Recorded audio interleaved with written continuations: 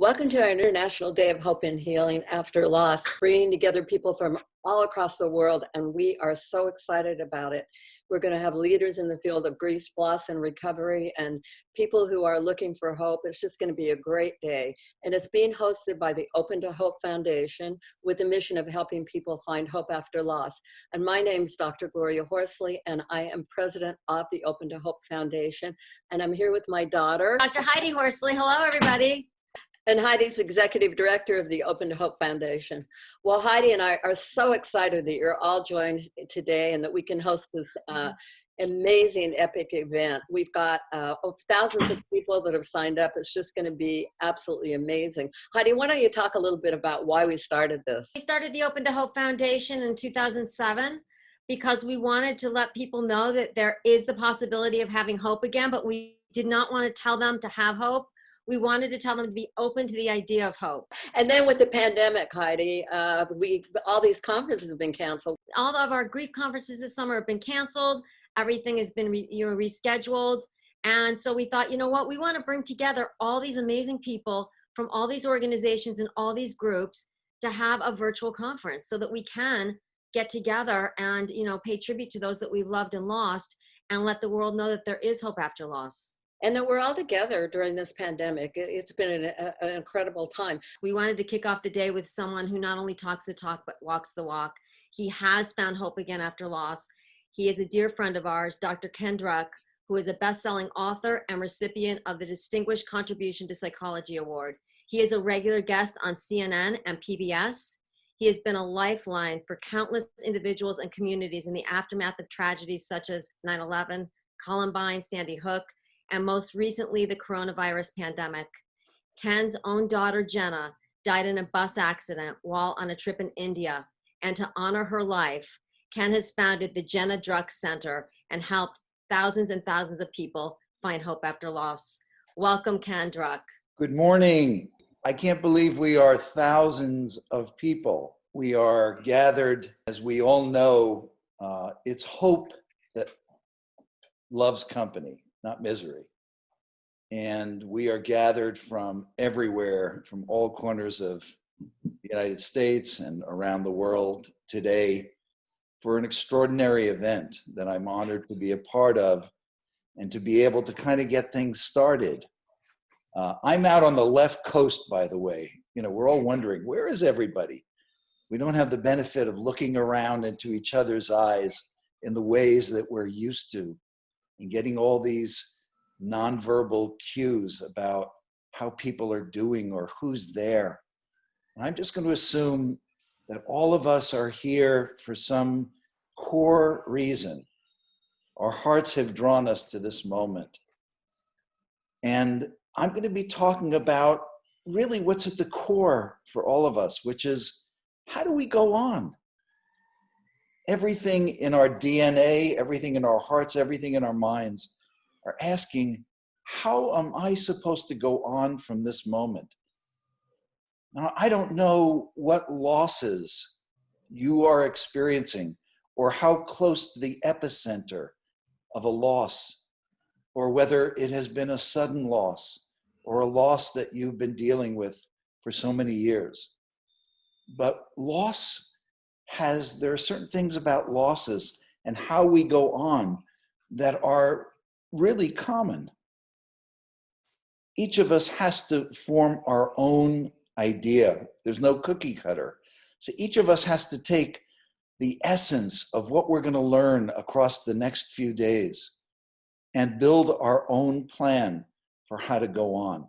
But I'm going to start us off with some ideas about how I did it, about how I've gone about doing that, going on in my own life, but also, and even more importantly, what I've learned from literally countless thousands of people, moms, dads, brothers, sisters, sons and daughters, in the aftermath of 9/11, in the aftermath of Columbine and Sandy Hook. And not only tragedies that people have heard about and that were in the news, but in our communities. And I'm also going to include what we're dealing with right now. This is a time of unprecedented losses.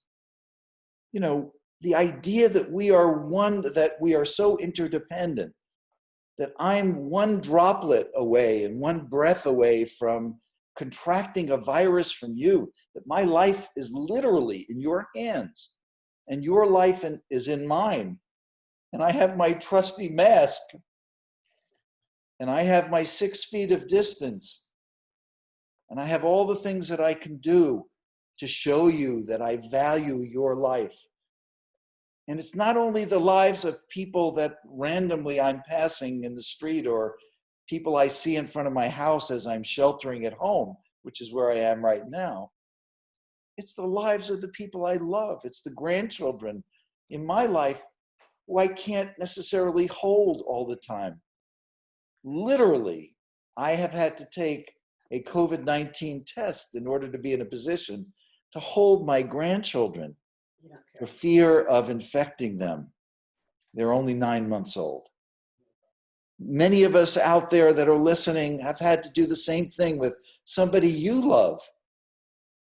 And there's a new normal for people being in the hospital and for people even being at the end of their lives, where we're having to say goodbye through FaceTime on screens. We can't even be with those we love often for fear of contracting this virus. So everything is turned inside out and upside down. And the new normal for living and for dying, and the fact that all of us are having to deal with losses, life losses and living losses, where nobody's died, but the past that we're so accustomed to has been lost forever or lost temporarily. The relationships that we have, we've had to reconfigure that. And also we've had a chance to spend time with ourselves. Unprecedented.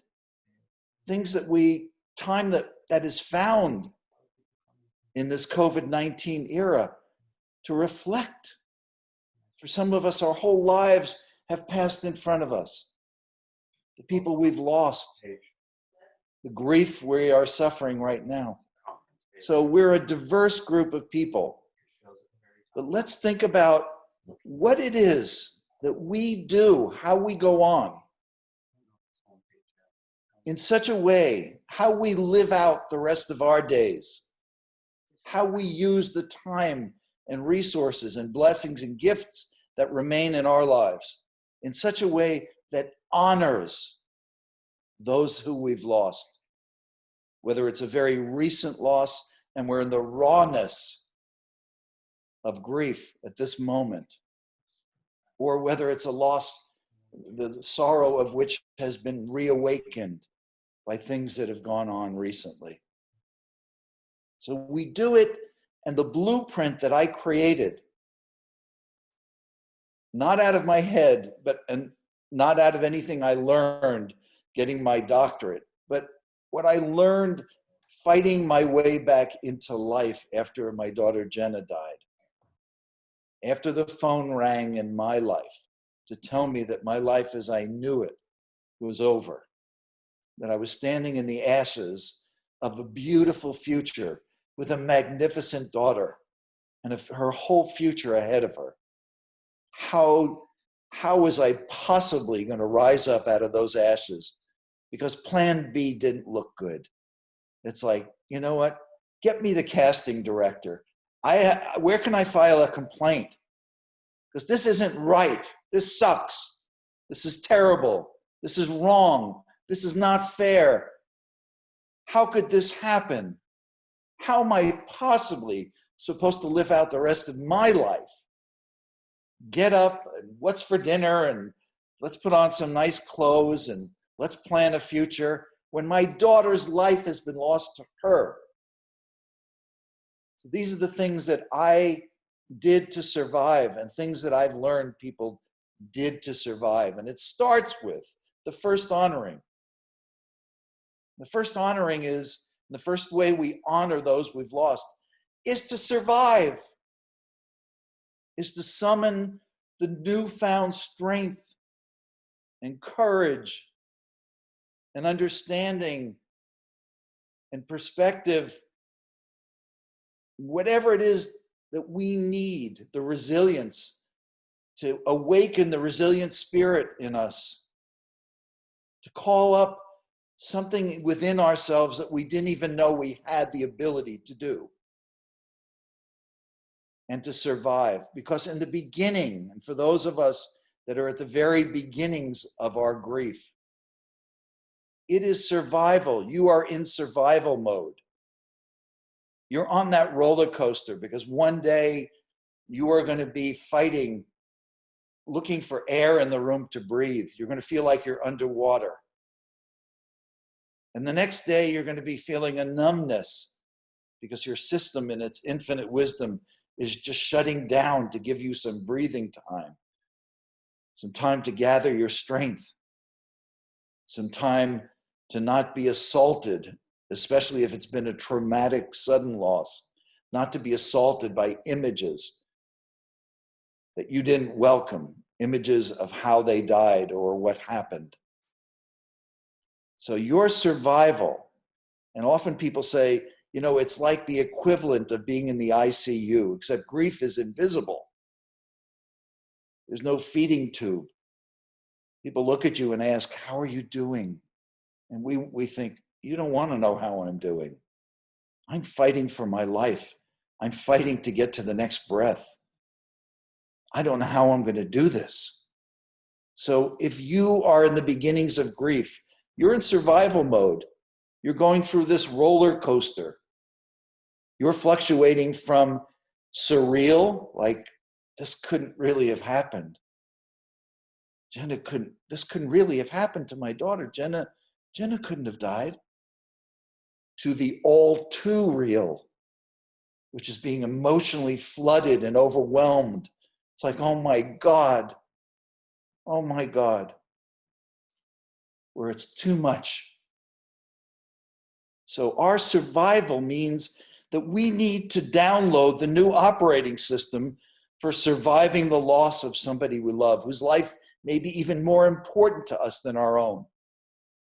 And that new operating system has self-care in it. And if you're like me, you're the kind of person who's used to taking care of everybody else, a type E. You may not know how to take care of yourself. It's like, what can I do? Let me stay active. What can I do for everybody else? At a time where if ever you needed to have your own hand on your heart and your own foot off of your throat, because how many of us put our foot on our throat when we're grieving? We're apologizing because we're ashamed that we're so broken inside. Our life is so shattered. We're so confused. We're so disoriented. We're so sad. I had somebody tell me, God, you look pathetic. And you know, they were right. But what was even more pathetic was them thinking that I was pathetic rather than putting their hand on my heart. So if you're the kind of person that has your foot on your throat, criticizing, thinking you should be doing more, or you should be grieving so hard, or you're not doing it right, please take your foot off your throat and put your hand on your heart, because self-compassion is the most important thing we learn when we've suffered a loss. Kindness, patience, gentleness, love, support, encouragement, faith. Like, Ken, you're gonna make it. We're gonna figure this out.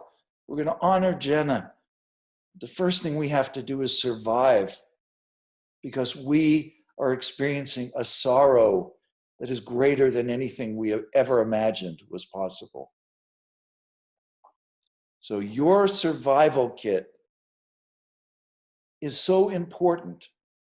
It means saying no to people that you need to say no to. It's like, I will get back to you in a couple of months, or maybe we don't need to do anything additional, or thank you very much, but that doesn't feel right.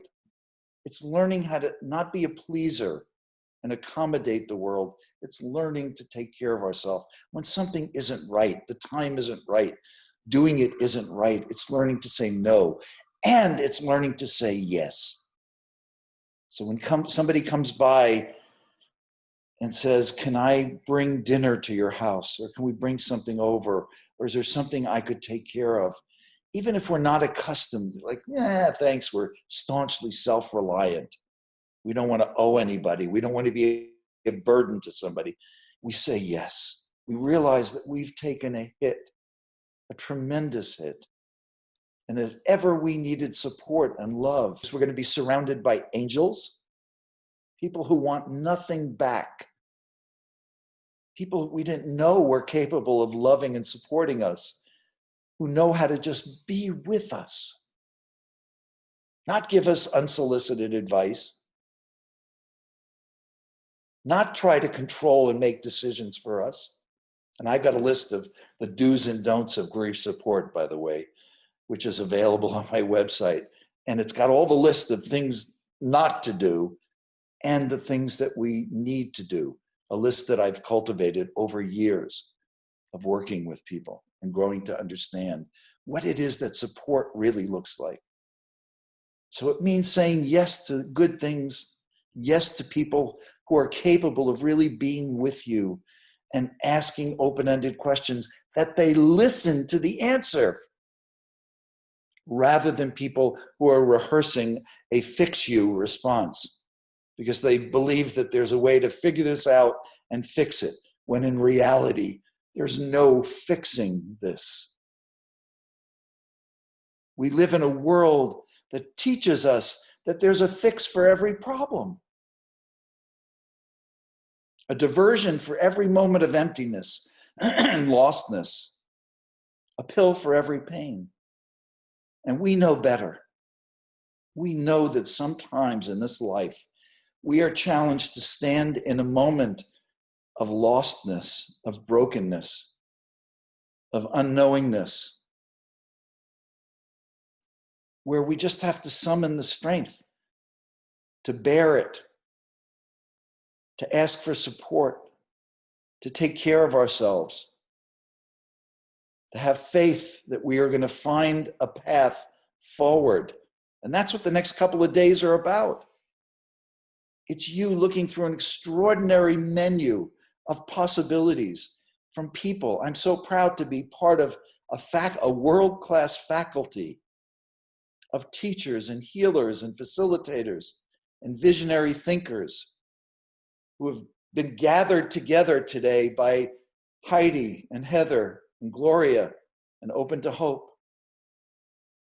Because this is our time to construct our plan and to put ourselves on a path forward.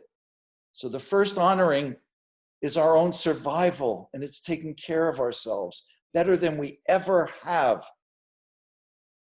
It's moving, even if it means just taking 10 steps and walking to the corner. It's eating, even if it's just a little bit. It's getting support. It's the conversations we have with ourselves to make sure that our foot is not on our throat, that our hand is on our heart with kindness and encouragement. Okay? It's also this. Come here, Jack. It's also this, because we have our four-legged children in our path, and mine just walked into the room. Jack, do you want to say hello? Come here. Come here. So Jack wants to say hello, and it's doing this too. It's having these guys at our side, our loving critters, and our partners, and our families, and our friends, who are able to supply the loving support we need and to help us survive, right? Second honoring is critical. The second honoring is to do something good in their name. In their name. You don't have to be a maniac like me. I started the Jenna Druck Center, and I felt like I needed to continue to honor my daughter's life and spirit by doing good things in her name. And we had two programs, a leadership program for girls and a Families Helping Families program, to honor the fact that families are such an important resource to other families during this grief journey. And so that's what I did. But you know what? Lighting a candle is doing something good in their name.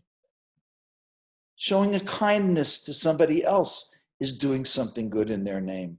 There is 1,000 things you can do to honor them, to do good in their name.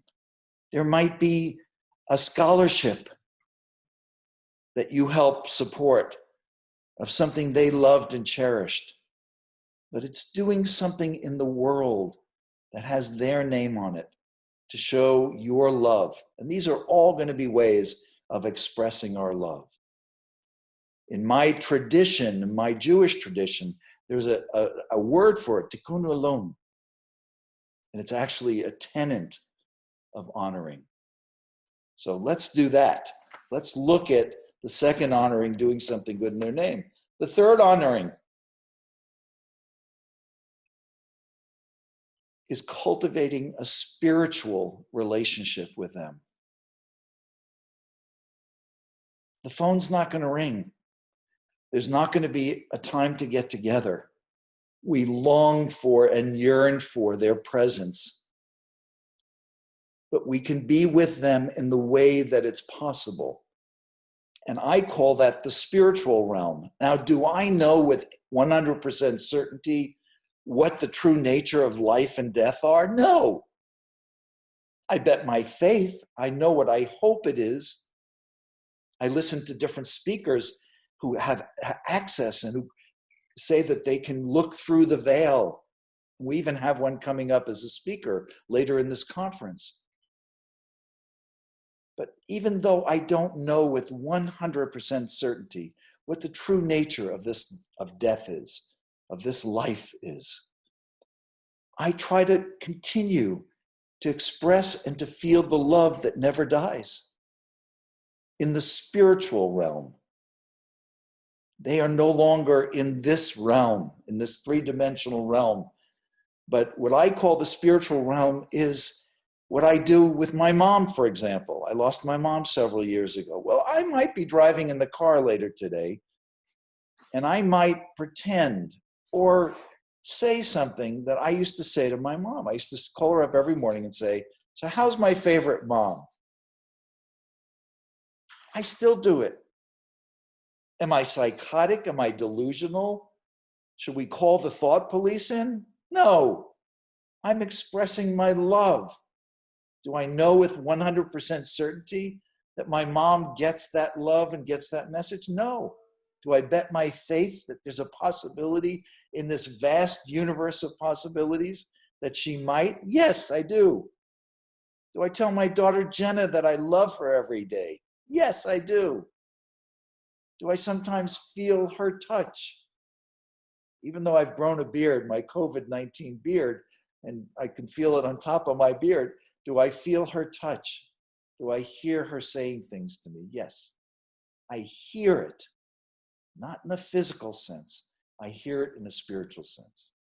So cultivating a spiritual relationship, the third honoring, allows us to express the love, because isn't the greatest pain of all the feeling that we have no place to express this love?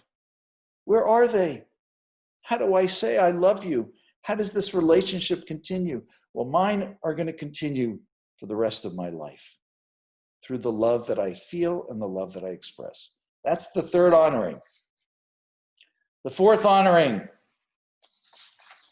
The fourth honoring has to do with something about them, their essence, a special quality that they possess. It could be their sense of humor. You know, my daughter Jenna was so funny. She was so witty and funny. And her sense of humor, her wit was fantastic. For you, it might be the quality of your son, daughter, mother, father, whoever you've lost, that you cherished. It might have been their kindness, their ability to listen, the attentiveness that they were able to show to your need, their playfulness and lightheartedness. They might have been irreverent and nutty and playful.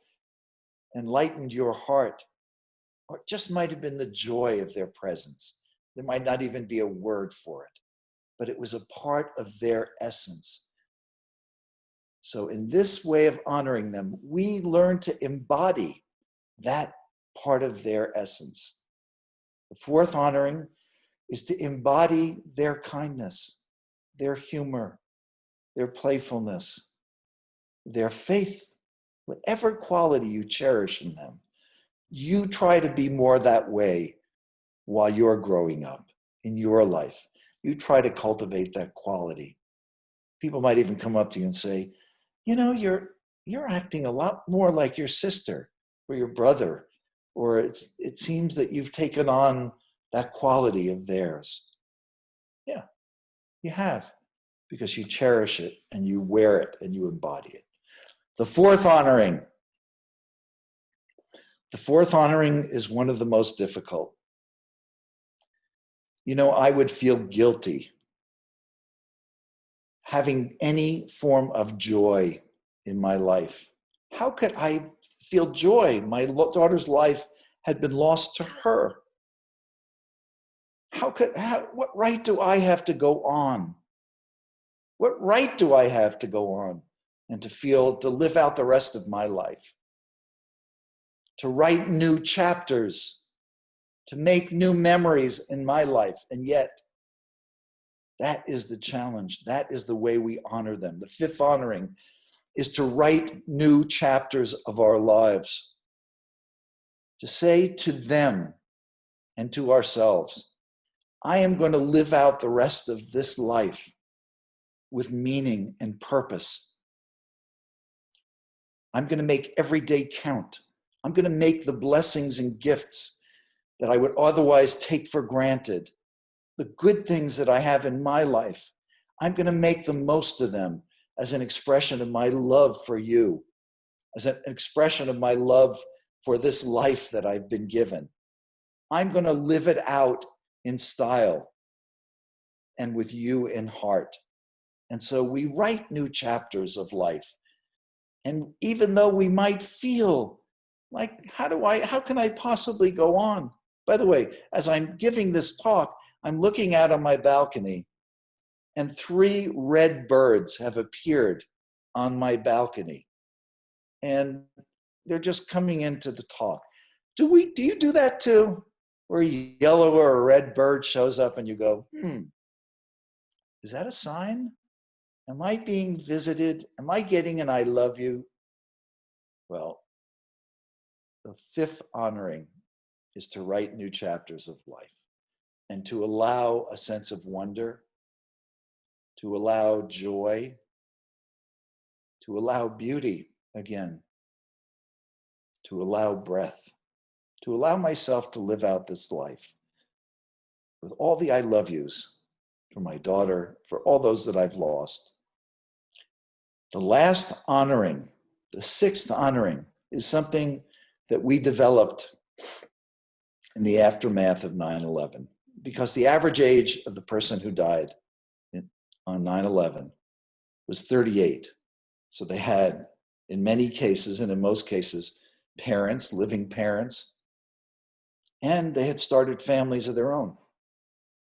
And something was beginning to happen in the rawness of grief, in the rawness of all the emotions that we feel, the anger, the sorrow, the unspeakable, choiceless anger, the unspeakable, choiceless sorrow, the times where we don't have the ability to defend ourselves against our own sorrow. It takes us down. In the rawness of our grief, sometimes we say and do things to the people in our families that are hurtful, that we don't really mean in the aftermath of loss, especially traumatic loss. We allow long-held rivalries and resentments to bubble up, to come to the surface in the rawness of grief. So how do we counter that? How do we bring our best selves to a moment where our best selves are needed, where we need to come together as families, not to tear apart as families, not to shatter and disintegrate? How do we bring our best selves, our kindest selves, our most compassionate and thoughtful and sensitive and respectful selves to that rawness in the aftermath of loss? We do it by taking the high road. And the program we started after 9/11 was called Take the High Road.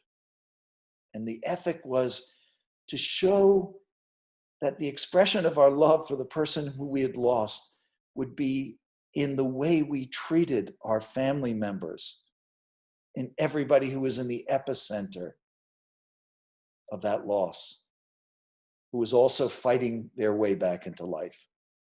And to show that understanding, that thoughtfulness, and that compassion. And that's what we did. And that's what we fought to do. And we would catch ourselves in the rawness of grief, and we would apologize.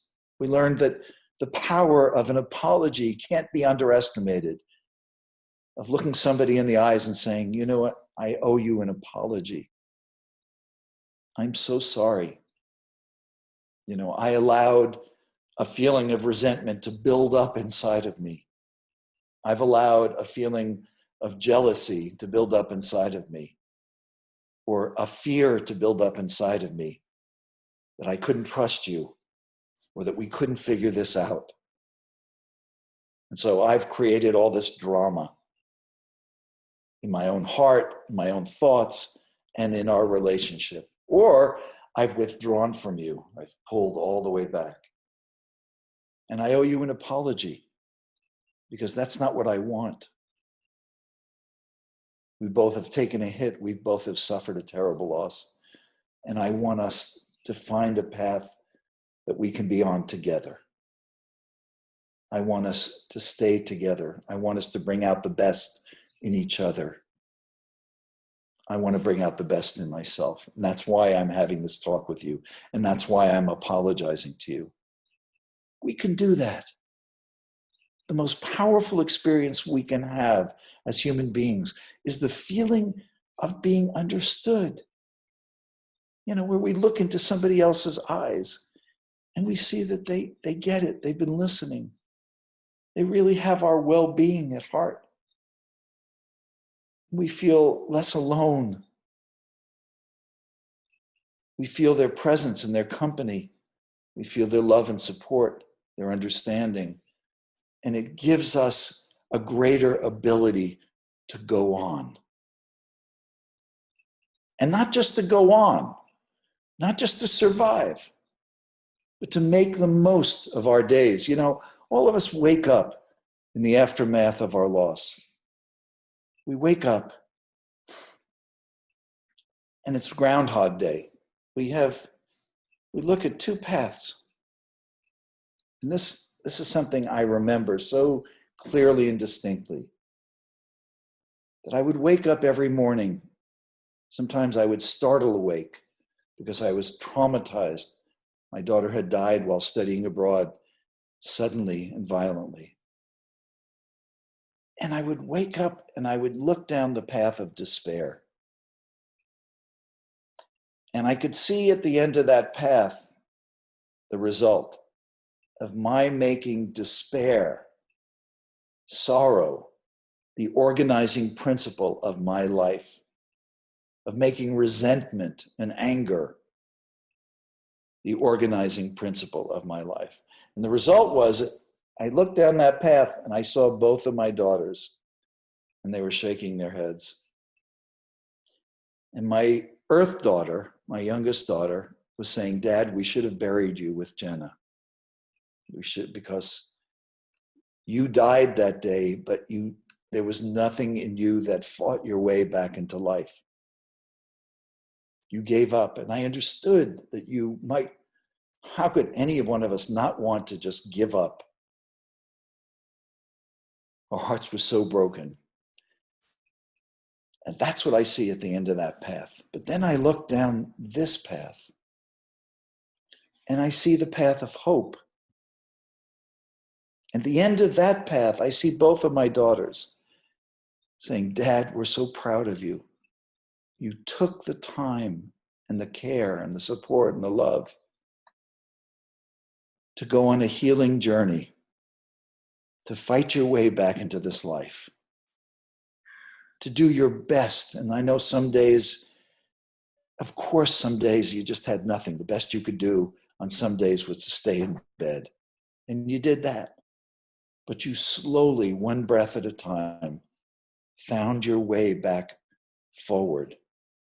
You started writing new chapters. You survived. You honored both of us. My earth daughter and my angel daughter are both smiling when I look down that path of hope. And they're saying, Daddy, we're so proud of you.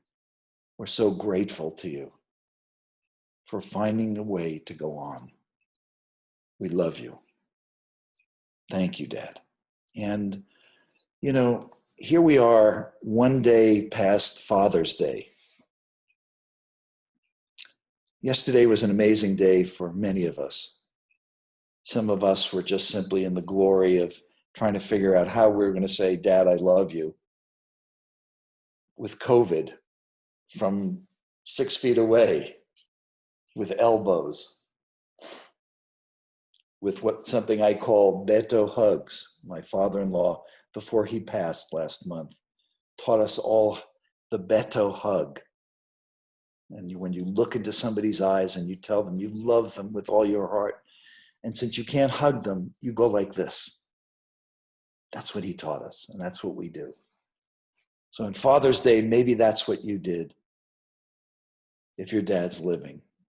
And if your dad has passed, you found a way, because you've cultivated a spiritual relationship, you found a way to say, I love you in that spiritual realm, in the love that never dies. But all of us, and my path was to go to where my daughter and my father are buried next to each other, and to be with both of them, and to smile and tell both of them how much I love them. And then to come home and to, at 6 foot distance, be with my daughter, my son-in-law, and my 2 beautiful 9-month-old grandchildren. And to look into the future, because what we get to leave in this life is either a legacy of chaos, where everything is still undone. We're undone. We haven't somehow come to terms with what this life is and with what we can do with it, and the fact that it is a lease deal. Or we can leave a legacy of love. I choose to leave a legacy of love. I choose to look over at my grandchildren and to know there are things that I can leave. There are things that I can do in the time that I have that are a pure expression of my love. And that it may not happen in my lifetime. It may be something that my children, grandchildren, and future generations can benefit from. The hope that I carried forward, the light that I carried forward. And I encourage you and all of us, because hope loves company. Light loves company too.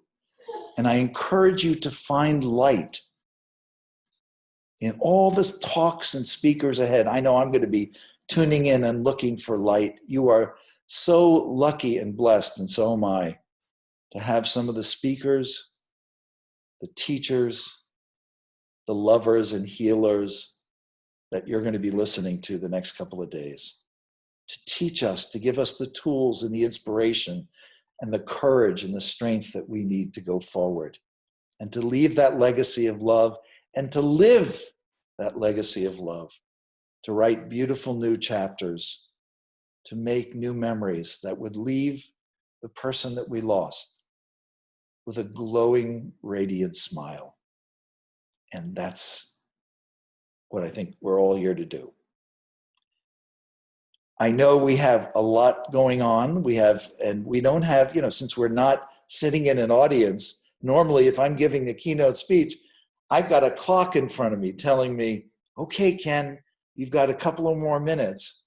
And usually I will open the door to questions that people might want to ask.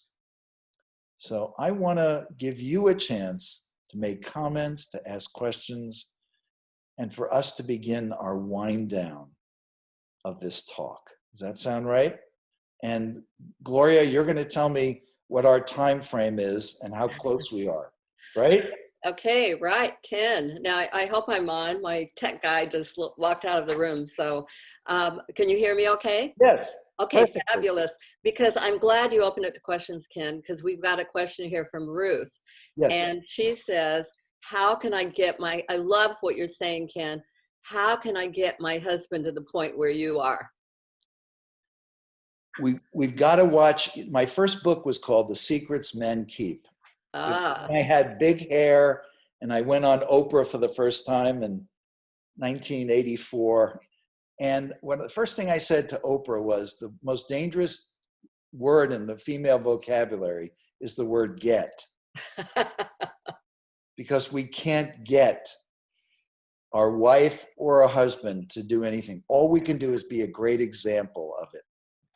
And we can tell them how much we love them and invite them to the party to say, you know what, I realize that your style, what's native and natural to you in your grief would be to stay active and to figure out how to hold the feelings at bay. Because isn't that what we learn as men? To feel as a man is to fail.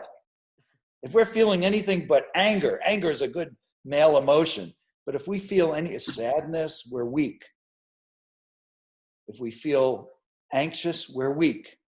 We feel uncertain, we're weak. So we have this shame that we have to overcome as guys, that somehow we're going to be lesser of a man. We're going to be demoted on the male scale to a lesser of a man status in our grief because we're not acting strong, when the very thing we need is to have permission to cry, to wail, to object if we need to object to what's happened, to ask for love and support, to be held close, to have permission to be human. you know, Ken, Broken. yeah, Yeah. when you say that, I mean, one of the things that I've noticed is that at any grief conference or whatever, it is what would you say, 70% women or something like that?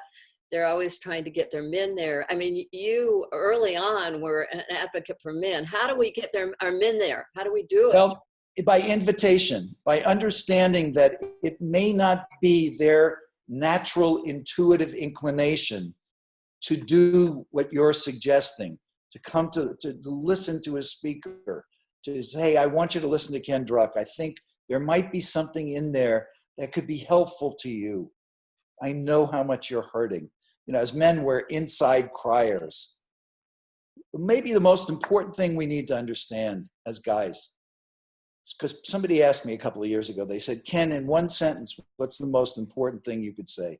And I said that we are both broken and whole.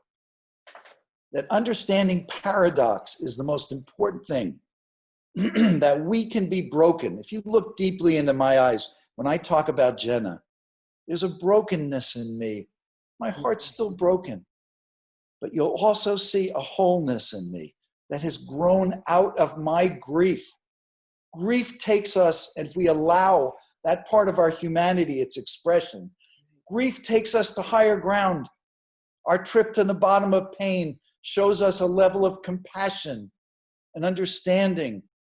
It shows us something about our humanity and how we become the better version of ourselves, knowing what's really important in this life, what to prioritize, and how to I always heal. like to say it's our wounds that make us human.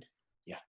Out of our brokenness, comes our wholeness, our greater self, if we allow it. So I would say to that man that please entertain the possibility of my invitation that this could be helpful to you. Mm-hmm.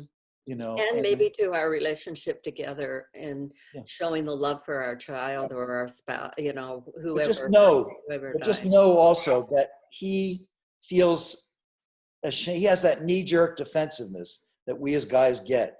We feel ashamed, or it's like, are you going to demote me? Are you going to judge me? We need to create judgment-free zones where we talk to each other and extend invitations. Or we say, you know, I don't know how to say this to you. I'm not going to get the words right. I love you so much. And I want you to grieve in the way that it's natural to you. I want you to have the support because I want to go on. I want us both to go on. I want our family to go on. I want our community to go on. And I want this to bring out the best in us. Isn't that what is it, as a nation, what we're struggling with right now with what's happening with racism? People are struggling to pull something out of their grief, out of their outrage and sorrow that will allow us to become the better version of ourselves as individuals, as communities, as a nation, as a society, as a world. That's the challenge. Jenna has been gone longer than she was alive. Jenna died at age 21. That was 24 years ago.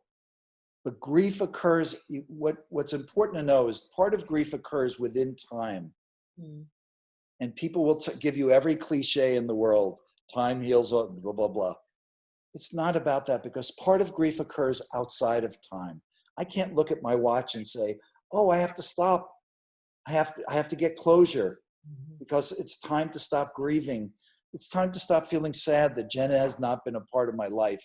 When I look at my grandsons and my daughter, my earth daughter, and I feel the presence of her sister, what would her sister be doing with these beautiful grandkids?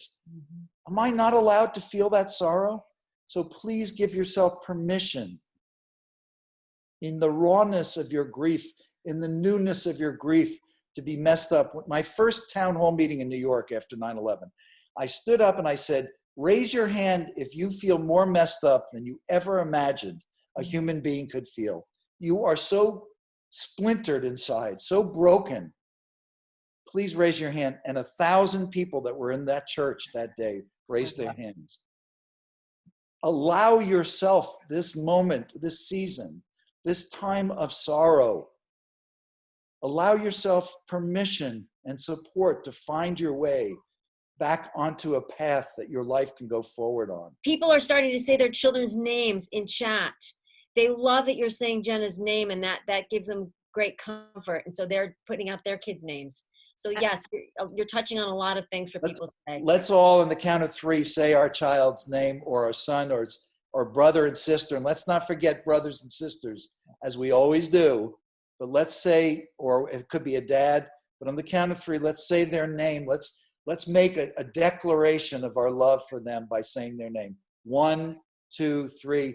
Jenna. Often we're out biting people's noses off, or we talk to people in a way we're trying to forge changes to honor our son.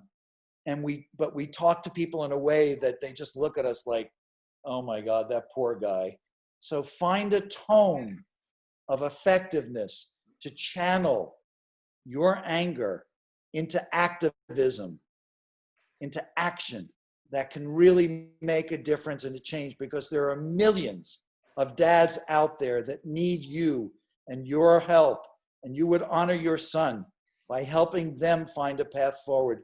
The living loss of addiction, of alcoholism, nobody who hasn't experienced it can understand the pain, the ordeal, the war zone that people live in when they've gone through that. You can be a teacher of that. You can hold people's hands. Not that the result is always going to be good, but you can help them create, to the best of their abilities, a good result, and bless you for it. So Ken, because Jenna died in a bus accident in India, I want to read this to you. This person says, I am sitting in India and listening to you, and I am sending you lots of love and respect from across the world. I feel your touch. Bless you for doing that and saying that and reaching across the oceans. And one day I hope to come to India. My daughter died near the Taj Mahal. And there's an orphanage there right near where she died. And it's my goal to one day come to that orphanage and to be part of some kind of a healing. So thank you so much for doing that and saying what you said. You touched my heart. Your tribe is right here, and you keep reaching out for us. I'm here. I'd be honored to talk with you after this program. Gloria's here, Heidi's here, and there are thousands of other people. Find your tribe. We live in a grief illiterate world that we're trying to change. And days like this and programs like this are doing a great deal to make that happen. But find your tribe, because there are people who will understand. And I would be willing to help you start a support system for people who've lost their loved ones to COVID. And let's talk about that. That's maybe your honoring, that you're going to be part of creating a support group for people who feel lost or forgotten in the 120,000. Their grief is not getting the love and attention that they need. Let's do something about it as a way of honoring your beautiful husband. My thoughts and prayers are with you. Creating a ritual, and you'll know when you hit the right one. But creating a ritual, whether it's a special place you go, I have a special place right on the ocean, right down there. I'm looking out at the Pacific Ocean. I have a special place that I go under the cliffs. And it's a place where I really feel close to Jenna, and where I get to really declare my love for her. Because I look out at the ocean and I realize we only see the surface of the ocean. There's a world underneath there that we don't understand or even know about, and we can't see. So it allows me to understand that we live in an enormous universe. We're flying through space on a grain of sand. And what do we know? But it allows me to embrace the enormity in which my daughter and her life and her existence and her essence may have gone on. So whatever it is for you that's a ritual, whether it's lighting a candle or something you wear, it might be a special bracelet, it might be a necklace. You go and you figure out, what is it? How can I embody my beautiful husband in some ritual? What would that be from me? And allow yourself some time for that to come into clarity. Anybody who wants to be in touch with me, just simply go to info, I-N-F-O, @kendruck.com. And you can go to my website, kendruck.com, www.kendruck.com. You go to my Facebook page, Dr. Ken Druck, D-R-K-E-N, D-R-U-C-K. Any one of those places you should be able to, and if you can't get a hold of me that way, get a hold of Open to Hope, because I am an avid supporter of Open to Hope, and Gloria and Heidi and Heather all know how to reach me and how to find me. I'd be honored. Part of my honoring, the way I say I love you, Jenna, is to be available to you and to know in my heart that in some small way I can be a part of your healing and of your journey and of you making the best of the rest of your life. You are a phenomenal person, Ken. You talk the talk, you walk the walk. Thank you so much for starting this day out for us. Thank you for creating this beautiful day.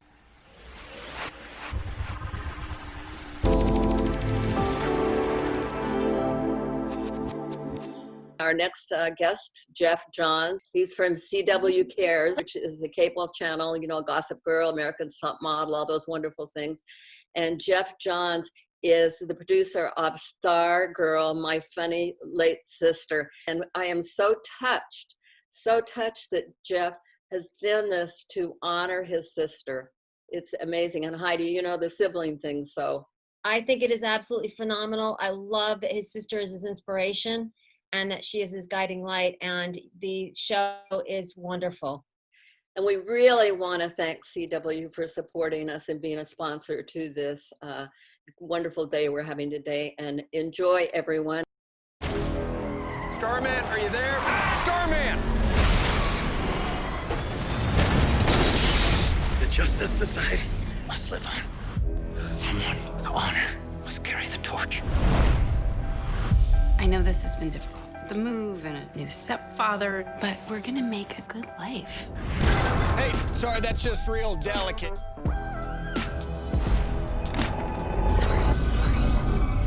What are you? It's the cosmic staff. It's extremely temperamental. The staff's not supposed to work for anyone except Starman.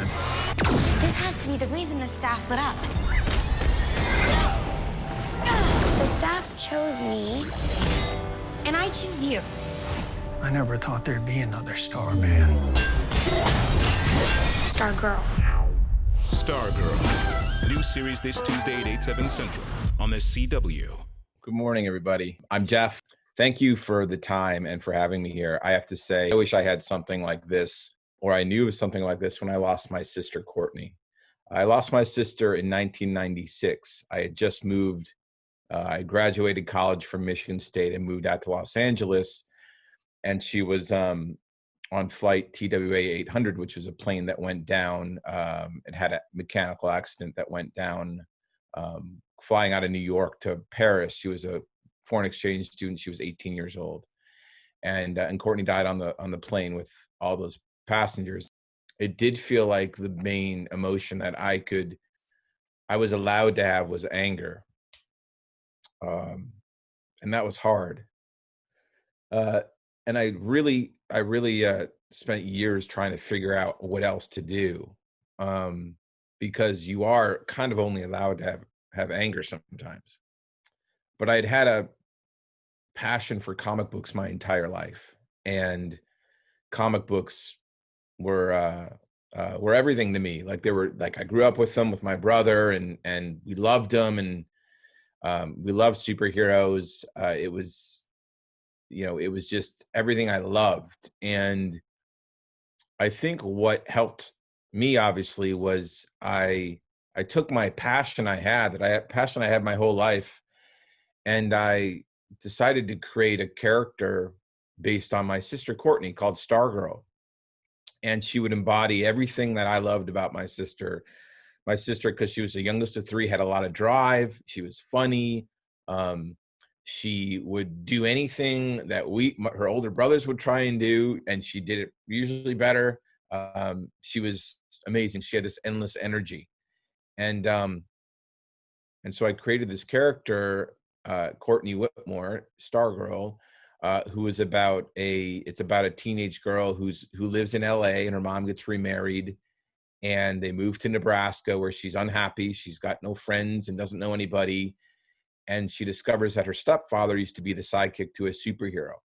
And she finds that superhero's old costume and equipment, this cosmic staff that has power, and she takes it for a joyride and ends up becoming a superhero. And her stepfather has to come out of retirement and ends up becoming a sidekick again to his stepdaughter. The tone of the book and the show that we've made is really fun and optimistic and hopeful, because that's who Courtney was. And it allowed me to channel my grief. Like, for those who are in the beginnings of it, it's hard. It's really hard. And, especially right now, I feel for everybody that is experiencing this during the COVID pandemic. But one thing that really helped me was creating this character and putting all my passion and my energy and the things I already loved into redirecting that into something that mattered so much more to me with my sister. So I managed to marry these things together, marry my passion of comic books and superheroes with my love and my grief for my sister, and turn it into something that I could, as Ken said, take my take my emotions and my anger and direct it into something constructive. That really helped me. And it also helped me connect with people, because the whole entire, loss of it, beyond, I wish my sister was here to play with my son, and I'd love to see what she thought of everything going on, just everything in life. You miss the people we lose that are so close to us, and that grief is so so powerful, and it is, it is kind of never ending, but there's a way where it evolves, and it changes. You look into your eyes and you see a broken heart. You always will feel that, but it changes, it evolves, and you will become whole in a different way. You're changed forever, but in a different way. But so I created this character and I pitched it to DC Comics back in 1998 with an artist named Lee Moder, and it got published, and it was a fun book. It went 14 issues, and then the character went on to become a member of a superhero team called the Justice Society of America, which is this really cool superhero team from the 1940s that DC had, the first superhero team ever. And she carried on this legacy of Starman and had this cool cosmic staff. I've worked in comic books, film, and television for 24 years now, and over the years she's been in animation, and she's appeared in TV shows and comic books and everything, and had toys. And I have this cool statue of her that the people who created her costume made. That it's stuff like this that just means a lot to me, because as much as I love superheroes, like it's more than a superhero to me. I had a chance to pitch this TV show to CW, who I've worked with for a long time on things like Flash and Batwoman, and it's and with Warner Brothers, and the show's on right now. And the greatest joy I get is my parents watching every episode, and my brother.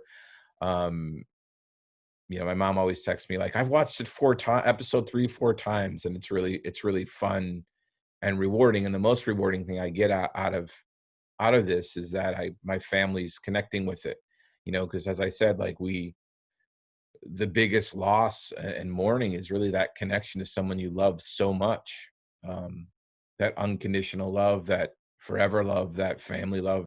But it's that connection that I really mourned, I really lost. And my desire to connect with people is really why I tell stories, why I work in comic books or television or movies, is because I want to connect with people emotionally. Like, I like to have a shared emotional connection. And by putting Courtney into the comic books and TV shows and everything else, it allowed me to kind of express and introduce this character, my sister, to everybody in a way through entertainment, that allowed me to present it in a fun way, like in a really exciting way. And she's a fun character, and she's funny, and she's overzealous, and she's someone that definitely does not go in with a plan, as a superhero who's 16 years old and leading a couple other kids around that are trying to be superheroes. It's just inherently fun, and so it's fun for me to work on. And one of the things that I was able to do was when I was working with Breck Bassinger, who plays Courtney. I mean, the casting, if you can imagine, trying to cast that character was really incredibly tough, because it is so emotional, and I'm so particular, and it was really who's going to embody the spirit of my sister. It's a complicated emotional thing. And after all those years, I had processed a lot of my grief, but I'm still processing it. Like, making the show every day, I was faced with talking about her, and it was great to talk about her. I loved talking about her. I loved when people would ask me questions. The prop master said, "Hey, can I put a picture of her on Courtney's bulletin board in her bedroom?" It was, and he had suffered loss in a different way, but a very, very real way. And it's that that loss, I think, that connected me emotionally to a lot of people. And one of the things, if I could go back to maybe the years right after I lost my sister, I would have tried to connect more with people who had loss. I internalized a lot of it, and channeled it through my art rather than through people around me. And I think I could have evolved or healed a little faster if I had had connections like this. You know, if I had connections where I sought out connections um, for grief. And I actually didn't. It took me 8 years to talk to somebody about it, somebody professional about grief, and it helped immensely. It changed my attitude incredibly. Um, but I understand how hard and challenging it is. You feel so alone, you know. Even my brother and I grieve differently. Like, and he and I are like best friends, but he and I both grieve differently. And there wasn't a whole lot of, you know, discussion because it's so known between family members. Like you share the same and suffer the same loss, but reaching out, making those connections is so, I think, so important and so valuable. Um, and really has helped me even now 24 years later, helps me just continue to celebrate and evolve and, you know, look forward to everything because of, you know, because of what I've had the opportunity to do in the name of my sister, in the name of Courtney.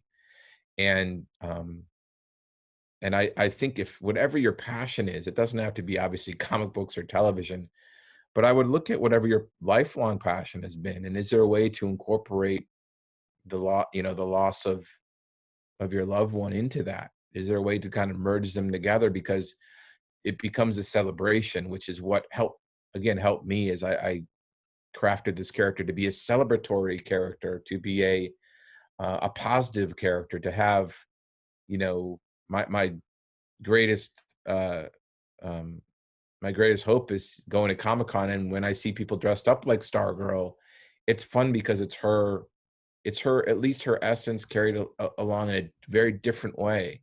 You know, most people who read the comics, I mean, they do now because of the TV show, and I've talked a lot about it. But when I first introduced the comic book, I didn't talk a lot about how she was based on my sister because it was more personal. You know, I talked about it a little bit, but really I talked more about the comic book as a story and the character as a character. And ultimately now it's become, I think, easier for me to talk about it and to look at it as a very, you know, ultimately a positive, you know, a positive thing that's out in the world. Like, I think part of my desire was um, to put some of that positive energy. It was all my desire to put that positive energy back into the world, and I tried my best to do that. The One of the things that was hardest for me, and this is just obviously all my opinions and my personal experience, everyone deals with it in a different way and feels differently, but one of the things that was so devastating to me is when Courtney first passed away. You know, people often say, oh, I feel them around me. Well, I didn't feel her at all. Like, I just felt that emptiness, that kind of like loneliness, that vacancy. It was so powerful, and so overwhelming. That's really what drove me to try and create something to put it back into the world, you know. And I feel her much more now in a very different and real way. My experience was really trying to create something to not replace her at all, because it's impossible to do, but to carry on a part of her, to, you know, to do something that was important to me and my family, that would be fun, that would put a smile on their faces, that would help me process it and incorporate it, and also create something fun for other people. Like, I would never have created Stargirl if it wasn't for my sister. And, you know, and that's okay. Like, that's good. Like, it's good that that character exists um, out of that loss. I think it's, you know, it's special for me.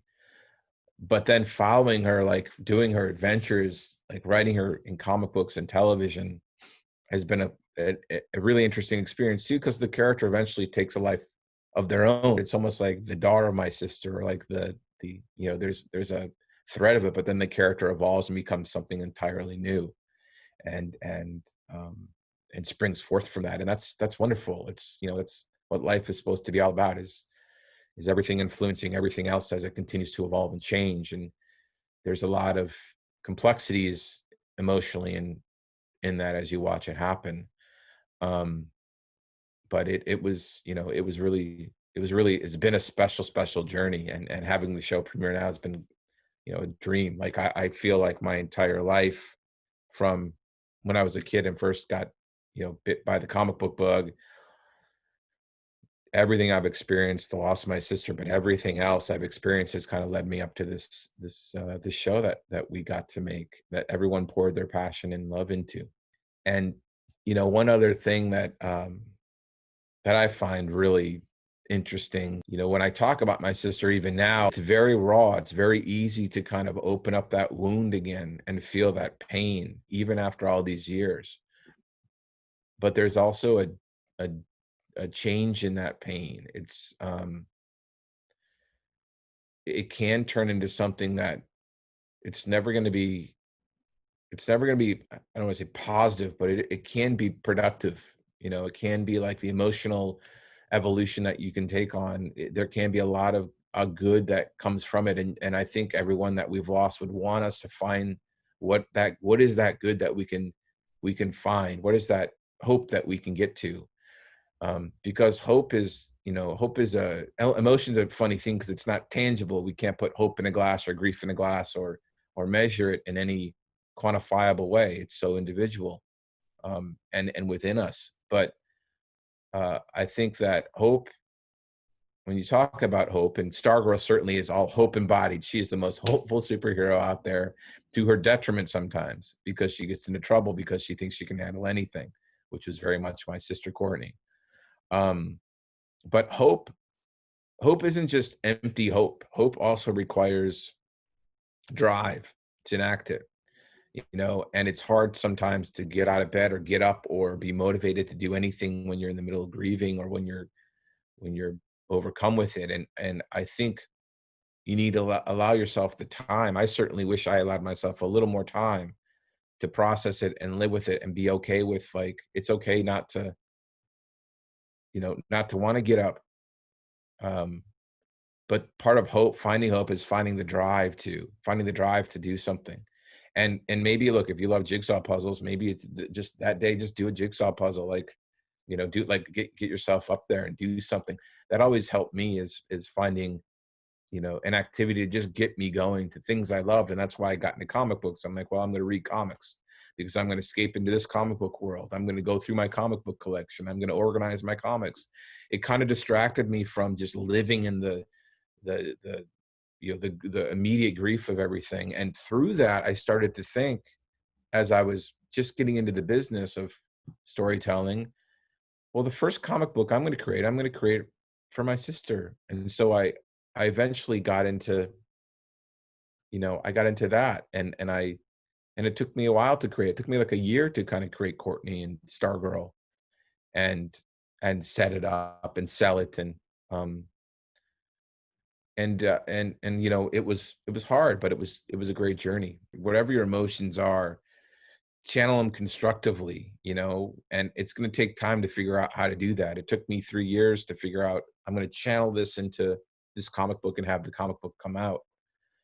But I think that channeling process is incredibly valuable. And for me, making connections with others who've lost people. I've met some of my closest friends, just, they lost their sisters, and, you know, there was something about that connection that you didn't have to over explain how it felt, because you knew the other person knew how it felt. As a human being, I think connection is so important. My love for comic books was just, I connected with people who loved comic books. My best friend Josh I saw him reading a comic book. I'm like, oh, you like comics? And in high school, we ended up being best friends, and still. And it's those kind of shared connections in life that, for me, have always helped. You know, you not feel not so alone, and understood. Because at the end of the day, that's, you know, really, we want to feel understood and not alone and loved. And I think that's why it's so hard when you lose a family member. For me, you know, I lost my sister, and that you lose that connection of love and being loved from somebody that's so important to you, and also mourn that all the things that they could do, you know, that they would have gone on to do. And I think about that a lot. What would she be doing? And when I think about it, sometimes I put it in the comic books, or show of like, oh, she'd be going to fight supervillains and kicking ass, because in my brain, my imagination likes to imagine that she was destined to be a superhero. And so, that's really my story of loss, and how I channeled it into something really positive. And that not only helped me, but my family, and made a lot of people I don't know happy, entertained a lot of people, and does now. And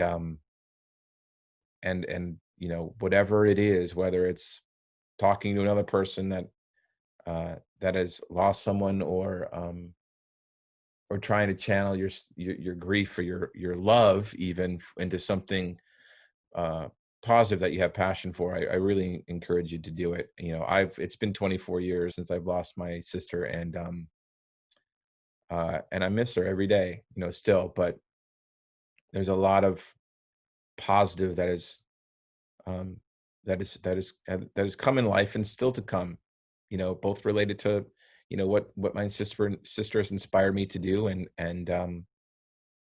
outside of it, too. It's there's a lot of good stuff out there, even during this pandemic. There's still a lot of great stuff out there, and this is a time of reflection, and it's even harder at times because we have so much time to think, and sometimes that's our most dangerous thing, but often it's our best. But thank you for listening. Thank you for having me on here. I really, this is a wonderful program, and I hope you all have a great day, and stay strong, and don't forget, hope requires action behind it.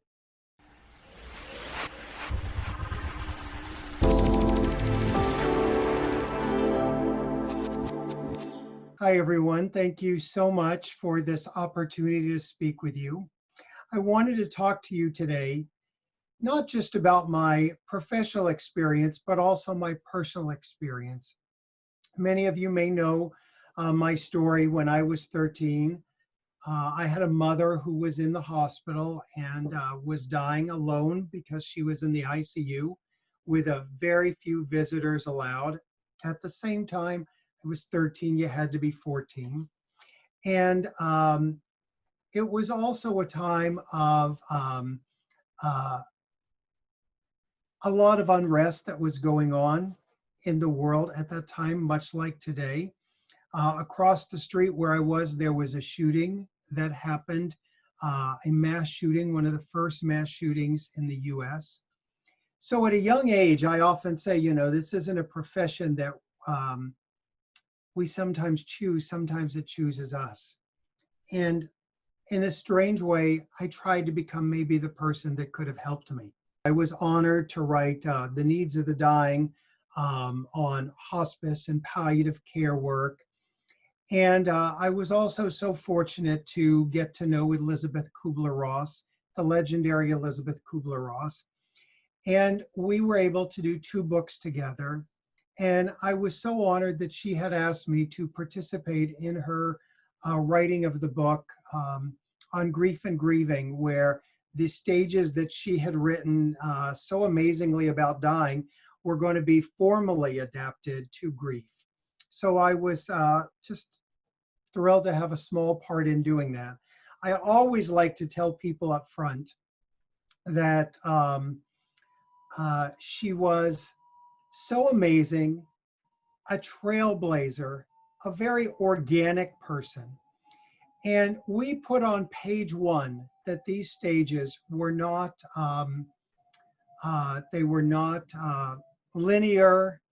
You don't have to follow them. They're overlapping. They're not a map of grief. And yet, of course, so many people have misinterpreted that. And a lot of people who have really misinterpreted them had never even read page 1. So it's interesting to sort of hear people talk about that. And I think even today on social media, people will go, you and Elizabeth Kubler-Ross are just trying to neaten up and make us follow your rules. And Elizabeth became the person she is because she was such an amazing rule breaker that she really changed the way we see death and dying and grief in this country. So I always say to those people that, you know, as Elizabeth said, it's not about the stages. It's about meeting people where they are. So I was so fortunate to work with her and to, you know, have a career of 40 years working with people in grief. And when I worked with people in grief all those years, I was so amazed to see their courage, to see their resilience, to see their dedication to their loved ones. And then it wasn't until many years later that after working with people for so long, I had learned that, you know, it's challenging, as I knew from them. It's hard when someone dies. And one of the things that happened for me is I saw so many people going through loss. And I was so fortunate to have adopted two children, two amazing boys, 4 and 5 years old, from the LA County foster home system. And I raised them, and love really felt like it conquered all, even their past trauma. And one of the things that happened is I had seen that loss occurs for everyone, and it certainly occurred in my life. And then my kids had grown up and were adults, and I was across the country lecturing. My son David was dating a wonderful social worker, and I got a call out of the blue that he had died unexpectedly. It was as heartbreaking as you could imagine. Really, not that anyone can imagine, but it was heartbreaking and brutal. And I canceled everything, and I was home in this devastating grief. And one of the things I say as a professional, I thought I knew grief. I thought I had been around that pain so much that people deal with. And I wanted to write a note to every parent I'd counseled, every person I counseled, saying, I'm sorry, I had forgotten how bad the pain of grief is. Because being thrown into the epicenter, I was reminded of that. While I was the father who had to bury a son, I also had that grief expert's mind, wondering everything I had learned and taught all these years, was it going to be true? And of course, my grief, like everyone else's, was unique to me. No two people grieve alike. And while I was in this deep grief, I was just dancing with all the different feelings, all the colors of grief, and the pain, the yearning, the emptiness. I noticed the stages come and go. I noticed when I was in them, when I was out of them. And at a certain point, later on, maybe about 9, 10, 11 months, I began to think, I'm going to have to accept this. And as I began to think about acceptance, acceptance was not enough for me. Acceptance was not enough. I wanted to find more. I wanted to find meaning. I had thought back on Viktor Frankl's work. I had studied Viktor Frankl's. I had talked to Elizabeth about the other stages that might be out there, hope, meaning. And I knew for me, I wanted to find more. I wanted to find meaning. One of the other things, as I thought about that idea of finding meaning, I had noticed how over the years, acceptance seemed to take on a finality that Elizabeth and I never intended to have. Many of you heard me say, whenever anyone says, how long will I grieve? I always say, well, how long will the person be dead? Because if they're going to be dead for a long time, you're going to grieve for a long time. That doesn't mean that you will grieve forever with pain. Hopefully in time, you will grieve with more love than pain at your own pace in your own way. I had written about meaning and grief. And one day I was sitting at this very desk and going through some old papers, and I found some of my writings on meaning. And I picked them up and I went, yeah, like that's going to help with this pain. And then I began reading. And it didn't take away the pain, but it gave it a cushion.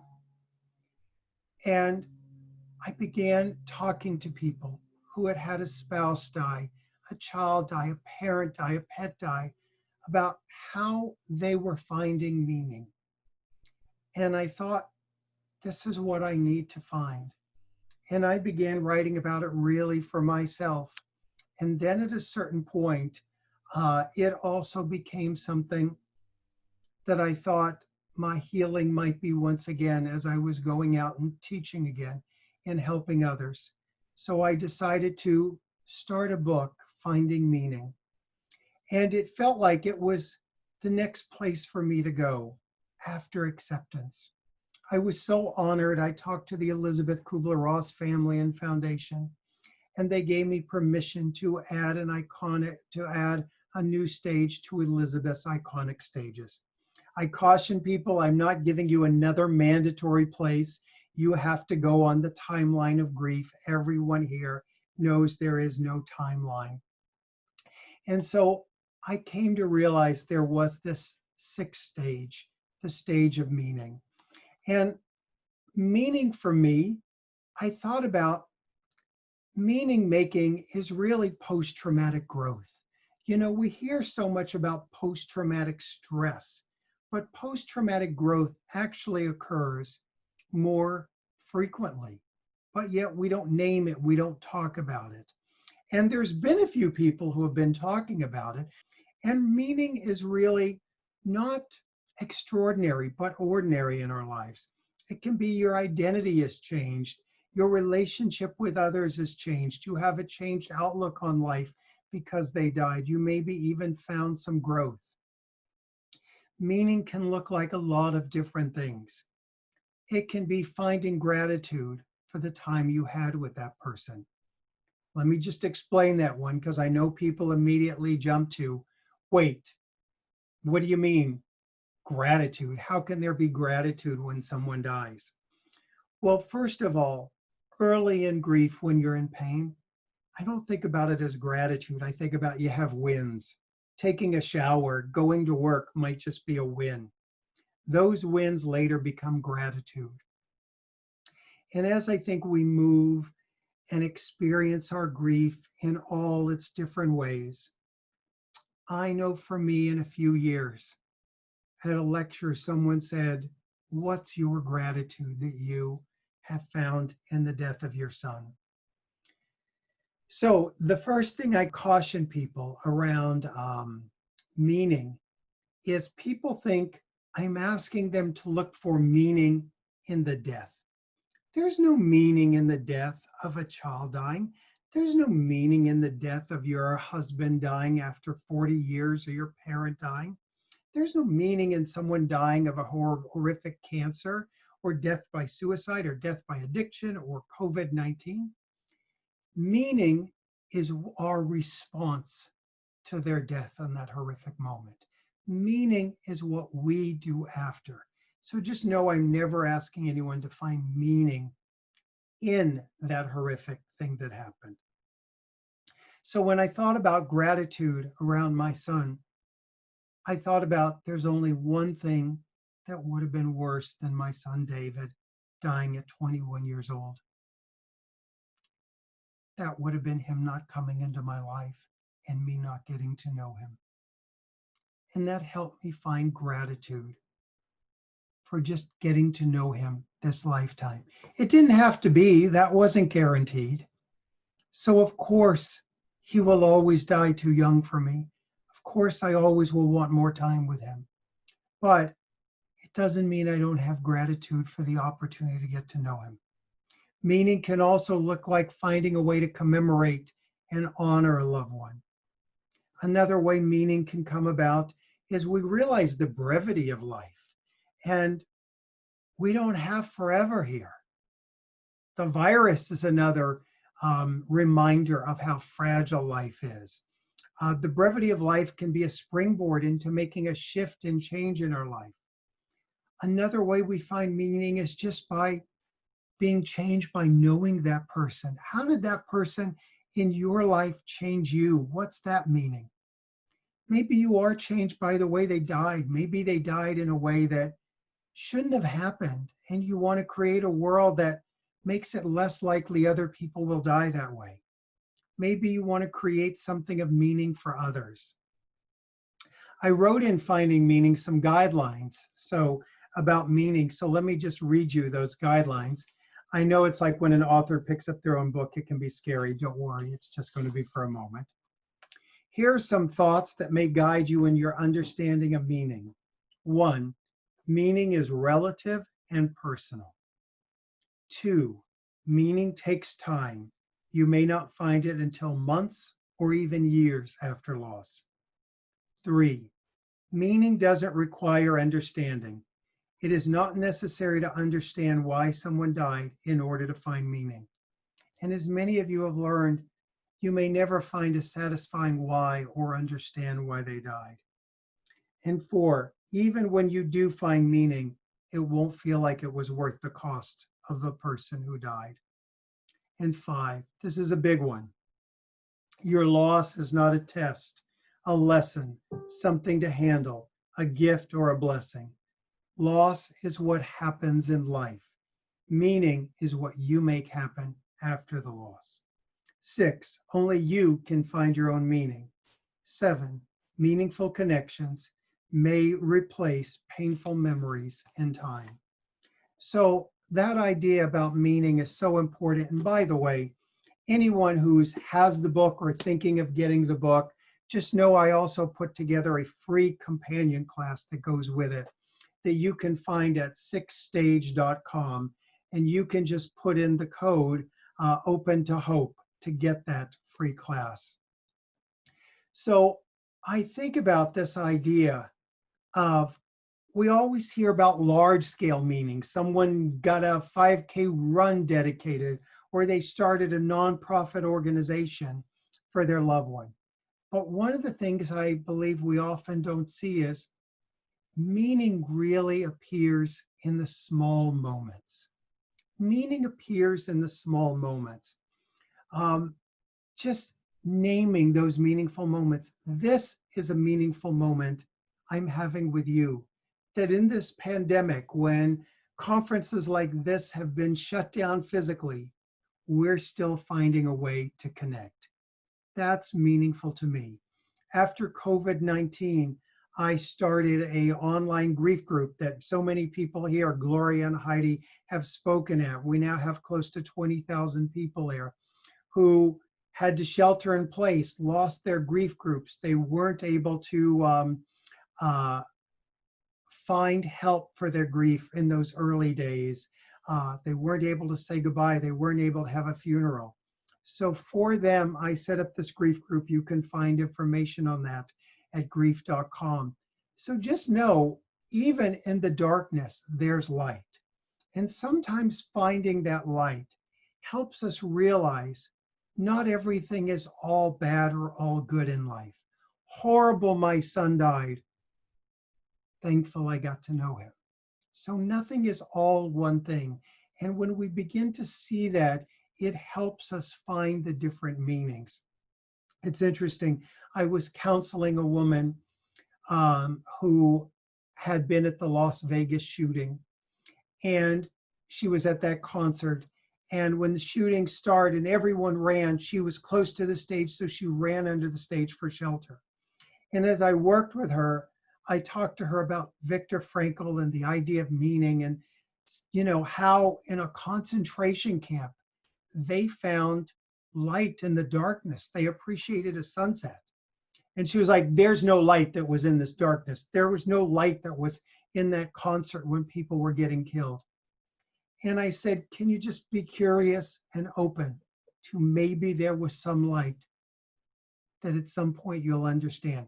It doesn't negate the horrificness of that shooting, but could light occur in the darkness? I often talk about, my father used to say, sometimes when we're at our worst, we become our best. So I think about that idea.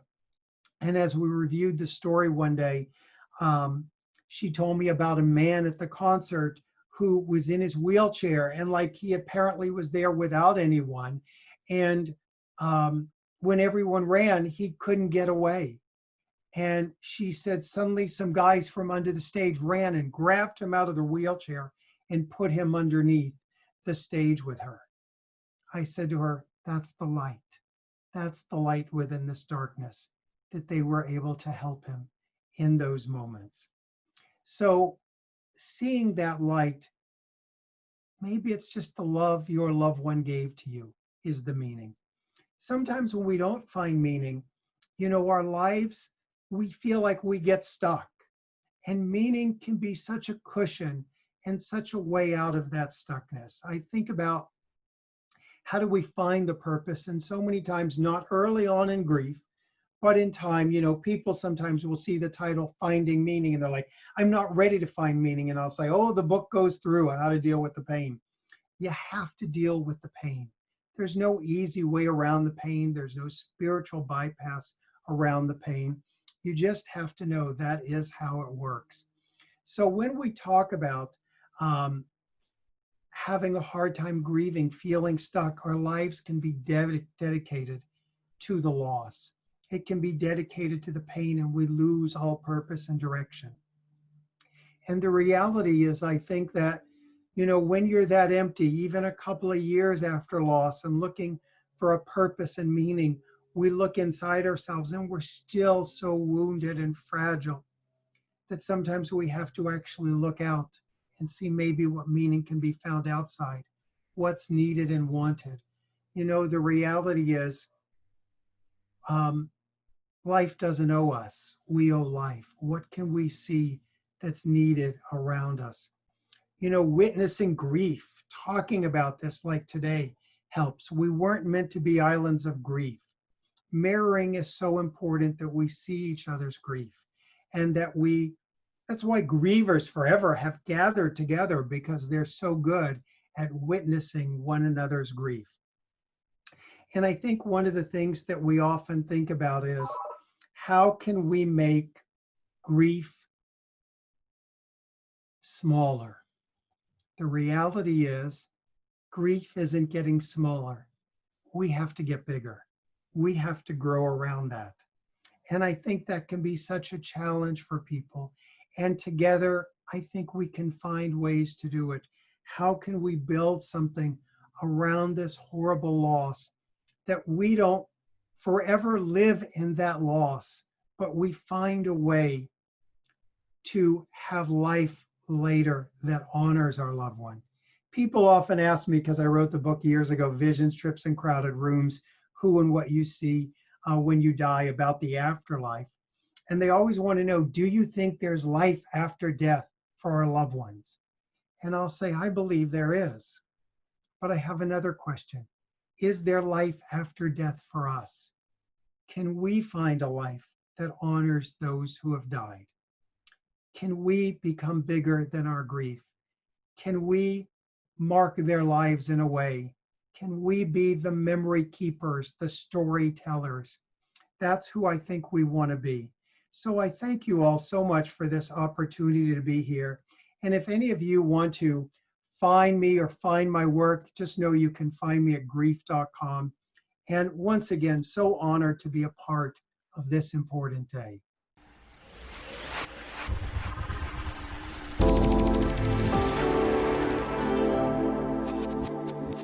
Hello, everybody. I've got the right thing behind me, which is keep calm and carry on. We'll just think Winston Churchill here.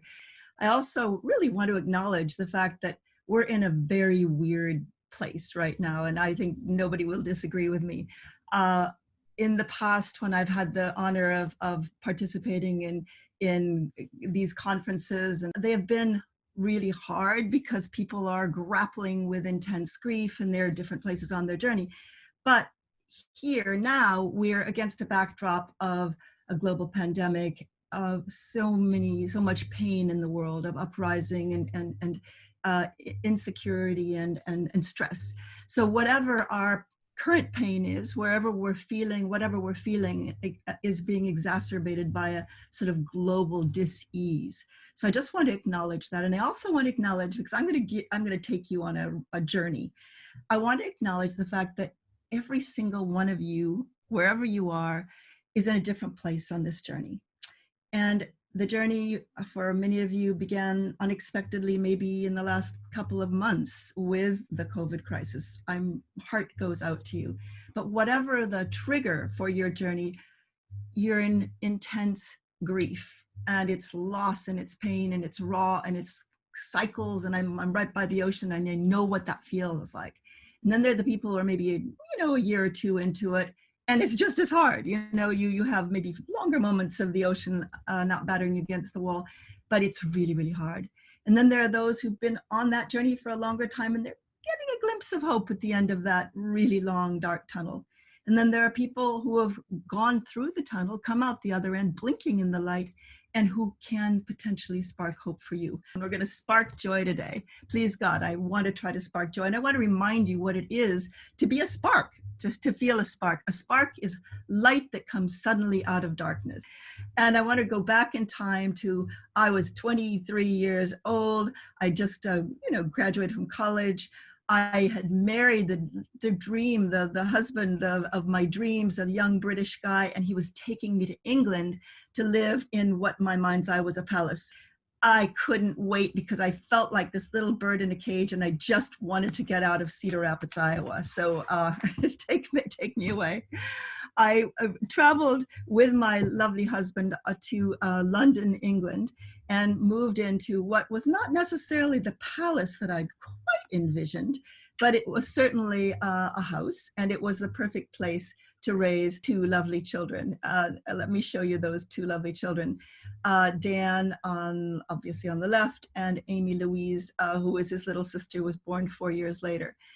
Now, I was always ready for something more. Somehow in my life, I've never been quite able to handle the status quo. So I was very excited and relieved when we moved to Nairobi, Kenya, and ended up in this really magical place with this lovely husband of mine and Amy and Dan. And I became a journalist, which was a really exciting thing to be at a time of rapid change in Kenya. This was a time of rapid change in Nairobi, Kenya, a time when the entire environment needed shifting. It was early independence. And I began to interview people who were creatively dealing with problem solving. They were active souls, and they were rolling up sleeves and solving problems. I took my son Dan along with me. This is Dan. And it was pretty amazing because it felt like everywhere Dan went, he was sparked by the ideas that people had for problem solving. And it happened that he decided to take on some problems himself. The first thing he tackled was a little girl who needed a heart operation. Her name was Atieno, and Atieno was a scholarship student in Nairobi in his school. She lived in the worst township in Kibera, close to us, and she had no possibility of getting any kind of medical help unless somebody intervened. Dan decided to take on the challenge of raising money for this little girl. And he threw parties, wild parties in our backyard, and created something called Operation Save a Life. The little girl's life was saved, and Dan got kind of hooked on the fact that, you have power to change the world around you. He moved on to tackle a Maasai family. And the mother, a lovely woman, had a no good, deadbeat husband who, and so they didn't have the school fees. So Dan decided to raise money by selling jewelry that the Maasai mother was making. And you can see the beautiful jewelry on her neck. And he sold the jewelry, and I'm wearing a piece right now. And that was very exhilarating because he discovered he could really, make a big impact in that environment. He moved on to tackle an entire community. And this was a community of refugees who were living in Malawi in a camp. There were 14,000 people. They had no water at all. He mobilized 15 of his friends to raise money to pay for their journeys down to Malawi in two battered old, terrible Land Rovers across multiple countries, across war zones, to bring aid to that refugee camp. And it was a transformative experience for everybody, as you can imagine.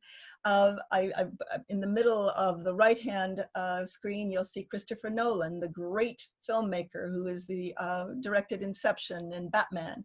He was on that trip, and I found a letter from him the other day which indicated that that was the transformative part of his life.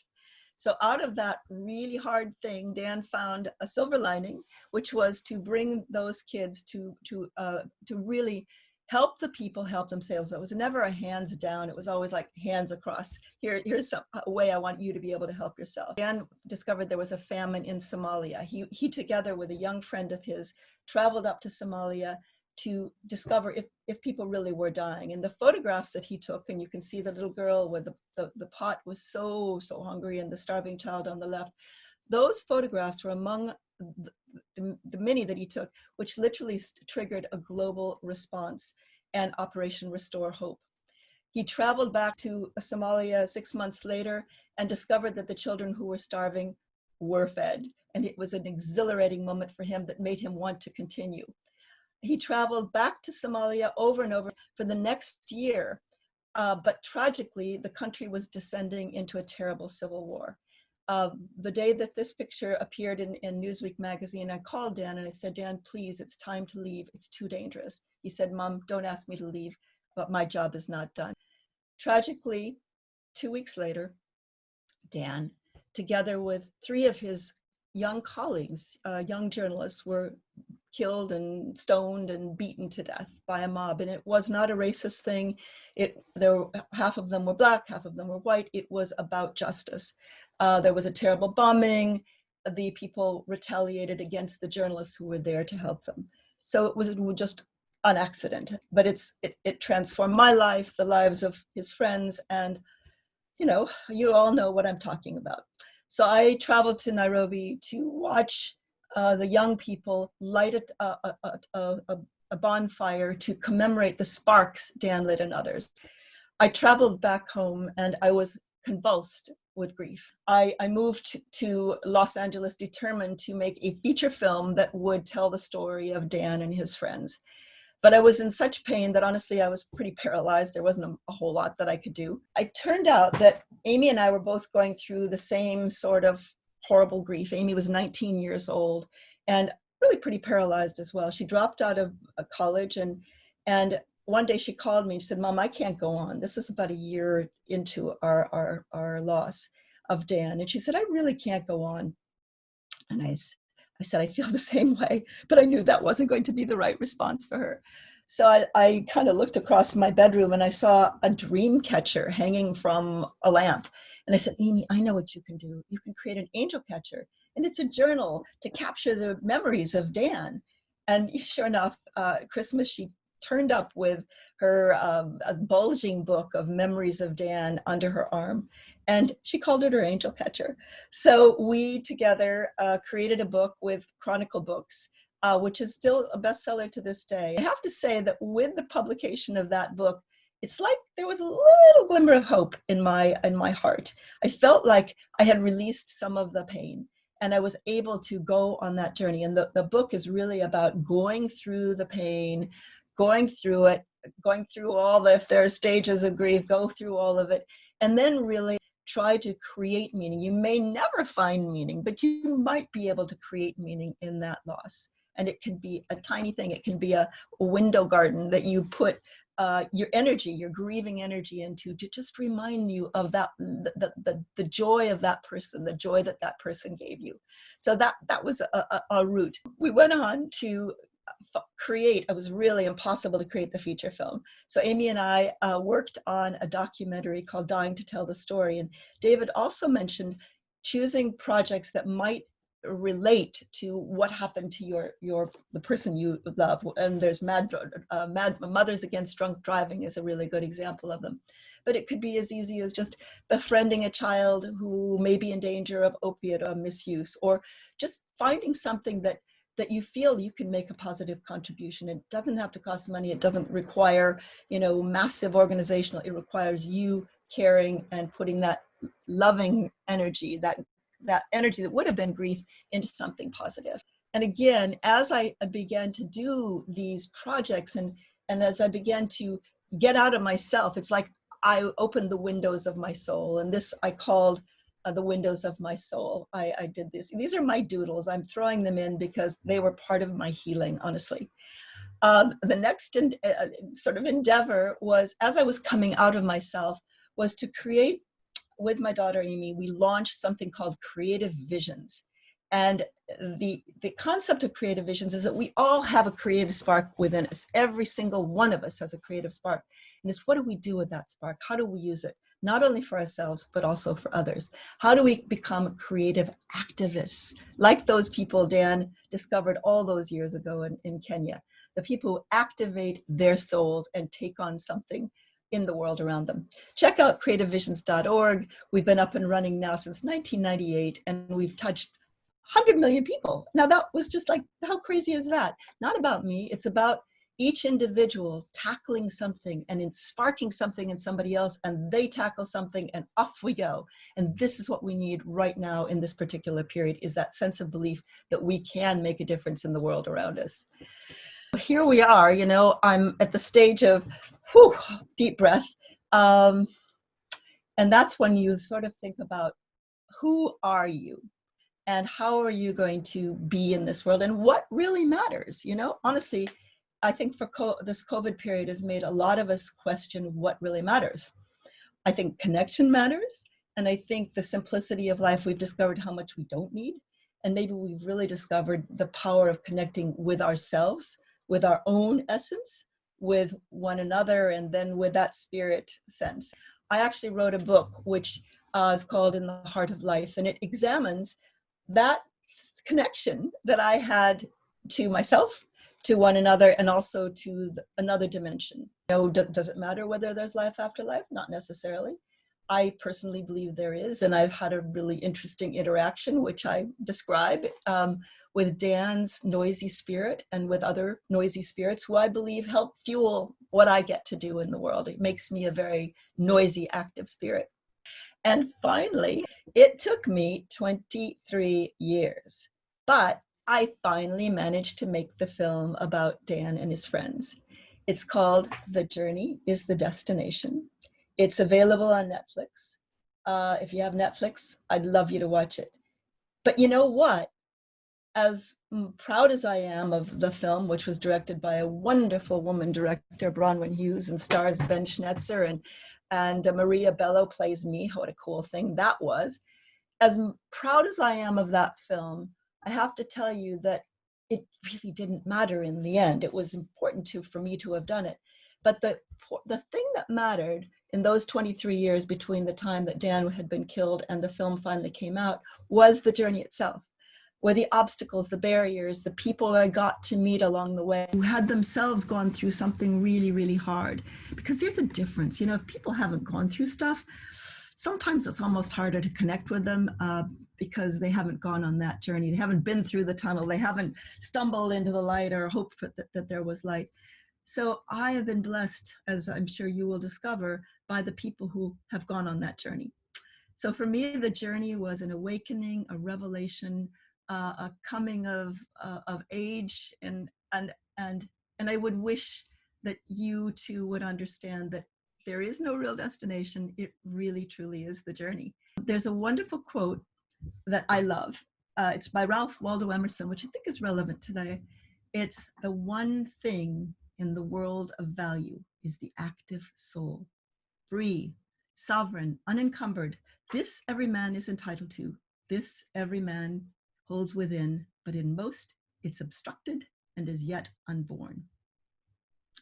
I would suggest that we don't have to wait till we soar to activate our souls, but that we can activate our souls based on that which has happened to us and start living a more fulfilling, sparky, and purposeful, meaningful life. So here I am, many years on, still with that spirit a much wiser soul for sure, still hoping that I can participate in the sparking of joy in each one of you, and the belief that there is hope ahead, there is meaning to be created, not necessarily found, but to be created in that loss that you've endured. And out of that loss, I pray, will come enormous joy one day. And it's not a continuous journey.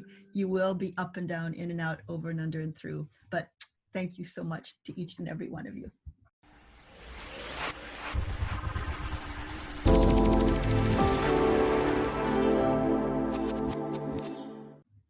Hi, I'm Justin Baldoni. As a filmmaker, I've always been fascinated by stories of ordinary people overcoming extraordinary obstacles. A few years back, I created My Last Days, a documentary series about courageous people living with a terminal illness. In telling their stories, I found my own. And my hope is that over the next 3 nights, these stories will do the same thing for you. This is My Last Days.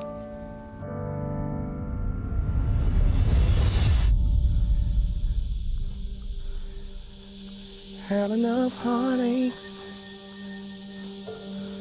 and enough headache. I've had so many ups and downs. Don't know how much more I can take. We're all gonna go. It's how are you gonna go out? It's your time to be healed. It's your time to be blessed. The only thing that we're told when you have an illness is, oh, I'm so sorry. Why should I be depressed? Anyone can dance. It is lovely to be able to walk around the streets and have people have no idea that I'm quote unquote sick. Do you remember what you said to me right when I got out of the coma? No. You said, oh, dang, now I don't get her iPod. I have a crazy idea. I want you to meet. Hey, that's BB whining. Eventually, someday, we'll have an actual wedding or something like that, so. Welcome to your wedding. Surprise! Welcome, Isabel. Come here, Mamacita. You want to change the world. Well, this is your speech.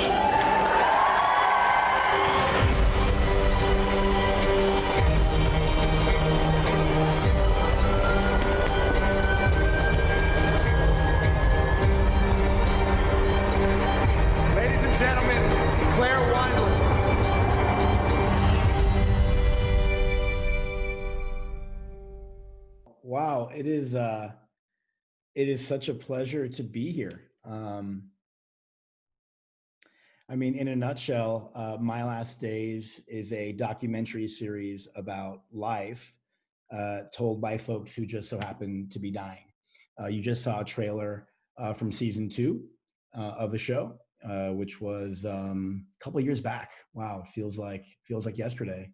So why am I here today? Well, my name is Farhood Maybodi, and I'm a writer and a director and executive producer, one of the co-owners of Wayfair Entertainment. And I have the privilege of working on that project. My Last Days airs on the CW network. And it's a very, very special show.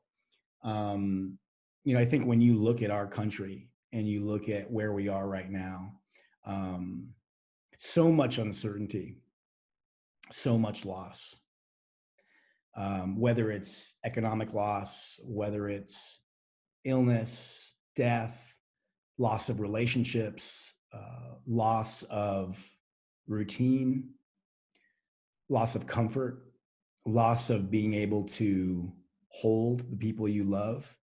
It was my mother's birthday, and earlier this morning I had breakfast with my niece and nephew, and I couldn't hug them because of my sister's concerns about COVID. And there was a significant amount of loss in not being able to touch my niece and nephew. We're all going through it. And I think when you look at this conversation around grief, I think grief is the response to loss. And as an American public, I don't believe we have the tools to navigate this space. I didn't have the tools. You know, I learned how to do quadratic equations and whatnot when I was a kid, but I didn't learn how to navigate the psychological, emotional components of loss. And coming into my last days, and I've been very fortunate over the past 5 or 6 years to be able to work on this show from the ground up. Developing the show, casting, directing, producing, working with our good friend Rick Haskins, the CW network, in birthing the project. And I'll tell you, it changed my life. It really changed my life. A lot of people would say that sharing the stories of folks who are terminal is not something fun, right? You've got to imagine when someone's navigating a terminal illness, it's not just them. It's their mother and father and husband or wife, brother, sister, kids. The whole family is going through the experience. So there's the person's experience of navigating the trauma surrounding terminal illness, and then there's the family's experience, and there's trauma in multiple dimensions of what that is. We did an episode in season 3 about a young guy named Anthony Carbajal who had ALS, and his mother had ALS, and her mother had ALS, and now Anthony, a young guy in his 20s, gets ALS. There's a lot of trauma. There is a lot of trauma and grief that comes into play. And I think for me as a director of that episode, to come into that space and try to create art through channeling their trauma and life experience, that's a tall drink of water. That's a lot. To have them feel comfortable enough on camera, to have them feel like they can share and not be exposed or exploited or manipulated, because that's our belief. You know, our belief at Wayfair is that storytelling, television, film, digital, all storytelling can help bring us together. That's what we live for. That's, you know, our good friend Rick, that's what he believes in. And that's why the show is on the CW network. But to do that, there's a lot that has to happen. First, within yourself as the creator, because again, if you're the director or the writer and you're facilitating the experience, you have to create the container for that healing to take place. So I actually believe that art can be therapeutic, right? When someone can share their story in their own voice, the first person narrative, especially a community that in the past hasn't been given a voice. You know, when you look at the community experiencing terminal illness or chronic illness or disability, they haven't always had a platform. So just giving that individual the space to share and to be seen is a game changer. It's a game changer. And I think through sharing their story and through kind of making lemonade, right? Because for a long time, if you were sick or if you had experienced sexual assaults, back in the day, you just like never talked about it. We didn't have the tools as an American society to hold space for people to share their trauma. And now it's almost a different world, right? People who have experienced abuse, people who are experiencing health issues, they can share these things. And now it's a point of power, right? It's almost like the topsoil for that transformation. So I think when I look at grief and our lack of education and awareness around how to hold grief, right? A natural component of life, I think you've almost got to go deeper and to look at our relationship as an American society around mortality. We have a very, very strange relationship with mortality in America. Historically, people don't want to talk about death. Think about it. When someone dies in America, what do? We pump them full of embalming fluid to simulate them still being alive, right? That doesn't happen all around the world, you know? If you go to Mexico, the Day of the Dead is a very unique way of celebrating people who have passed. You're honoring your ancestors. You're honoring their role, their active role in your life. And in America, you know, all we have is the skull and crossbones and the Grim Reaper, right? This is a big point of trauma. And I think for me, when you look at My Last Days and you look at our approach as a company, really established by our co-founder, Justin Baldoni, who created the show. It's this idea of like, can you make death your ally, right? Can you look at your mortality and not see it as a shadow hanging over your head? Can you look at it and see it as a beautiful part of this process, right? And that's a lot for some people to take in, right? To me, my mortality, because we're all terminal. We're all here for a finite amount of time, right? But our mortality is almost like the Rosetta Stone to understanding the human experience. Because if everybody that was a part of this webinar right now, if we were all immortal, let's just say that we're all immortal, would you care about this? This is just one moment of trillions of moments for you. So why would this moment matter?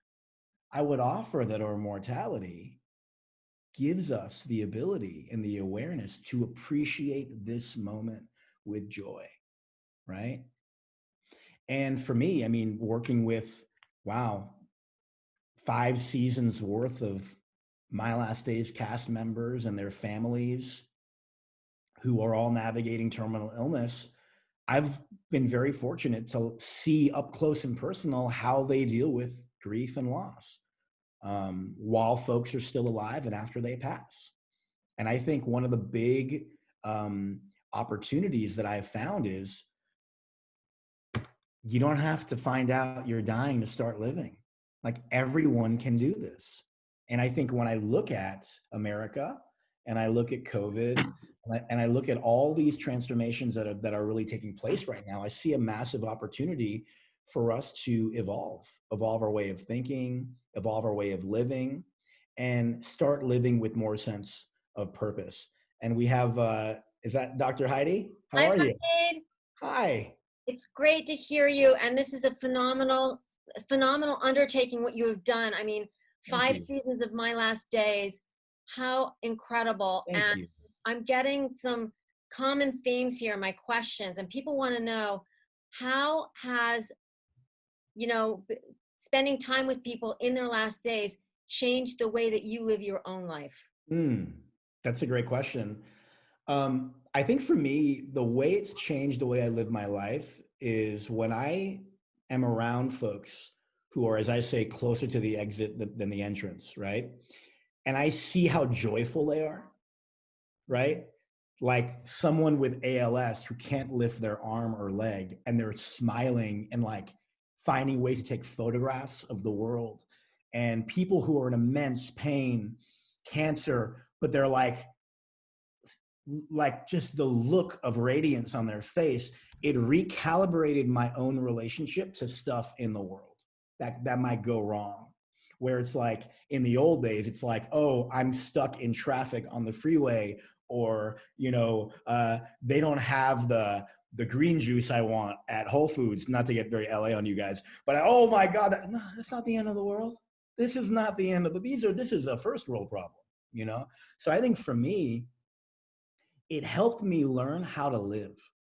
And it sounds very like rainbows and unicorns, but it really helped to recalibrate for myself to not take this world too seriously and to elevate my own relationship to aging. I think when you look at America, we get a little bit old and we stretch our skin and we pull it, we die, because we have this obsession with youth. We have this obsession with staying young. And I think for me, I'm loving the stretch marks. Like, I'm loving the wrinkles. I'm like, yes, my aging is a sign of another day maturation. In the Inca Toltec modality, and I love traveling around the world and learning from primary cultures, because I find that when you're in Central America, South America, Africa, they've been doing this a lot longer than us, right? We're very, very young. And in the Inca Toltec modality, there's this saying of make every conversation your last stand. Here we are, right?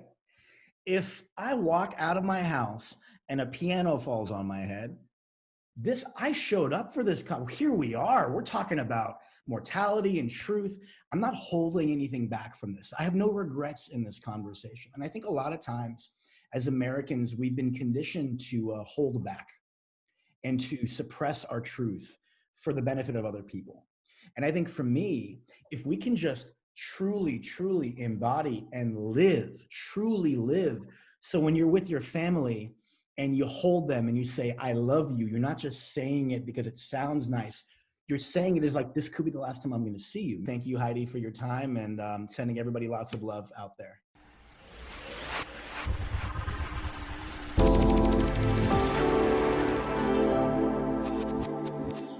Our next guest, Dr. Robert Niemeyer.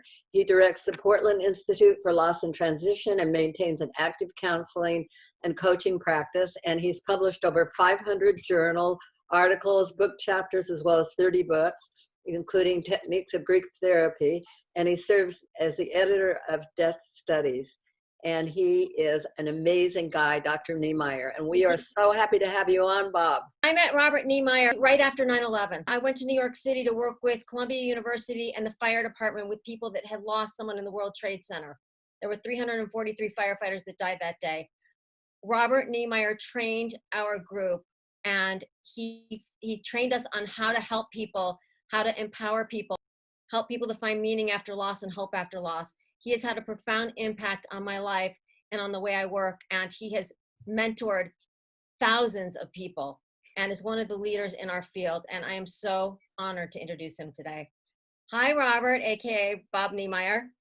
Oh, it's so good to talk to you both. We were thinking of this segment about giving a voice to grief and recovery, Bob, because you have done that all your life. In fact, you lost your dad at age 11, right? You're right about that. My father died by suicide after a hard course of a couple of years, Gloria, where he'd experienced encroaching blindness. I think he experienced business failure. And there probably were also darker demons haunting him that I could not understand as a little boy, just, edging toward adolescence. I have a different view of it now, and maybe a deeper view, but with his falling silence so early, I'll never know the full story from his perspective. That certainly launched me and my family into an early encounter with death of a very traumatizing kind. My grandmother had died in our home as well, just 2 years before, and that was probably part of what my dad was feeling, was the long shadow of his mother's death against a complicated shared history. So I do think that whether we are aware of the impact of loss in our lives, it does have an impact, sometimes transgenerationally. Mm-hmm. And of course, the losses in our own lives then, I wouldn't say our losses shape us, but we shape ourselves in light of our loss. I like that. By the attitude that we take toward it and the meaning we make of it. Yeah, and the meaning making. I know you talk a lot about the meaning making. I want to say that my thought about you is I just have to think of gifts. Gifts of love that through your life, and starting with that, your losses, you have given so many gifts to people. I appreciate that. It's a characteristically generous sentiment on your part to offer that. At the end of the day, we are all experts on our own experience. Mm-hmm. And often academic, scholarly, theoretical work is detached from that experience. It's not grounded. It's not anchored in the soil of our being. For those of us who do the work of grief counseling or grief therapy, we need to recognize that in some ways the teachers are not in our textbooks. The teachers are in the room, or they're in the virtual room with us if we're doing telehealth. It's the clients who are the experts on their own lives. That's what I took away when you trained us, how to connect with people that are grieving and also empower them. Because when we've had a loss, as you know, and as I know, and as my mom knows, it makes us feel hopeless, helpless, disempowered, and like victims. Yeah. And, moving our grief to a different place where we feel like we're being of service, we feel like we're being empowered, we feel like we're paying tribute to our loved one. It's really the beginning. It was the beginning for me to hope again. Well, that's lovely also to invoke the idea of being open to hope, right? And I think we are open to hope when we are open to the wisdom of our own emotional experience. That when grief feels like this threatening Grim Reaper figure that is looming over us, then we are alienated from our own deepest sources of wisdom. But when we can befriend death, befriend grief, and take them as potential, Buddhas that we meet in the road, kind of wise figures, when we can take the opportunity in therapy or in conversation with someone who knows us and loves us to say, what's my grief about really? What is it telling me about what I need now deeply at a level even beneath words? What do I need now in the aftermath of this grief? And then what am I ready for in connection with that need? Like, for example, I might experience a deep loneliness. And, if we look at that truly and fully, then we may recognize our great yearning for connection to other people, but we might not be ready for that. Maybe our sense of loyalty to the dead precludes our stepping toward others as fully as we like. So Bob, I love this. What do I need and what am I ready for? I'm wondering if when you look back at your 11-year-old self after your dad died, what did you need and what were you ready for? That's really a great question. It's a very fair one to turn it on me in that way. Yeah. Bob's like, okay, Heidi. The best therapeutic questions are the ones that leave you a little uncomfortable and not knowing the answer immediately. And I think that's where I am with this. I needed a level of security that I didn't have.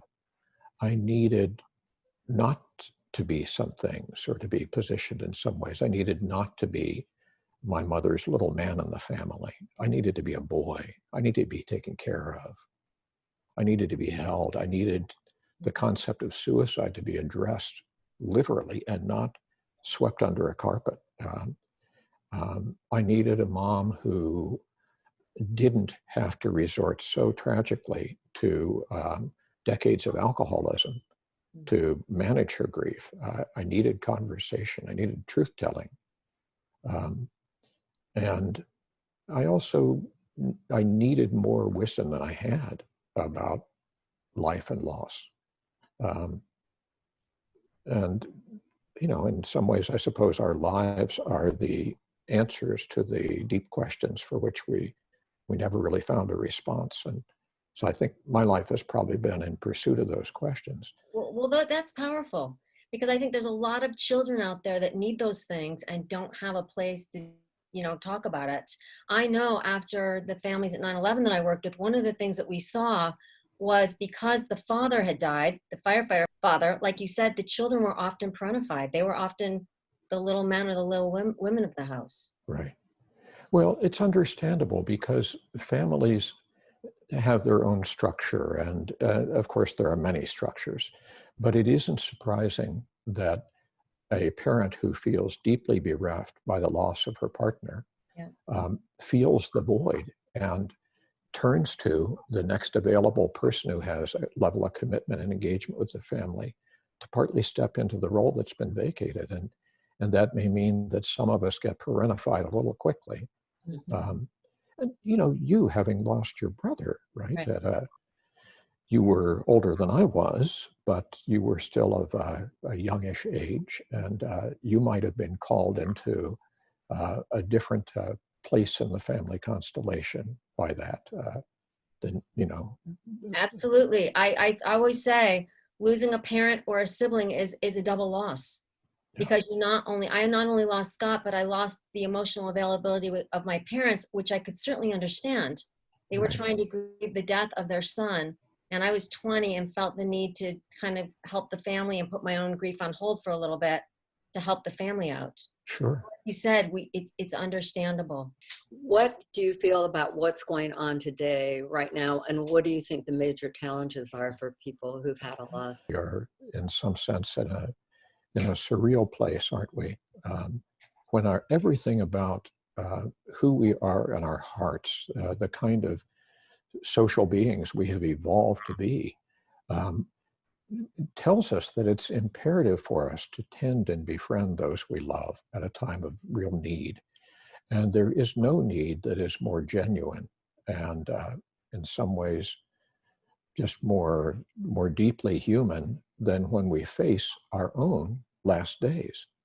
And of course, I know countless people, as you also do, during this entire period of time, who are unable to sit in that uncomfortable vinyl chair alongside their loved one's bed during hospitalization, to be able to hold their hands, to kiss their cheek, to see the smile or frown on their face because they're wearing a mask, or you are, and or you're present only electronically. And this is true whether our loved ones are hospitalized or institutionalized in a context where they're suffering COVID-19 with uncertain prospects of survival or certain prospects of death, or whether they are in those facilities for entirely different reasons. I have a friend whose mother was admitted to hospital in New York for an abscessed tooth. A week and a half later, COVID rolled in. A week later, she was on a ventilator, and a couple of days later, she was dead. And it had nothing to do with COVID except that the context of care precluded engagement of a caring kind. A neighbor of mine whose husband was hospitalized for cardiac arrest and underwent quadruple bypass surgery. She said she hasn't been able to visit him from the time she dropped him off at the hospital. He's still in intensive care. And she said, we use the phone to try to maintain contact with him. But she said that, the feelings don't go through. You see the images, you hear the words, but the feelings don't get transmitted. So these are very special challenges that obtain in this era that in a way reverse decades of development of more family-centered care. And we know that among the, if we want to use a scientific word, the evidence-based risk factors for a more complicated, anguished, prolonged grief include all of that unfinished business of being unable to be there for our loved ones in the way we want, unable to affirm their worth, unable to, in some way, harvest their legacy, to have conversations with them about what matters in their life, what they want to tell and teach others they're leaving behind. We don't have a chance to extend forgiveness or to ask for it. There's so many factors that make dying and grieving in this era much more complicated. I'm thinking about when you're talking about that, I wanted you to make sure that you told people how they can get in touch with you. We have something called the Portland Institute. And if you look at portlandinstitute.org, what you will see is, especially if you are a counselor, a therapist, a nurse or healthcare professional, a social worker, what we do is we offer training in grief therapy at a sophisticated level. This year, we've really launched a very rich program for online training, in addition to the on-site training. Well, people can pursue certification in grief therapy as meaning reconstruction, a meaning-making oriented approach. And so that's one way. If you want some resources, we'd love to have you explore our community of learning. The important thing is the reaching out to find community, build community, and initially that may need to be online. And there are some real advantages to it. Sometimes the loss we've suffered may be the only one of its kind in the network of people we know. But boy, if we do a Google search, we will find a support group for people just like us. We can also find therapists who are really skillful at telehealth and who don't just take it as an opportunity for psychoeducation, right, to teach us a few ideas, but who will really deeply listen to our heart of pain and help us find a way through that terrain of loss. So I love that, our heart of pain. I love it too. And I would say, please reach out and look at what Dr. Robert Niemeyer's got out there, because he will your information validates, acknowledges what people are going through, and yet also teaches them not only how to survive, but how to thrive. Because, oftentimes after a loss, we don't know how we're going to go on. And so Robert's got a lot of good information out there. You've been an amazing voice for Hope After Loss, and we appreciate you coming on today. The pleasure was mine. Thank you, both of you, for all of you bring.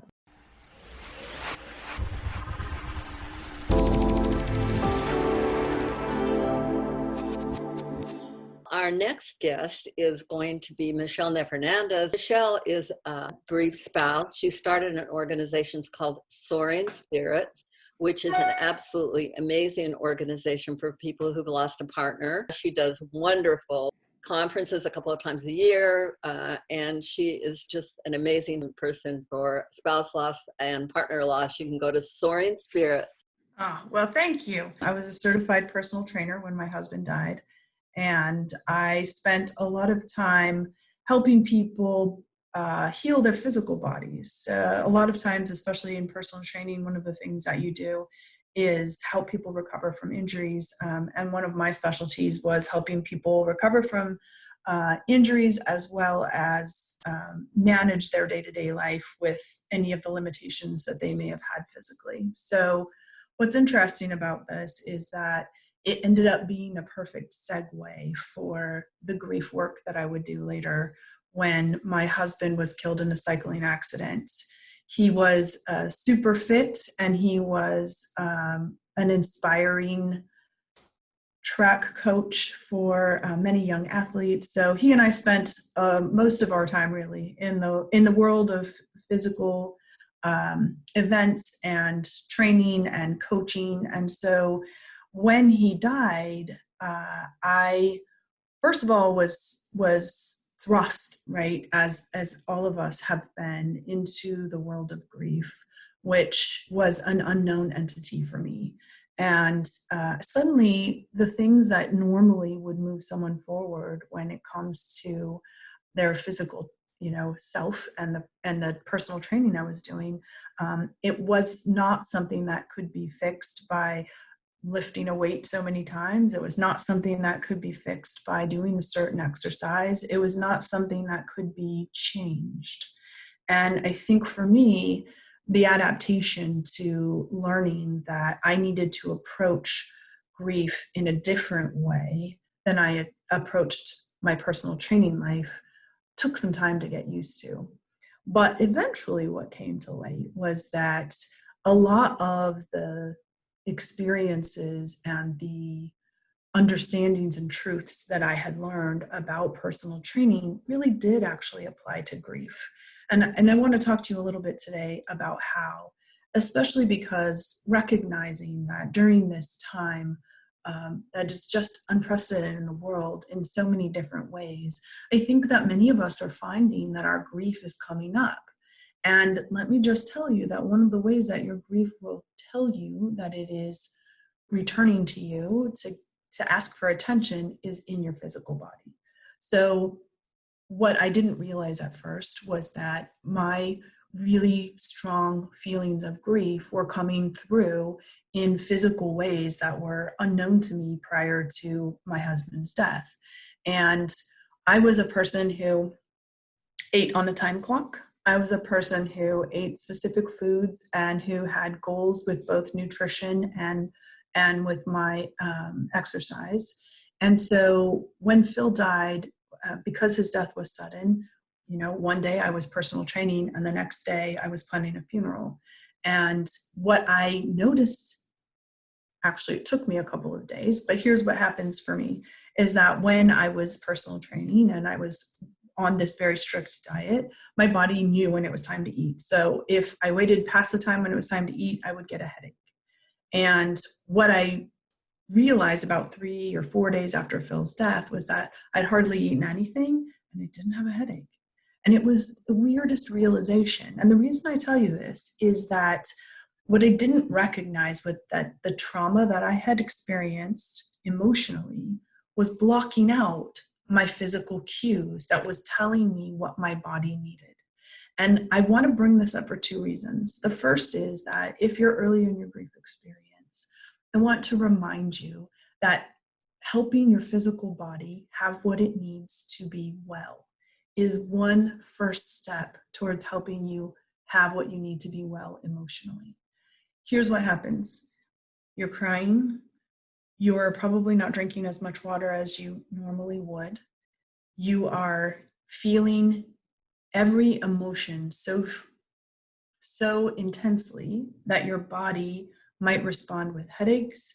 It might respond with what in the widowed world we call widow brain, but I know that any griever experiences that muddled thinking that happens, where you're suddenly unable to multitask, where you wonder where you put the car keys. This muddled thinking is connected to the trauma, emotional trauma that you're feeling that's coming out for you physically.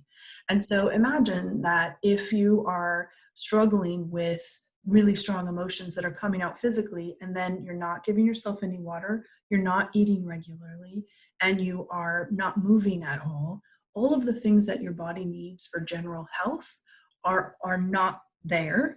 And in their absence, your body is actually feeling the physical effects of neglect while you are managing the emotional impact of your trauma. So I just want to let that settle for a minute. Remember that you've got a huge emotional impact that relates to your grief. And then you may also have the absence of physical care that so often happens because we're just not thinking about it. And like I said, I was a person who would get a headache 1 hour after I was supposed to eat. And for days, I didn't have any physical connection to the fact that I wasn't eating well.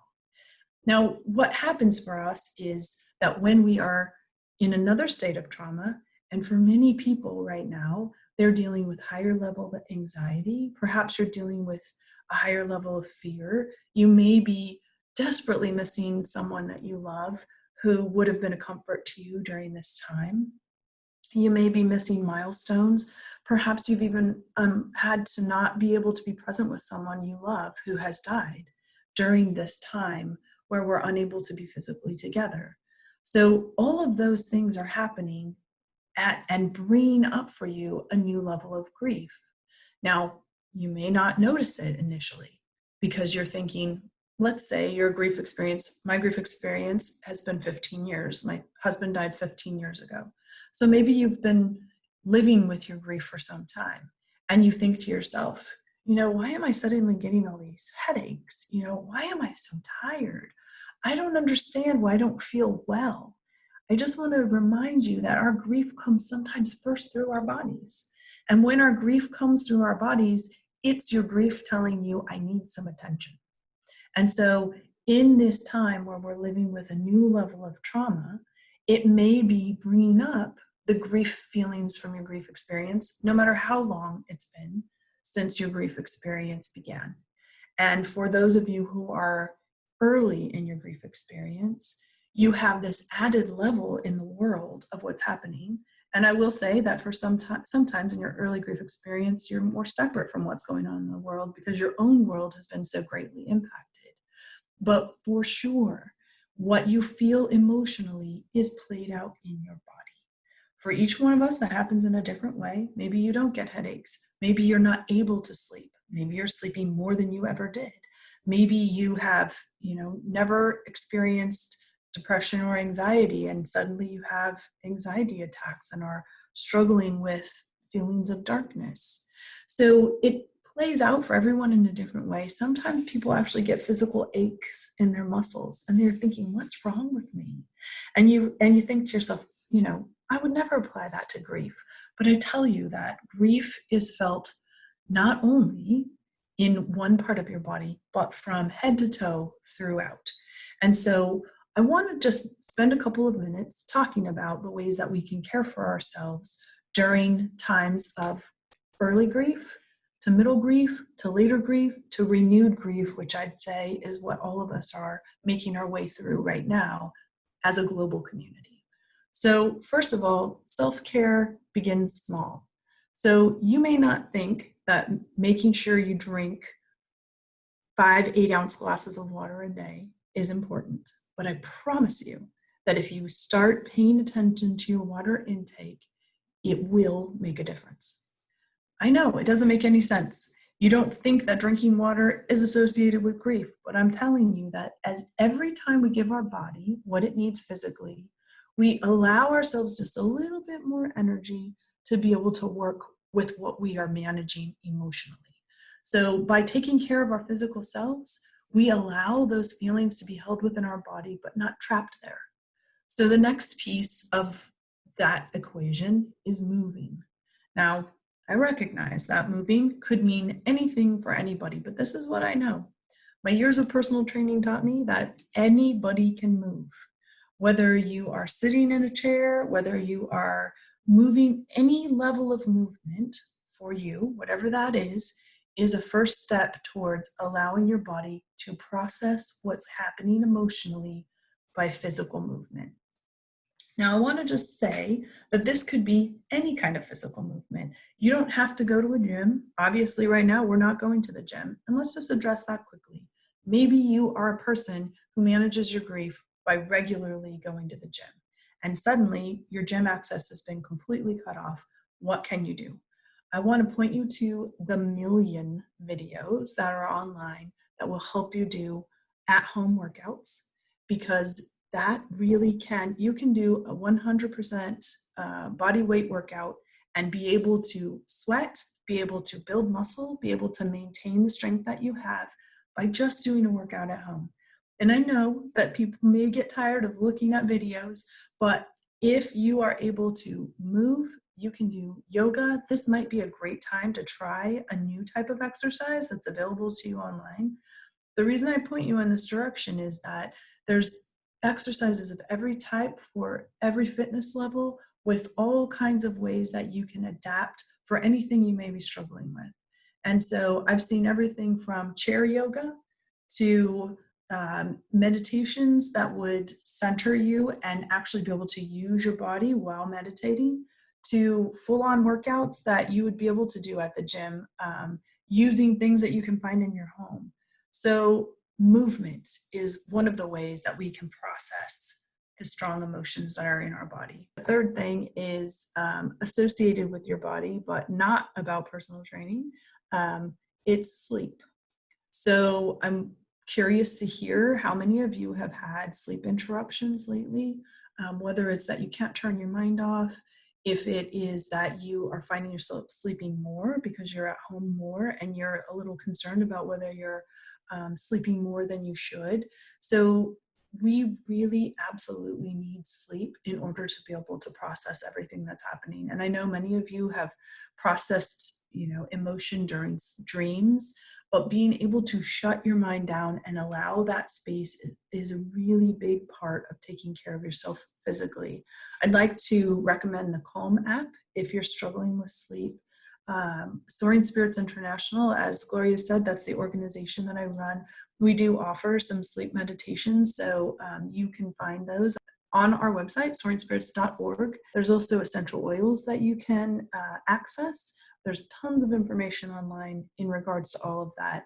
I think that there is a different answer for every person in regards to sleep, but that it is worth working on if you're struggling with sleep, because your body does need that time to shut down. I also know that many people work through their grief in body work, so massage. And clearly in many places, massage is not available right now unless you happen to live with a massage therapist. And if you do, I'm very envious. But I want to point out that there is body work that can be done with small tennis balls. Anything that you have at home that's small and round and has a little bit of give, you can put on the door behind you and just roll out your shoulders. So literally stick that ball right behind you, lean up against the wall, and kind of just roll in, paying attention to how your body responds to that. But it is a small substitute for some of the body work that you may be doing, because again, all of that emotion is held within our bodies. And the ways that we can find to release that physically allow us also to be in the moment and process the emotion, but also give our bodies a space for letting it go. A lot of times in our early grief, we fall into the habit of not taking care of our physical selves. And what happens then is we build on that by continuing to not take care of ourselves, and that becomes our coping techniques, right? So let me give you an example. Early in grief, I wasn't eating on a regular schedule. And what that's called is disordered eating. So that means you might eat breakfast at 7 a.m. and maybe you didn't eat dinner till 11 p.m. Well, your body has got a very long distance to go between 7 a.m. and 11 p.m. and all the while processing emotionally, all the while needing the energy that's going to come from your body, but not being able to get the food that would provide the physical energy that you need. And so disordered eating is just one of the many coping techniques that sometimes end up becoming something where you fall into this odd habit that at first feels normal for the people around you, but before you know it, it's been a year or 3 years or 5 years, and you're still in the process, this habit of disordered eating. So eating on a regular schedule, eating small healthy meals on a regular schedule is just one small way that you can support yourself during grief. Every small step you take towards taking care of yourself your physical self is going to help you emotionally.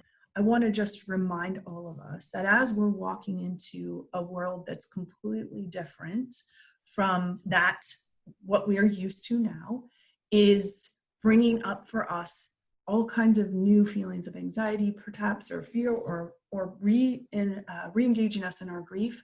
We're going to feel that in our bodies. So in order to take care of ourselves, take that one step, just one small step each day. Water, move. If you're able to get some sunshine, get some sunshine. Definitely get some sleep. Each one of the small things you can do to take care of your physical self is going to help you manage.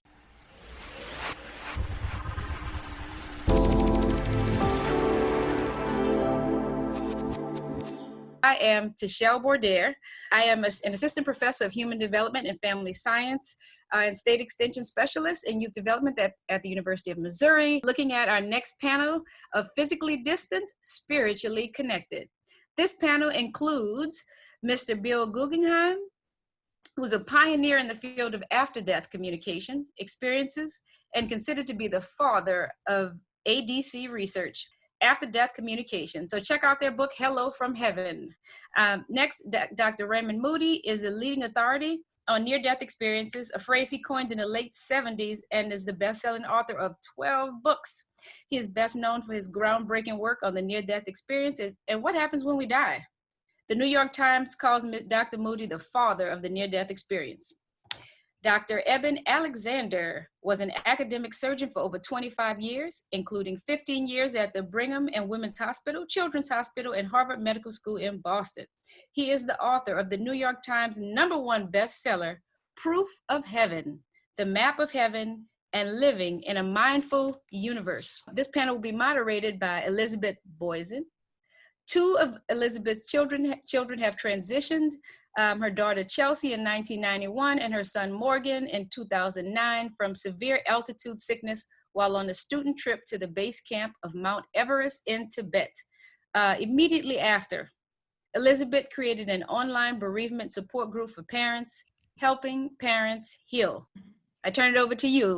I'm a retired Navy commander, served as a commanding officer and aide to the chairman of the Joint Chiefs of Staff, and after the death of my stepdaughter, went in search of answers about the afterlife and found them big time, and found out that not only is my stepdaughter here, but all of our loved ones are here, and that I can communicate quite well with others across the veil. But what has convinced me of that is the evidence. So I have quite a few books out there about mediumship and about the greater reality, and it's just my greatest joy to be a messenger of hope for people now, to know that there is much more to this life than what we think. What about people who weren't able to be with their loved ones who have passed? Most especially recently with the coronavirus, families weren't allowed to be with their loved ones who were actively dying, and then many weren't allowed to attend funerals. But my answer to this question applies to anybody who couldn't be with a loved one and is suffering because they didn't get to say goodbye. There is a greater reality, that we're part of something so much more than this earthly existence, that life continues, that consciousness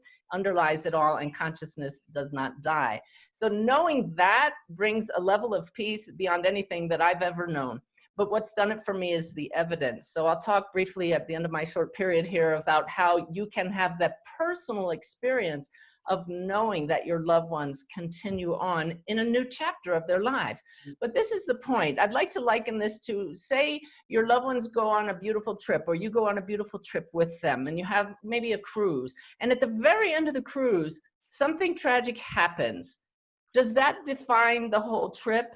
Not at all. And this is what your loved ones would want you to know, that the way they passed, or the fact that you didn't get to say goodbye, does not define their life. I know for a fact that our loved ones across the veil are met by other family members. Even before they pass, they start to see them. So even if they may have seemed to have been alone, they were not alone. The soul was already greeting family members. And once they got to the other side, all suffering is just eclipsed by the feeling of bliss of being surrounded by loved ones and being in that reality without the physical body challenges. As for not getting to say goodbye, they will tell you, and thousands of those I've connected with across the veil have told me, there's no need to say goodbye because we're still right here.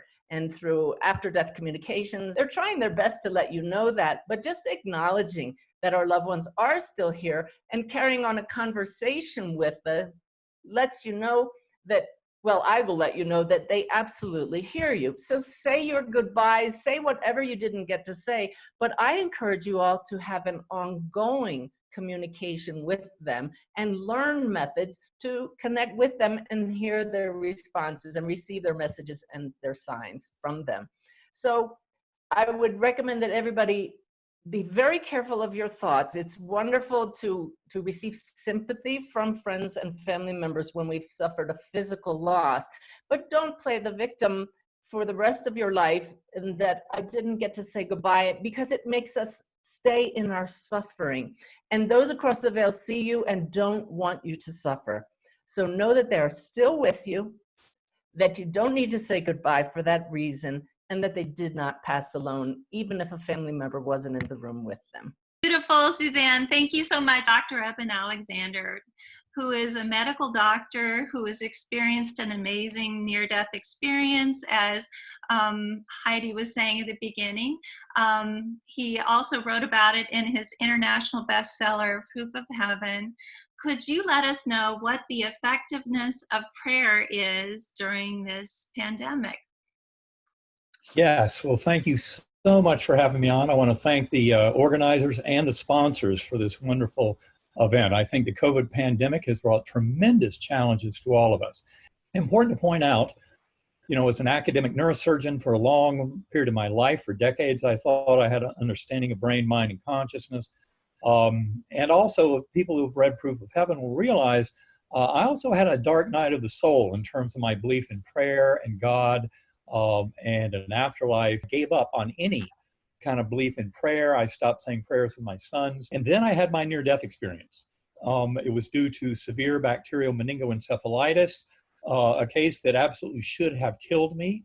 And the beautiful gift, there were many beautiful gifts of that journey, but one of the most profound was how I witnessed towards the end of my spiritual journey, the connection offered through prayer. And in fact, I already had described passage through many spiritual realms, but now a situation where I didn't seem able to access those higher spiritual realms again. And yet, even in the lowly realms, which were down here kind of near this material realm in our four-dimensional space-time, what I witnessed was this incredible beauty of connection with others. And in fact, it was the emotional power of it, of people praying. And my sense of it was that they surrounded me by the thousands going off into the distance. And there was this beautiful murmuring energy coming from them that completely duplicated the bliss, joy, connection, and sense of oneness that I had experienced in all those higher realms, in the Gateway Valley, in the core realm that I'll describe in detail. And yet here I was feeling that same emotional power with reconnection with beings in the earthly realm. And given the fact that I was amnesic for my entire life before, which was a crucial part of my NDE, but also one that was a bit atypical, that was a critical part of it all. But it was that sense, overwhelming sense of the power of prayer and connection. Now, since I came back from that journey, my life as a scientist, as a neuroscientist, as someone interested in quantum physics, and of science writ large, I have been trying to understand my experience for the last almost 12 years now. And much of that has involved daily meditation, using tools to get very deep into meditative states. And so I've re-explored that internal connection. The good news is for all of us that the scientific world is far along a pathway of discovering this kind of deep truth and reality of the primacy of mind. That's really what is right at the crux of it all. And so in effect, all those people who have been praying, who have been going within mind for thousands of years to connect with a force, to an infinitely loving and healing force, that God force, that reassures near-death experiencers beyond any doubt that they have nothing to fear about death because it's not an end, it's actually a liberation from the prison of the physical brain and body and our illusions of this four-dimensional space-time, and the illusion that this is all we are, because we are all far grander than that. Consciousness is far grander than our little ego view, the little running stream of thoughts in our heads. It's the awareness that is so profound and powerful and inexplicable. And in that awareness, we connect not only with each other and not only beyond the death of the physical body, but we connect in very profound ways with that infinitely healing God force. As near-death experiencers will tell you, at the kind of pinnacle of such journeys, when we're as far as we can be from this four-dimensional space-time and the material world, we are one with that infinitely loving force. And I came back here realizing that there was not some opposing force of evil, but that in fact, each of us has the power to bring light and love into our lives and the lives of others, which we can do through prayer, meditation, that sense of connection, that is absolutely real. In fact, this is the pathway forward for the scientific community studying the mind-brain connection, is this understanding of one mind. And the more we go into our consciousness in prayer and deep meditation and connect with that one mind, connect with others, connect broadly with this extraordinary evolving consciousness, the more we can actually discern information and then bring that back and put it into our kind of free will depiction of the world of our dreams. And that's where I think so much of this is important. And I want to point out one last point is before my coma, and well back before those 8 years of my dark night of the soul, for me, prayer was a supplicative or a petitioning form of asking for something to happen. But in fact, my near-death experience showed me very clearly that I can trust in this universe, that when I have that love in my heart, love for self, love for the universe, and I share that love, kindness, compassion with others, and open my beliefs, because our beliefs of our culture are falsely restricting in so many ways. And when we open our beliefs to these possibilities, we realize just how much power we have to bring that love and to trust that we will be taken care of, that we have nothing to fear. And to me, that's been the most beautiful gift of opening my heart to prayer and to the realities demonstrated to all those who practice prayer on a regular basis, that in fact it can bring tremendous goodness, love, healing, and wholeness into our lives. And especially at this time of the COVID pandemic where we have to practice physical separation, it's absolutely crucial to realize we are never separate. I love what Suzanne said in the opening. Our loved ones would never want us to believe we're separate. And from the perspective of that realm, it's crystal clear that death of the physical body does not end our connection. And this is something all of us can come to discover on our own through a regular practice of prayer. That's beautiful. Thank you so much, Dr. Alexander. And I just want to go back very quickly and talk just a short bit about Suzanne. She's obviously someone who's very important to our group, but she's also a renowned best-selling author and evidential medium, and was also a former U.S. Navy commander who served as a commanding officer and aide to the chairman of the Joint Chiefs of Staff at, on 9/11. So I just think that it's important to let everyone know that she comes from a very different background than a lot of people who are in this afterlife community. And she has made a huge difference in so many of our parents' lives. But moving on from Suzanne, I'd like to introduce Bill Guggenheim. He's an authority on after-death communication, ADCs, and it has been shown that this communication can be very healing. He wrote a wonderful book with his ex-wife, Judy, entitled Hello from Heaven, that's filled with examples of ADCs. Thank you, Bill. Could you define ADC and give examples of some of the most frequent ones that are sent to us by our loved ones in spirit? An after-death communication is a spiritual experience that occurs when someone is contacted directly and spontaneously by a family member or friend who has died. This means that there's no third party involved. There's no psychics or mediums or therapists or rituals, devices, or anything like that. It's just between you, yourself, and your loved one who has come back to communicate with you in some way. And the second part of it is that these are spontaneous experiences because our deceased loved ones determine when, where, and how to contact us. ADCs can happen anywhere, anytime, any place, anything. We currently estimate that about could be 60 million Americans to 125 million Americans have had one of these. Whether one's a conservative estimate, one is probably more realistic, 1 out of 3 people. And so they're very, very common. And that's what we found when we did our research for 7 years. Basically, we found there are 12 different categories, but the most common one is sensing the presence, feeling your deceased loved one is right near you. And you can feel them in the space that you're in a room, if you're inside. And you know where they are to your left or right or behind you, in front of you, whatever. Some people experience a temperature change. Other people know when they're have arrived and when they're leaving. So it's very concrete in that way. But in our culture, we say this can't be real. We're very much into denial about things like this. So most people discard these experiences, but they can go on, especially right after our loved one has made their transition, for many months or even years later, depending on the circumstances. And we believe that they want to communicate with you verbally, which we recommend you close your eyes, sit down, open your mind, and see if you receive a message by the next category, hearing a voice. Some people say they hear a voice like you're hearing mine through your ears, but others say it's by telepathy, it's by thoughts. And that's the way I received communication from my daughter who died, is by telepathy.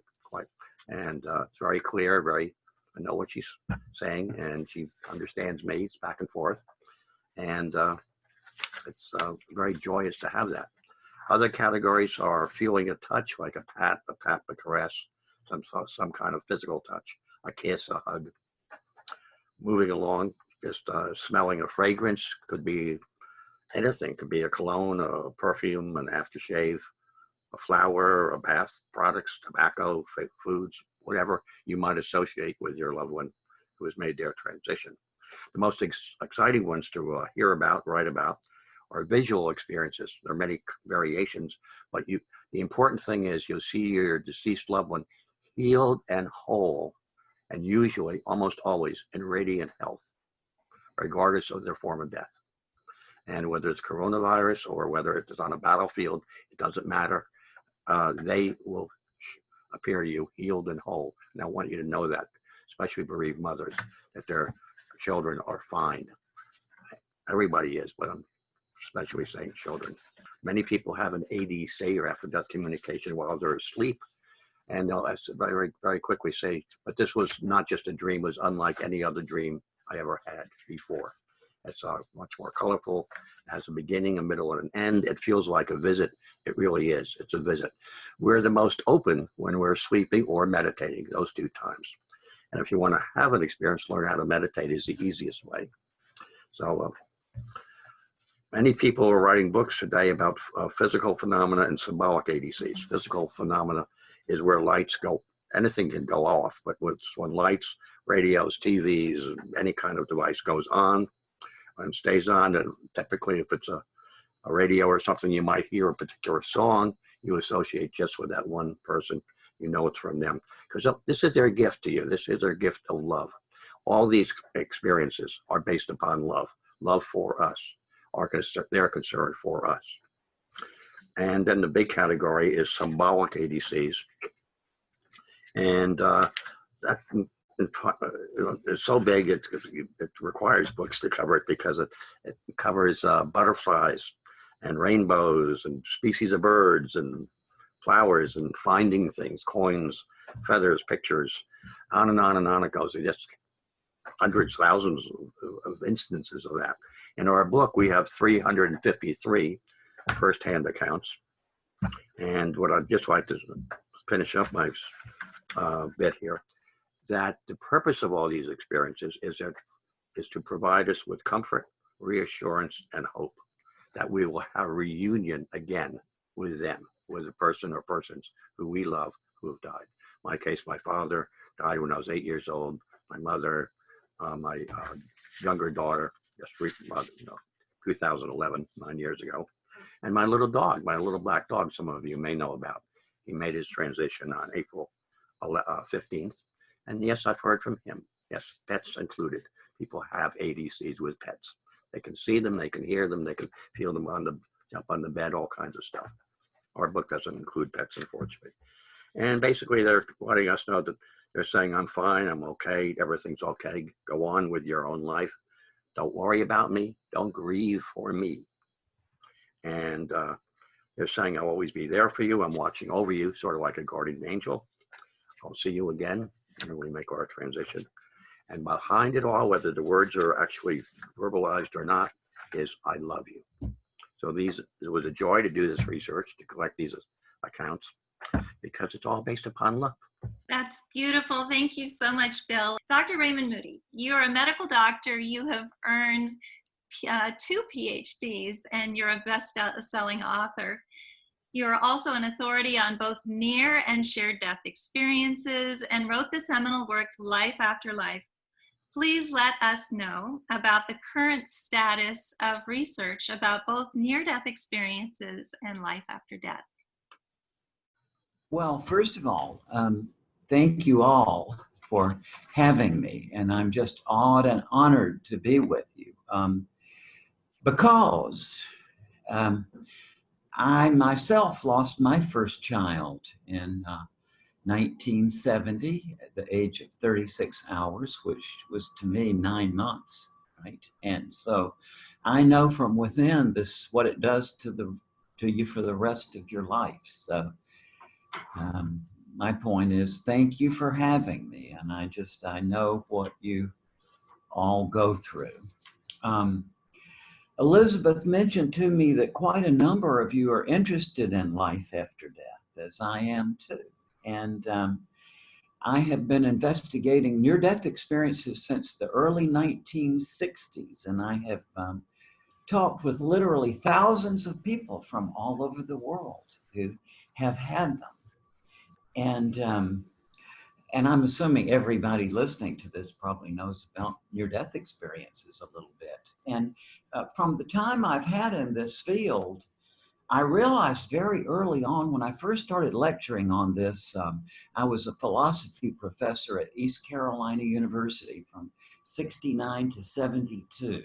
And as I was talking about this phenomenon with my philosophy students, word spread in the community, and pretty soon I was talking to the civic clubs in town, right?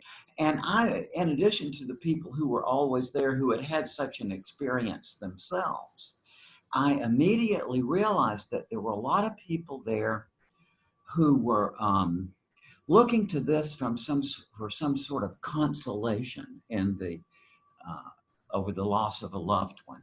And you know, Plato himself, who was really the first person and still the best who ever looked at the question of life after death from a rational perspective, and that Plato himself pointed this out, that when you're looking into the question of life after death from the rational perspective, you cannot separate that entirely from the aspect of consolation.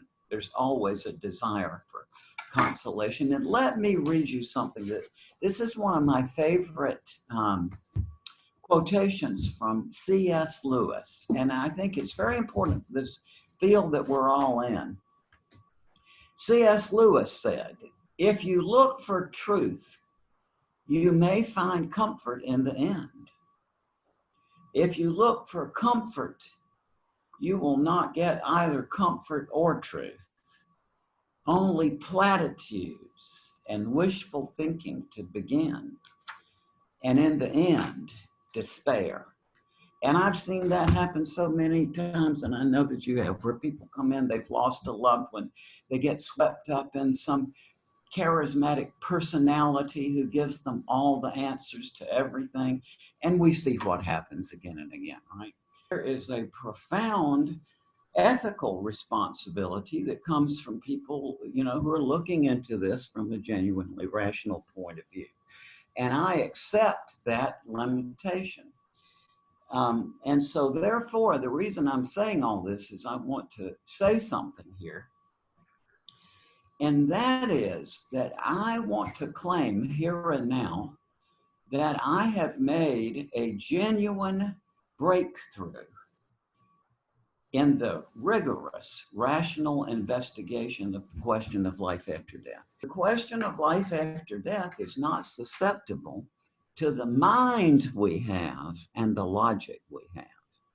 And the way Hume was putting that together, he said it ends it all because, you know, the logic we have has worked pretty well for 2,300 years, and we think we know our minds, and the idea that we could come across with some new faculties of the mind seems highly unlikely. But what I am claiming here and now is that I have solved Hume's problem. I have worked on this. It was part of my doctoral dissertation in 1969. It's continued to develop, but basically what I've developed, which was an entire course that I've taught many times at universities on this, is a way to reformat your mind to think logically about questions that heretofore haven't yielded to logic. And one of them is the question of life after death. Now, I realized a long time ago, back in the 70s, that eventually somebody who had been through my way of reformatting their mind would happen to have a near-death experience. And I knew full well that when that happened, the person would be forced to formulate it in a new way. Don't have the time to go through why now, but that would be the outcome. They would have to think about this in a new way. It's a way of getting around the ineffability problem, basically. But what I can now say is that this has come to pass. A very eminent and distinguished scientist and artist, actually, as it is, who had the seminar that I did on this subject at one of the seminars I did on this years ago. And then subsequently, he had a near-death experience, and or actually 3 of them, in the course of a hospitalization for H1N1, during which he lost his leg from gangrene. He almost died. He had 3 cardiac arrests. But basically, when he came back, he called me and he told me about his near-death experiences. And then he said, and Raymond, when I was there on the other side, I went back to the seminar and he said, I saw that what you're saying is right. He said that you can't comprehend how that world is connected to this world unless, he said, you take the unintelligibility axis into account. And I don't really have the time not here for getting at that. But if you want to read this, and I'm not trying to sell a book, but it's recently come out from Llewellyn Press, Making Sense of Nonsense. This is, in effect, my university course, and all the exercises in there. It teaches you how to reformat your mind to think logically about not just the afterlife question, but some other questions that have lied beyond logic. I just want to say Bill Guggenheim is coming back. He's already spoken to us. Suzanne has spoken to us twice on our YouTube channel. Dr. Eben Alexander has also spoken to us. Dr. Raymond Moody has as well. All of those are available on our YouTube channel, and they're free of charge, and everyone is welcome to attend the upcoming ones as well. And thank you for having us. I truly appreciate this. Thank you to all of you at Open to Hope, and thank you to the panelists as well.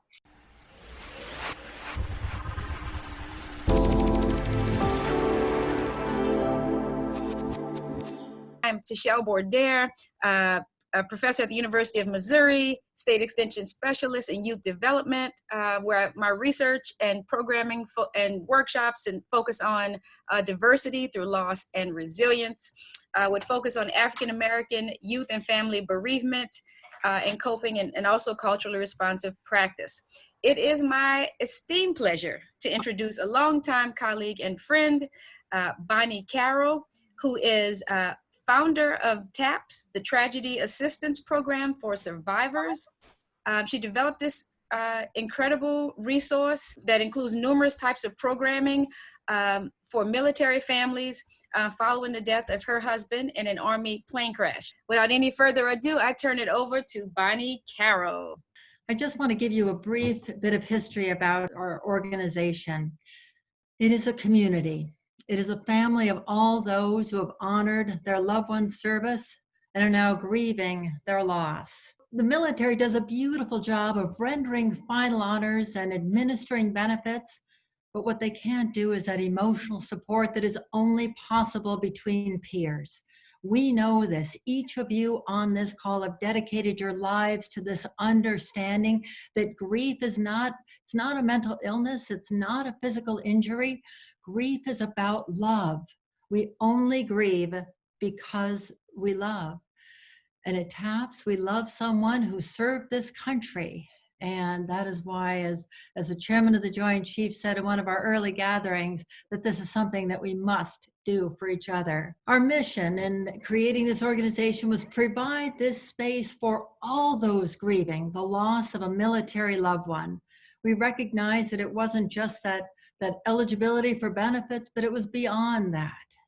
So we're there for all those who are grieving a loss. And I know in your practices, in your daily work, in your peer networks, that's where your heart is, to connect with others who truly understand and just get it. So TAPS was created to meet 4 core services. And that's very simply this 24/7 network of help. You know, grief isn't 2 o'clock in the afternoon, it's 2 o'clock in the morning. It's not 9 to 5 Monday through Friday. It's weekends like Father's Day and Mother's Day when grief hits hardest. Or it's holidays when there's that empty seat at the table. We also offer casework assistance because it's so difficult in the throes of grief to navigate and understand complicated benefit structures.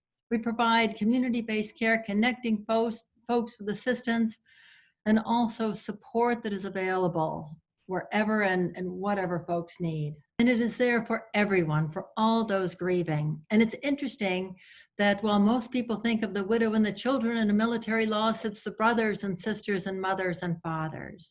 Survivors know that family and community are our bedrock. They're where we find our hope and our strength, that resilience lies within us.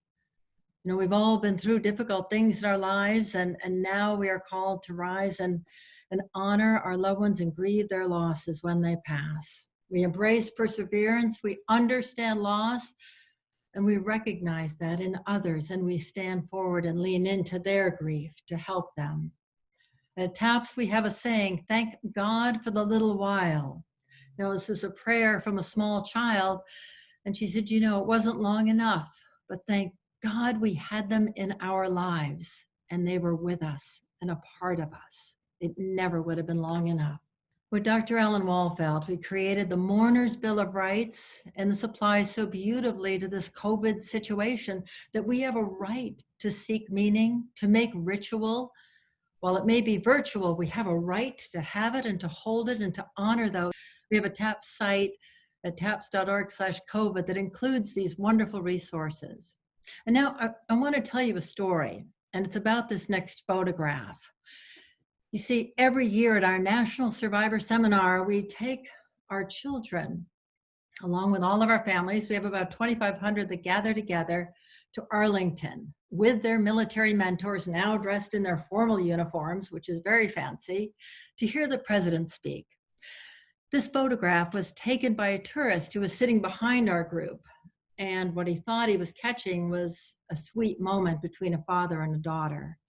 But you see, this particular military mentor, this soldier is a wounded warrior, badly injured on his right side, but here he was putting on his uniform again for the first time, not realizing really that he would have to stand. And by God, he was determined that he would stand for our national anthem, to honor our flag and to honor our country. But it hurt a lot. And he struggled to get up, and he was able to stand. And as he put his hand up to salute, it started shaking. Pain was tremendous. Tears were coming down his face. And his little girl, his little mentee for the weekend, realized this, and she popped up and wrapped her arm around him, put her little head under his elbow, and she held his hand in hers. And she kept him stable to stand there. And as this tourist showed this picture, and he said, after the ceremony, he came up to the soldier. He said, I wanted to show you this moment I captured with your daughter. She's very sweet. She's obviously been a caregiver to you. And he said, oh, no. He said, I'm a wounded warrior, but she's a Gold Star child. Her dad was killed in combat. And at the TAPS Good Grief Camp, this is what we've learned, that we can't take away each other's pain. But what we can do is give each other our strengths. And that's what TAPS is about, and that's what you're about. That's what the work you do is about. We can't take away each other's pain, but we can give each other our strengths. I love these wordles, and this is one that I love that TAPS and community came right into the center of it, and that's in the shape of a heart. But in all of our work, this is how we come together. We come together as a community. And it is about building community. It's about bringing all those together who are out there isolated now, but hurting and grieving alone. Whether it's a phone call, whether it's just a text message or a virtual chat. This is an extraordinary opportunity in our history to lend our love and our support, to be there one-to-one with another. It means so much. We wanted to see how this period of isolation was impacting our survivors. So we sent out a survey in March, and we got back right within about 10 days, over 1,400 responses. And what we learned is that our folks are affected by their inability to have rituals, to feel isolated, to feel uncertain about finances. So in your practices, I know you're thinking about this, but use these as data points that you can incorporate into the help you're giving to others. That these are some of the things that were being shared, that are being dealt with, and they are real struggles. We've got some resources that are available for you. We created websites because over the past 26 years, we've learned a lot, as many of you have. And what we want to do now, what each of you are doing, what this day is about, is sharing those resources, allowing folks to connect, to learn, and to benefit, to share those strengths and what we have to offer. So check out taps.org/COVID and then /together. That's really where a lot of these wonderful resources are, and we're so grateful to have this opportunity now to share them. We've also had the opportunity in this virtual environment to expand our global partners. About 5 years ago, TAPS created a coalition of organizations supporting families of military deceased. And we started partnering with programs like India War Widows and the Israeli Defense Forces Widows and Orphans. But we found out that grief is universal. As many of you know who are tuning in today from around the world, we carry this as our badge of love and honor, that we remember those who have died, that we honor the traditions of different cultures, and we recognize there is strength in this universality. We've also been working on transforming war grief into positive peace. We spoke last year at Geneva Peace Week, and we're able to share this model of providing comfort and care to come into a post-conflict environment and provide support. We'd love to share more about this, and there's much more information at taps.org/international. We have a very, very exciting new technology, particularly now in this global environment. It's called the Shared Studios Portal. So this is an opportunity, and you can see in this picture that we've actually had a lunch, and this is connecting with Nigeria. So it's really been exciting to be able to connect through these efforts. I would love to tell you more about that, and also about our Institute for Hope and Healing. Many of you have been part of that. It's a partnership with ADEC, with the Hospice Foundation of America. Many of the leading experts are part of it. And this is a chance for us to share expertise, to bring you in an environment where you can give training, offer seminars and webinars. We offer CEUs and CMEs through the Institute. So it is a global portal. It is a community gathering place. It's an opportunity for all of us to come together, and it expands on what Heidi and Gloria have created with Open to Hope.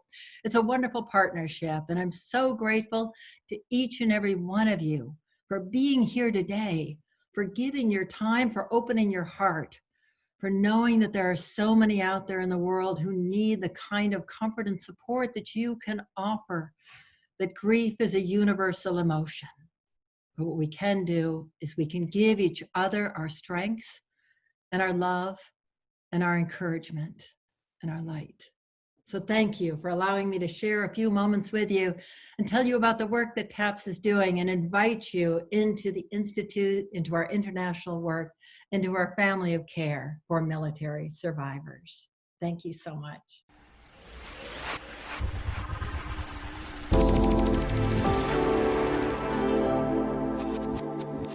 Welcome. I'm Tashelle Bourdier, assistant professor at the University of Missouri in Columbia.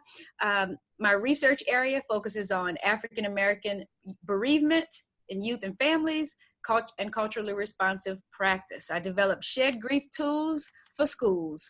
And it is my pleasure now to introduce Exploring Issues of Modern Grief in a Pandemic Era. Want to begin by introducing Allison Gilbert, award-winning journalist. Allison Gilbert is the author of numerous books, including Past and Present, Keeping Memories of Loved Ones Alive. On Gilbert's popular grief and resilience blog, she features Q&As with some of the most notable names in our culture today, including Ariana Huffington, Jon Stewart, and New York Times bestselling authors Gretchen Rubin, Dani Shapiro, and Susan Orlean. Next, we want to introduce Kathy Corrigan. Kathy Corrigan is the mother of 3 sons, 2 of whom she describes as no longer walking this earth. With 25 years of perspective on the mourning process, Kathy has served on the board of bereaved parents of the USA for 5 years and is currently the board president. Debbie Delabon. After the death of her 6-year-old son, Dale Lee Delabon III in 1998, Debbie began to work in his memory with several nonprofit organizations. Debbie has been active with the Compassionate Friends Grief Support Organization, serving as the founding chair of its Diversity Commission, and as a former member and president of TCF's National Board of Directors. Dr. Rebecca Morse. Dr. Morse has taught both graduate and undergraduate for 15 years. Director of Research Training at the Institute for the Psychological Sciences, and is the current president of the Association for Death Education and Counseling, otherwise known as ADEC. Moderating this esteemed panel is the phenomenal Glenn Lloyd. Glenn is a bereaved dad, brother, and son.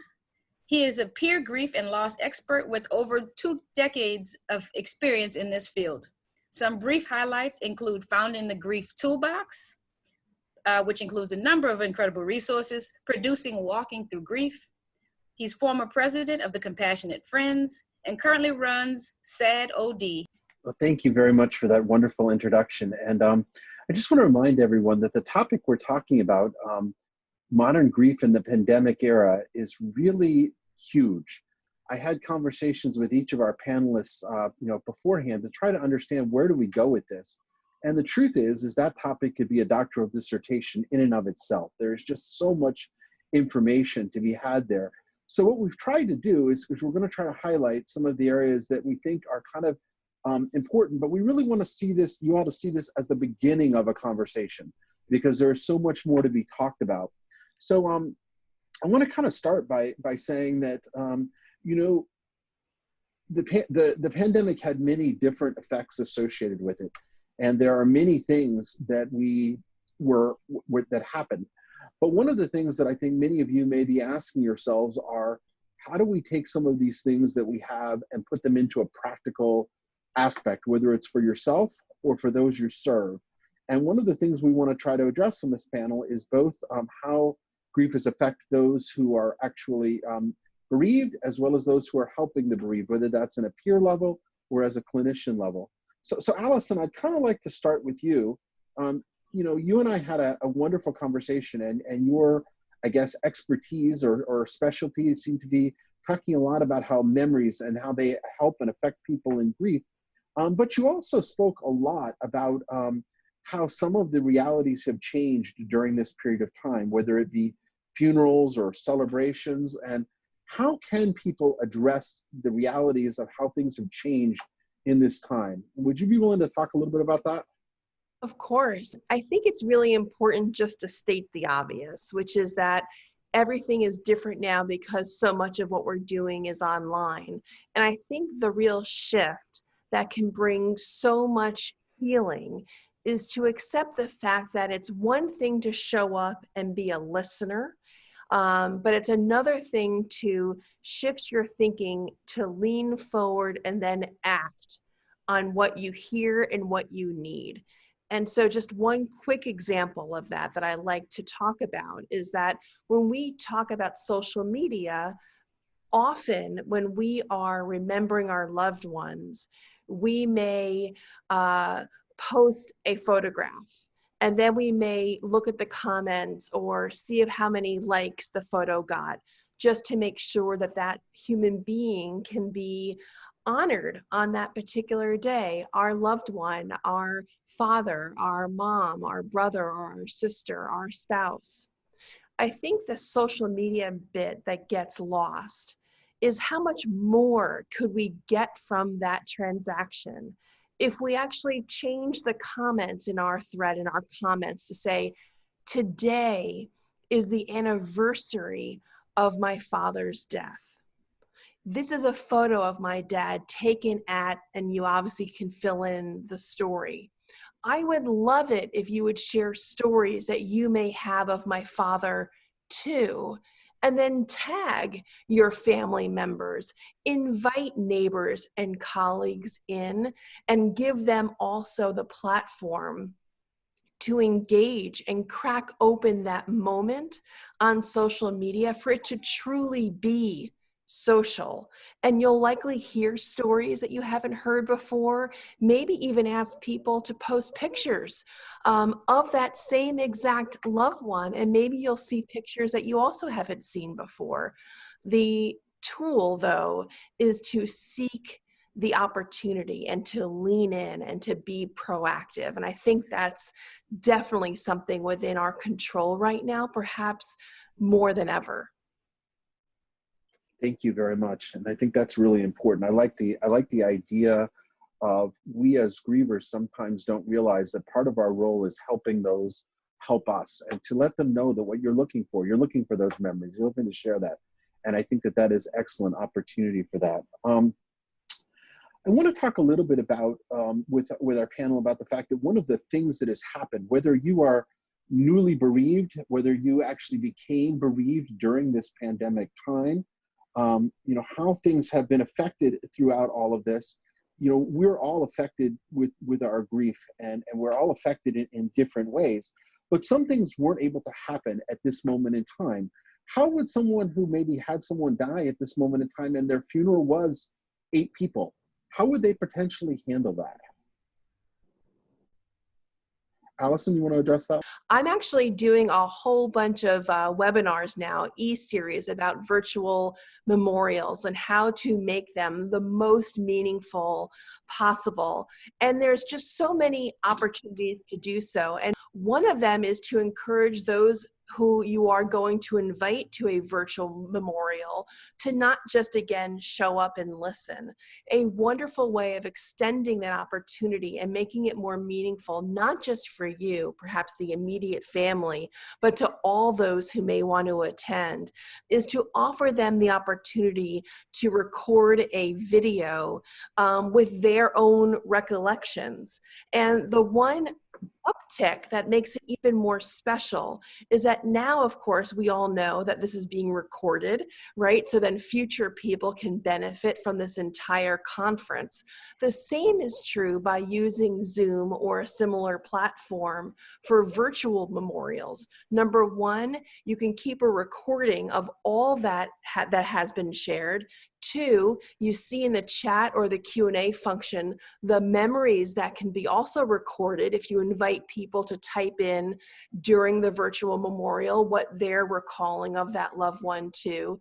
But the videos can be incorporated into that. So we all have Zoom fatigue. And the way to counter that in a virtual memorial is to allow people not just to speak, but beforehand to gather their thoughts and submit those videos beforehand so you can play them during the virtual memorial. I think it's a great opportunity, especially because the entire production of the virtual memorial you can record, and then you can also send that link to family members and friends and neighbors and colleagues who perhaps couldn't attend that day. And so I think if we use the tools that are at our disposal and just ramp it up just a little bit, recording the chat, making sure that that's there, recording videos so you have that in perpetuity as a living legacy that's recorded online. I think it's a wonderful way of amplifying these tools. So I'm so glad you asked me that, Glenn. Thank you so much. Thank you. Thank you. I want to switch gears here. I want to talk to Debbie for a moment. Debbie, you and I have known each other for a very long time, and we have very similar circumstances in that we both had children die at a young age and somewhat of a similar young age, and we are both fairly seasoned grievers. But one of the things that you and I have talked about a lot is the fact that grief is something that until it's kind of smacks you in the face is not something that most people want to talk about. And as we were kind of preparing for this, we talked about the fact that the pandemic and kind of the social isolation has given everybody maybe a little bit more sense of grief and how that affects things. Could you talk a little bit, Debbie, about how, is there an opportunity here to maybe expand the way that grief support exists on a larger level associated with kind of some of the things that may have happened with the pandemic? Yes, thanks.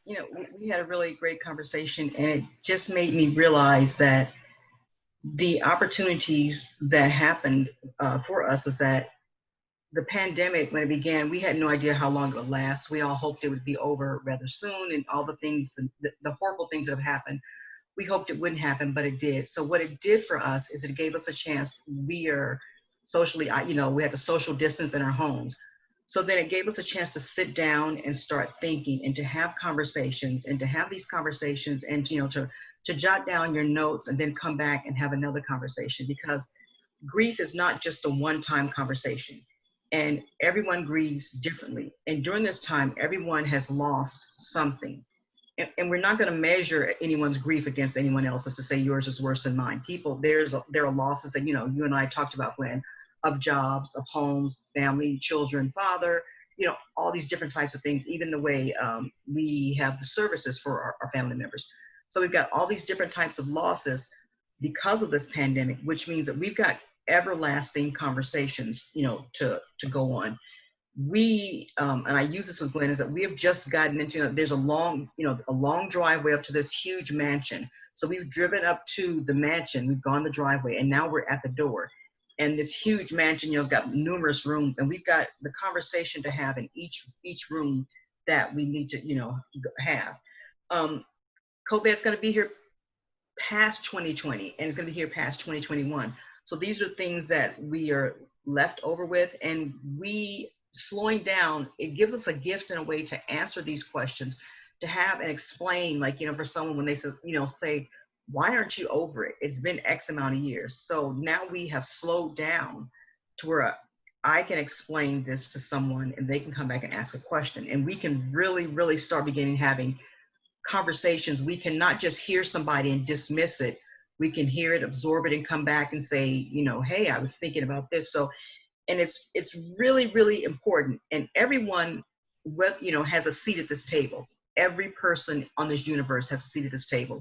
because one way or the other, we will be affected by some type of grief.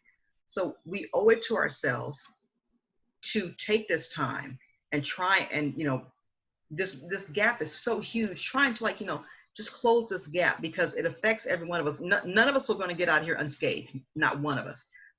It's just not possible. So if we start understanding, how we each feel, we can sit at a table and all have suffered a different type of loss. And I bet at the end of that conversation, we will find a commonality, because it's grief. Grief is not pretty. It's 365 days a year. There's no time where you go like, I'm not thinking about it. No one can make you think of your loved one. They're always right there. You just need to push that button or say the next word. For me, Dale is always with me, as all of our loved ones are. So we just need to be there, and conquer the fear of having the conversation. Don't be afraid to have the conversation. We need to not be afraid to approach it. It's not, it's not catching. It is what we all need. And I think that once we start covering the gaps in this and putting periods on things, of saying that, it's okay to talk about grief. It's okay to talk about death. It's okay to understand why that person after 20, plus years still misses their child, their mother, their father, their sister, their brother, their home, their job, their lifestyle. So we have to start understanding each of those types of grief, and then we have to respect each person's type of grief. So I think, this is just the beginning. We've got a long ways to go, but I think this, will open the gap, the door in this mansion to start visiting each room. And guess what? We may have to revisit some of the rooms, and that's okay. Thank you very much. I like how you kind of echoed a little bit some of the things that Allison had said, in the sense that, one of the realities is, as grievers and as people that help you grieve, is we have to proactively address this. We have to actually go forth and start those conversations. As you said, not be afraid of the conversation. It's part of humanity. So thank you very much. Kathy, I want to talk to you a little bit about, in the sense that when you and I spoke, you have a relatively recent grief event, in the sense that, one of your two boys is just slightly over 1 year since his passing. Yet you've been involved in the grief and loss world now for a very long time, and you've been involved both as a helper in both running grief groups, peer grief groups, and in helping the bereaved parents of the USA and things of that nature. But one of the things you talked about a lot when you and I talked about was the social isolation and how that affected us when we're grieving, and what can we do about that reality? Would you speak a little bit to how that social isolation affects, and what are some of the things that might be able to happen? Sure, thanks. Yeah, I was struck by these similarities between entering into this pandemic and becoming shut down in our houses and unable to visit relatives and run to the store and whatever. And I was struck by the similarities in that kind of physical social isolation to the isolation that I remember feeling when my first son died, and that's over 25 years ago. And also this most recent loss. And it was not, the difference is that the social isolation put on us from the epidemic was forced upon us, as opposed to the self-isolating that happened to me when I lost my children both times, where I just did not want to go out of the house. I shunned invitations, and really needed that time to go inward and help myself grieve and help myself recover. But also, I sort of pulled upon what I learned when I was grieving, and how I realized that I needed to reach out to other people, and reminded myself of that, and came up with ways to reach out virtually and keep those connections going. And I also reminded myself of the tools that I had developed from my grief to help me get through the pandemic. So it was a really interesting phenomenon to compare grief to the social isolation that came from the pandemic, and to use my grief tools to help me deal with what I was feeling from some of the fear and anxiety that came from the fact that this was a life and death situation. So all those old familiar tools of remembering to breathe and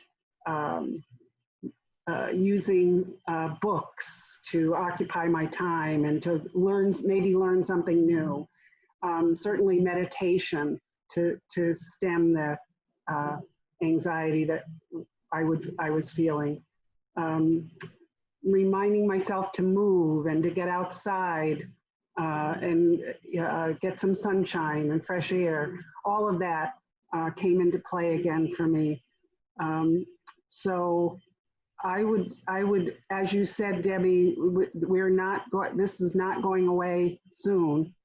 I would remind those who are grievers and have sort of, they're further along the road, to go back to those initial tools that we learned in the beginning and use them again. We may not be able to hug physically, but maintaining the connection however you can, over the phone, on platforms like this. My chapter meetings can no longer happen in person, but we're enjoying our time together, having Zoom meetings. So, yeah. Thank you. I think the big thing I would say there is that what you're kind of trying to emphasize is that things have changed, but the old tools still work in the new environment, and they just need to maybe be modified a little bit to make them work. I'd like to talk a little bit to Dr. Morse here. Dr. Morse, you're the only clinician among us all. The rest of us have kind of, we've grown up in either the peer grief world, or we've grown up really more in the as an author or things of that nature.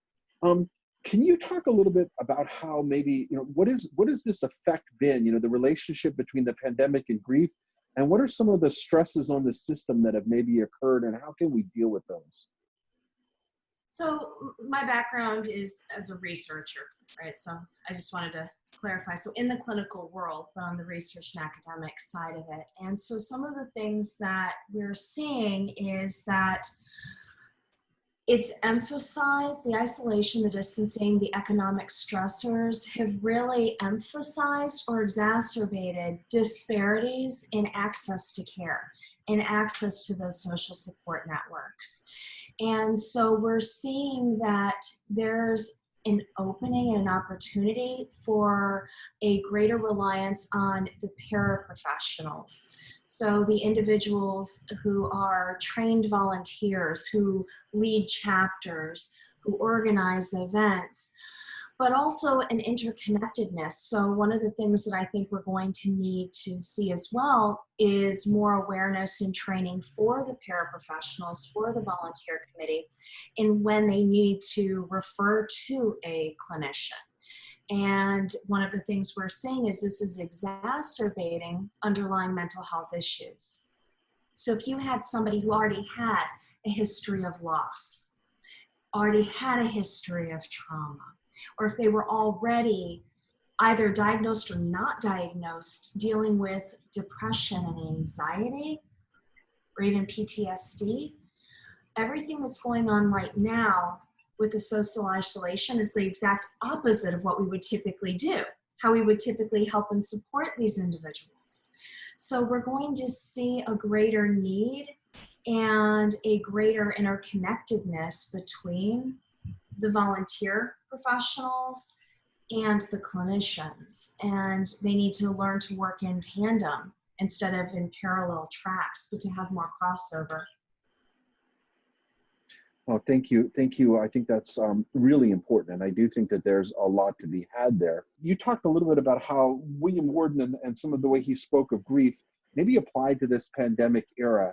And can you maybe express how that similarity may cross over in this reality? So one of the things, for those of you that are familiar with William Worden's work and sort of the tasks of grief, one of the things, though, he talks about is recognizing the loss of your assumptive world. When the things that you relied on, your secure base, if we're talking attachment language, so growing up that would usually be your parent or caregiver, when you lose that, it shifts the fabric of not only your daily life, but your identity. Who am I in this new role? Who am I in the absence of that connection to that person?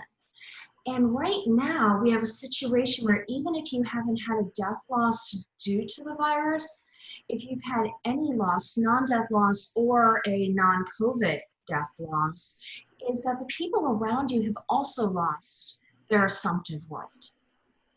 Globally, our assumptive world has shifted off its axis, which means you're not going to have necessarily the same resources because everybody else is also stressed in dealing with their own fear and anxiety and traumas. And so the things that he talks about, learning to reinvest in life and sort of relocating the deceased, what Allison was talking about before with the online component in the videos, that's a fantastic way to sort of relocate the deceased and to keep their presence alive and also to find meaning making in who that person was to you and to help you recreate your identity. I'm going to add to that is that when J. William Worden talks about the tasks of mourning, the fourth task that he talks about that you must accomplish in order to be, moving forward and resolving your grief is that you must keep the memory of your loved one alive. There is this part of the continuing bonds work that I think is what we're really talking about here. And you can do that work in a virtual world. You can do that online. And that's the gift that I think this conference is allowing us to talk about. Well, I want to thank all of you for your time. And I really do hope that what you all understand is that this is the beginning of a conversation. So thank you all very much for your time, and I really appreciate it.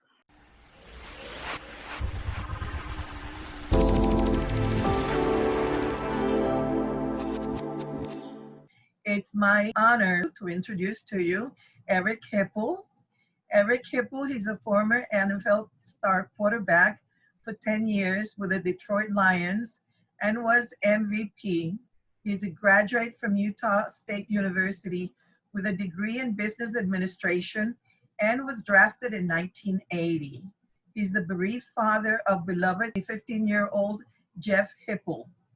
I am honored to present Eric Hipple this afternoon to all of you who will be speaking to us about dealing with sudden loss. Bienvenido, Eric. Welcome, Eric. Thank you very much for the opportunity and also for the introduction.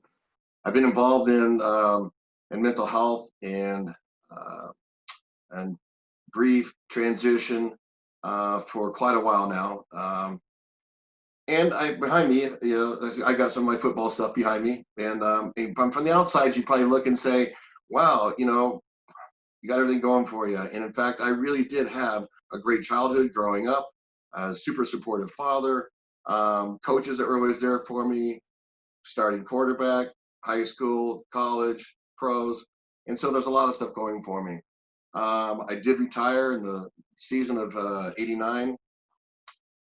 And went on to form business and start to work in the business world and started a company. But it was on April 9th, year 2000. I was on a business trip out in Vancouver, and I was having lunch, and I had this very euphoric feeling that came over me, like I've never really experienced before. And it was the sun was shining. We were out at an outdoor cafe, and everything just seemed to like vibrate and kind of glow, and just euphoric feeling came over me, and then it passed, and I thought that was strange. I've never felt that before, and it was kind of like exhilarating. And after we finished lunch, we went back to the place we were staying, and my client, we were talking, and then a phone call came, and he answered the phone, and then he handed it to me, and there's a kind of a look of weirdness on his face, and he handed it to me and to my wife, and she said, "Are you sitting down?" I said, "What's going on?" And she said, "Jeff is dead. My son, at 15 years old, died by suicide that day, about an hour and a half earlier, while I was having lunch." The crushing moment at that time, it was just so heavy. I just shocked. I could not believe it. Wailing tears came down from me. Um, it was just so surreal going down to the airport, getting on an emergency flight, flying home, had to see the body. I just couldn't believe it. And I saw my son, and this is a picture of him, by the way. You know, you're talking about, I thought I'd show Jeff here when he was 15. But I had to see him just to believe it. And here I am looking at him, and the first thing that popped in my head is, I cannot live with this. You know, I can't live with this. And the pain was so great, the guilt, the shame. How can I let this happen? And that was the driving force of just, I cannot live with this, is what I felt. But I know what it feels like now when somebody dies by suicide, what the other people feel like, because I am now one of them, and how painful that is. And so I knew I couldn't take my life at this point in time. You know, I would not put that on somebody else now, because I know what it feels like. So I went down the pathway of just being numb. I mean, that became my pathway of not dealing with this. The pain was so severe that I was afraid of it. I was afraid of what it meant. I was afraid of what it meant as me as a father. I was afraid of getting lost and not being able to survive. And so I started, you know, self-medicating. So alcohol was the main thing. So I went down that pathway. During this time, I did go see a grief counselor, but it wasn't. It was really to see him to help me stop tears from flowing during the middle of the day, because that's also embarrassing for a man. And so when I would be in front of people, that also the trigger would hit, and tears would start flowing. I would remove myself. Finally, through his grief tools, which was fantastic, one was the one where you hold a candle and you set a time up to grieve by lighting that candle at a certain point in time of the day, and then that's the time you can unload everything. And it really, really did help with the tears from falling, because I could postpone it until that moment. But it didn't help deal with the pain that I was feeling.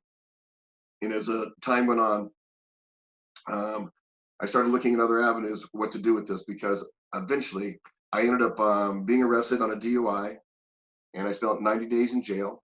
Actually, 58 days of those 90 days I spent in jail. And coming out of that was the time where I thought, well, I've got to get a handle on this. I don't want this to be my legacy, and I certainly don't want it to be my son's. So I found a place to go through, but what I was looking for was, you know, how to make me feel better, because I don't feel right. I'm depressed, I'm down.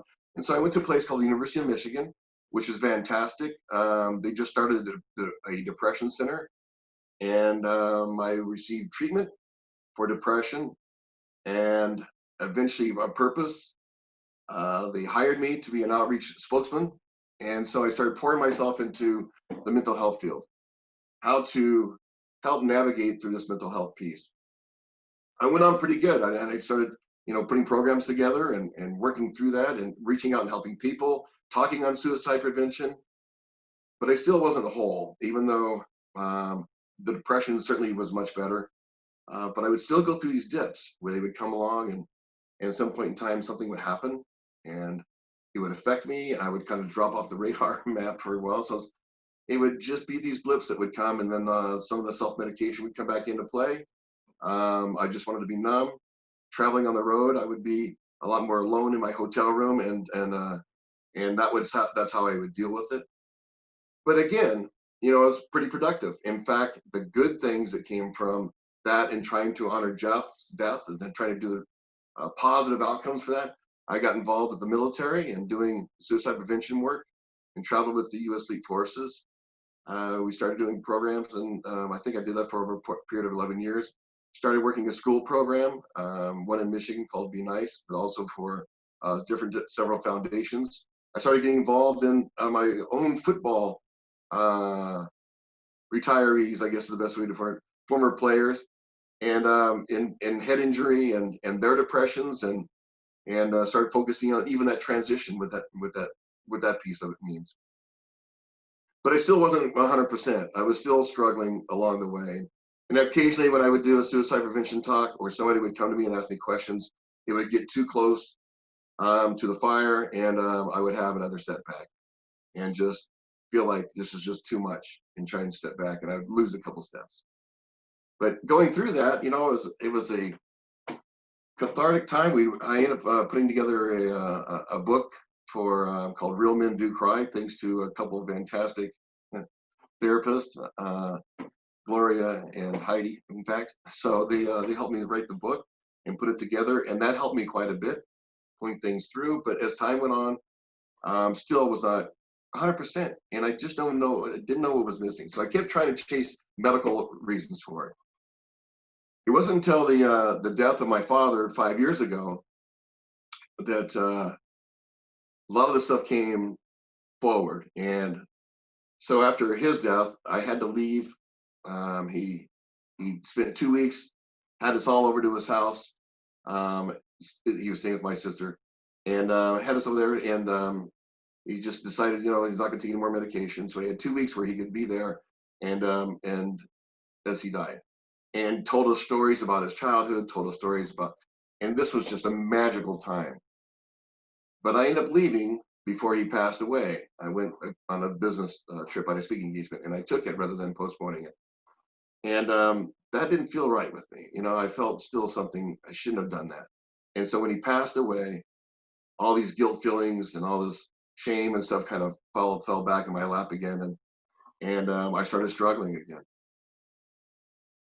Finally, after another incident, this was a couple years ago, another incident came up.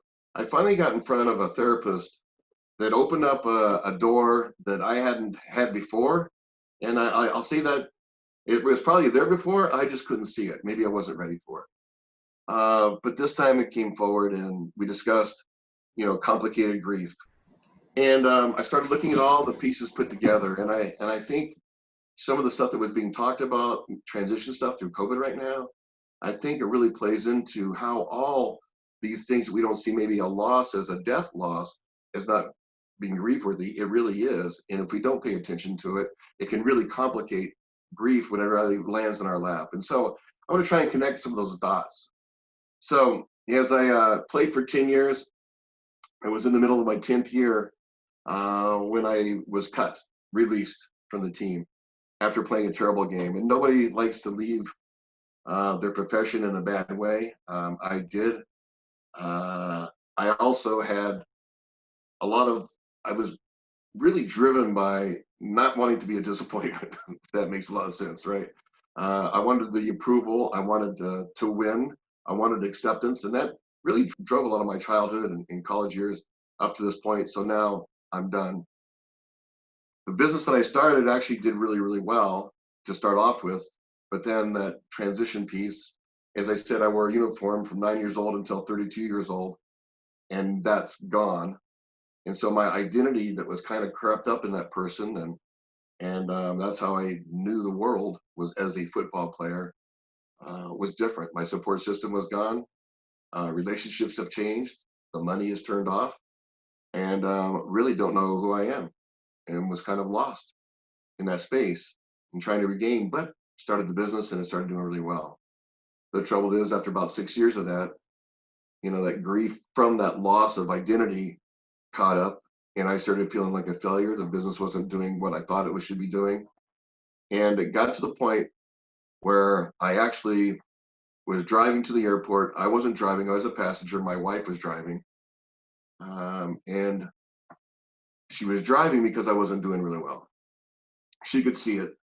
We got close to the airport, and I felt like I just couldn't go any further. And I jumped out of the car that was going 75 miles an hour. I wrote her a little quick note saying, "I'm sorry, I love you," and I handed it to her, and I jumped. I survived the freeway incident. I didn't get hit by a car. They swerved. They didn't hit me, but at 75 miles an hour, I was pretty messed up. And I woke up in the hospital and woke up and in a few days, my parents had already gotten there from from California to Michigan. And every opportunity to reach out and do help and ask for help at that time didn't happen. In fact, I refused it. Stigma was part of the play in that, but also I was still stuck in that idea that I don't want to be a disappointment. People are going to see me reaching out for help as a disappointment and as weak. And so I pushed off. So carrying that with me into Jeff's death, I had gone through divorce and Jeff was going back and forth between my ex-wife and myself. He was living with us the time that he died. And that failure sense set in, and that shame and the guilt and all that rode along with it. And so trying to recover from that was a very difficult thing to do. And in fact, I don't know that, as I said, I don't know I fully recovered from that. But not until I tied it until the point where with my father, when he died, then I felt like I was never the son that I should have been. So I got both ends of those spectrums where one, I felt like I wasn't the father like my father was. And now when my father died, I feel like I wasn't the son that I should have been, for him, because I left before he passed away. And all that stuff just came barreling down on me. I did, like I said, found the therapist and it worked quite well and finding my way through it. That complicated grief from tied into your own self-doubts or your own trauma, your own transition can really affect the way that a loss happens to you and how you perceive yourself and how that healing process happens. And I was unable to get through that piece because of that complicated grief. I kept replaying it in my head and I just wouldn't allow myself to accept, that I was human. And so going through those pieces, I've learned quite a bit now, and I've learned quite a bit along the way. One of the main things I'm really focused in on is transitional issues. And so as we talk in this COVID era, huge losses are going on. People are losing businesses. People are losing, their homes. People are losing their jobs. People are losing, who they thought they were going to be. They're losing their futures. And so there's a lot of loss in that. And I think we should really look at some of that transitional stuff just as a loss as we would someone else. Because if we don't have a chance to grieve with it or to adapt to it and to accept it, then it's going to affect us at some point in time when we have a loss that's a grieving loss, and it might complicate those issues. As far as after-death communication, that moment when I was sitting there having lunch, and that before feeling that hit me was so powerful. Then I look back on when he actually died, the moment he died, I was actually sitting at lunch, and I feel that he just passed through me. And so that's something I can take with me, because it was a feeling of expression like, you're going to be okay. Things are just wonderful. Things are good. And so beautiful, in fact. And so I have that with me, and that's something I can take with me now and really look at and put it together. Honoring Jeff and trying to do the work that I do has been a great piece for me as well. Getting involved, reaching out, helping others. But I also want to bring it back into mental health as well. Because if we're not careful, and this complicated grief can really take us away from what it means to be a mentally healthy person. First of all, just the avoidance practices that we take. If I don't want to feel pain or anxiety, then I will avoid it. And I can avoid it in many different ways. I can avoid it by being a workaholic and not talking with my family. I can avoid it by substance use and trying to be numb and not being part of the world. I can avoid it by being caught up in drama, and there's always got to be something going on in drama and chaos. I can avoid it by shutting down and isolating. So there's many ways that we can be unhealthy if we aren't able to feel the pain and take things head on. And so that's part of it. The mental health as well, has to do with what we can do. One of the biggest things I think that comes along with grief is the pain that's associated with it and not wanting to feel it. And so fear steps in. And if I fear something, the fight or flight kicks in an urgency it kicks in. So, I might fight something or avoid it. If I'm cornered, I might fight. If not, I'm probably going to run. But the thing is, if you don't know what to fight, there's nothing there to fight. You don't have a handle on it, you can't see it. But the only thing you can do is run. And so trying to stay in front of it, trying to outrun it, leads again to avoidance, trying to push it behind us and try not to deal with it. And again, that's not going through the grief process. There's also ways that we can deal with it. So just sitting in the fear for a moment and saying, it's okay. I can sit here. I can be in this. I've gone through this.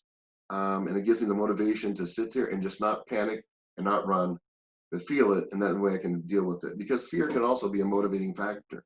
If I can face it and hold on to it and embrace it, then also motivates me to do things. So it might motivate me to reach out to someone and talk. It might motivate me to work with somebody in the foundation. It might motivate me to accomplish something that I wouldn't have accomplished before, but giving back and being open to those things. And so it can be motivational as well. The other things, as far as health goes, mental health, meditation, trying to sit, whether it's fear or just trying to sit in that and with your thoughts. Now, meditation one way is, where I can clear my mind and not have these intrusive thoughts bombard me because I can just let go of all thought. There's also mindfulness, all right, which is a little different. But mindfulness means I can be present and I can allow these thoughts to come to me and just ponder them. Where do they come from? What's their origin? And then, handle them and then let them go. Just being present in that moment, not worried about the future and not worried about the past. And so I can do that as well. There's another thing that's another gift that we can give ourselves, and that's visualization. That's finding a sanctuary. Now that sanctuary, can be up here. That means I can be anywhere. And if I feel really stressed out, right, and I just need to calm myself and I need to get away the chaos for a moment, I can actually sit and close my eyes and I can visualize.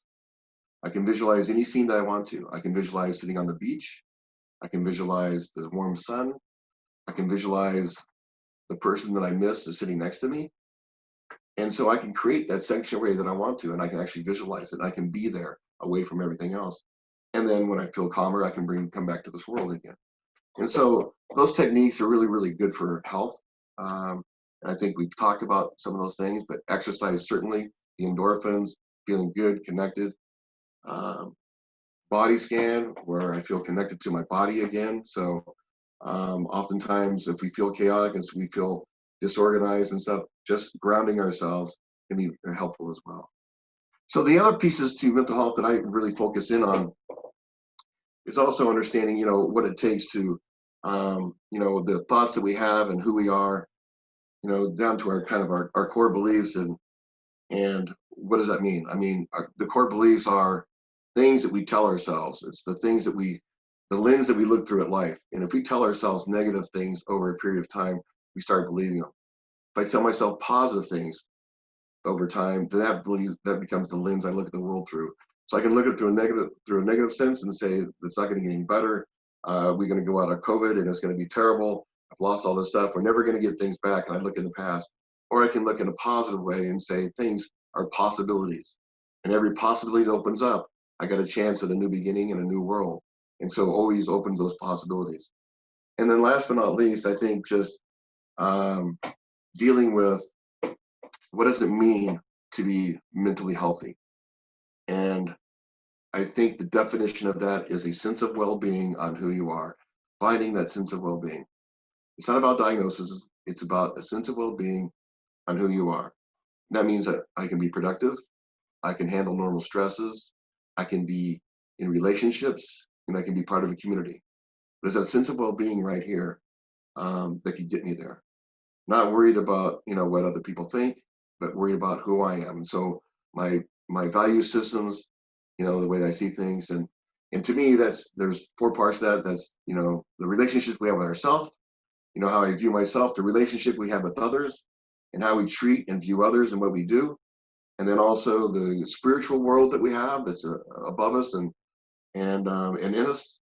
And then we also have, you know, the relationship with the physical world. We are here today in this COVID world right now. That's a reality, and we have to deal with that.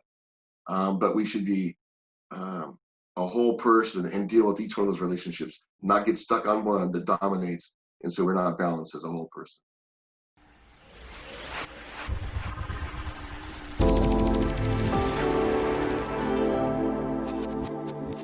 I'm Dr. Stephen Connor, Chief Executive of the Worldwide Hospice Palliative Care Alliance. The next panel we're doing is on dying alone effectively in a COVID world. We've seen a whole lot of suffering of isolated patients and families since the pandemic began, with a lot of implications for society, and for the physical and mental health and spiritual health of patients and families. We have with us, we're going to start with Professor Dale Larson, who's from Santa Clara University, who's written extensively on self-care issues and will help us by understanding a bit more about medically mandated separation and its effects on society. Dale, over to you. Thank you. As I'm trying to expand our vision for, you know, hope for the future. So we're not dying alone, and we're not all separated forever. And we can find a way to make some progress in the world. Because I think the COVID-19 pandemic has actually catapulted the rest of the world into the place where we've all been, this tribe has been for a long time, an awareness of mortality, the fragility of life, a sense of loss, and that this COVID pandemic has made everything kind of stop. And you know, one of my bereaved clients, a bereaved mother, said, you know, it's like the world has kind of become still, like I am inside trying to figure out what I'm going to do now, how I can go forward, how I can find hope. And I was reminded of the Michael Rennie and Sam Jaffe, The Day the Earth Stood Still movie, where Klaatu comes with his robot gourd and they say, you have to stop all your aggression now, or we're going to reduce the earth to a cinder. And it forces the entire planet to really think about what are we doing. And you know, I think that there's a way that we're really seeing the perils we collectively face. You know, we're together on the planet.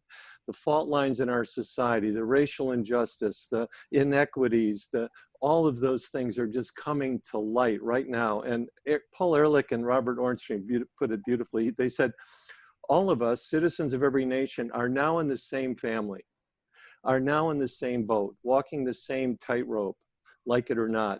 The worst problems of the human predicament are common to all of us, from climate disruption, loss of biodiversity, and poisoning of the environment to pandemics, gross economic inequities, and the threat of nuclear war.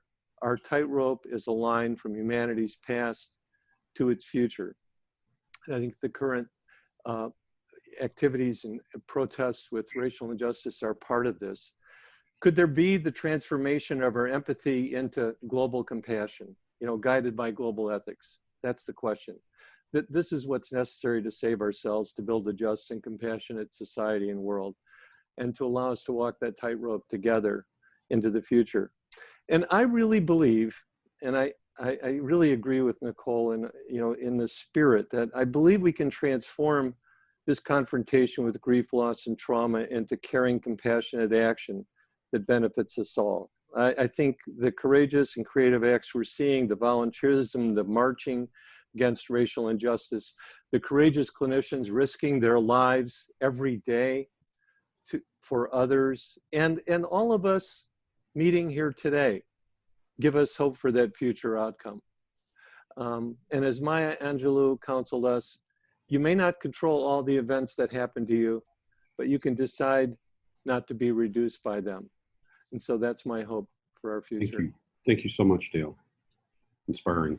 Susan Whitmore, founder and CEO of Grief Haven. Next, we'll be talking about post-traumatic stress. Today, I'm going to teach an exercise that is very powerful and that we use in our work at Grief Haven. I've taught this exercise all over the world, and it has to do with those looping traumatic thoughts that people continue to relive over and over again. In my work as a grief expert with Grief Haven, I've had the honor of working with hundreds of people all over the world who are grieving. And many of those people have lost loved ones where they weren't there. They weren't able to be there with them, you know, because of an accident or an unexpected illness. And with this pandemic today, we're seeing so much of this. People who are not able to actually be physically there with their loved ones. Either they're saying goodbye by cell phone, so they're dying without their loved ones, or they're standing behind a glass partition as their loved one dies without them. It's very tragic and very sad. But for those who are left behind, it's really difficult. And for a certain percentage of those people, what we see regularly is a form of post-traumatic stress, where it's either that they find themselves imagining what their loved one went through because they weren't there, or they actually experienced something as they watched their loved one die from a distance. So it's those traumatic moments that people ruminate over again and again, and they just keep reliving it and they can't stop it. So we refer to it as the loop. The loop where you start the thought and you end the thought and you start it again. It has a beginning and it has an end. It tends to be one full thought or experience. So what we want to do is we want to help people. And the way we do that is by interrupting the loop. So basically what we're doing is sending a message to the brain with this exercise that says, let's not go this way, let's go this way. Creating a new neural pathway away from this strengthening of this loop. So how do we do that? Several years ago, I worked with UCLA, where Dr. Mary Frances O'Connor was using functional MRIs to look into the grieving brain. And during that time, I came up with this exercise. I tweaked it a lot myself, and it is very powerful, and it helped me with my traumatic memories I had of watching my daughter die. And here's how it works.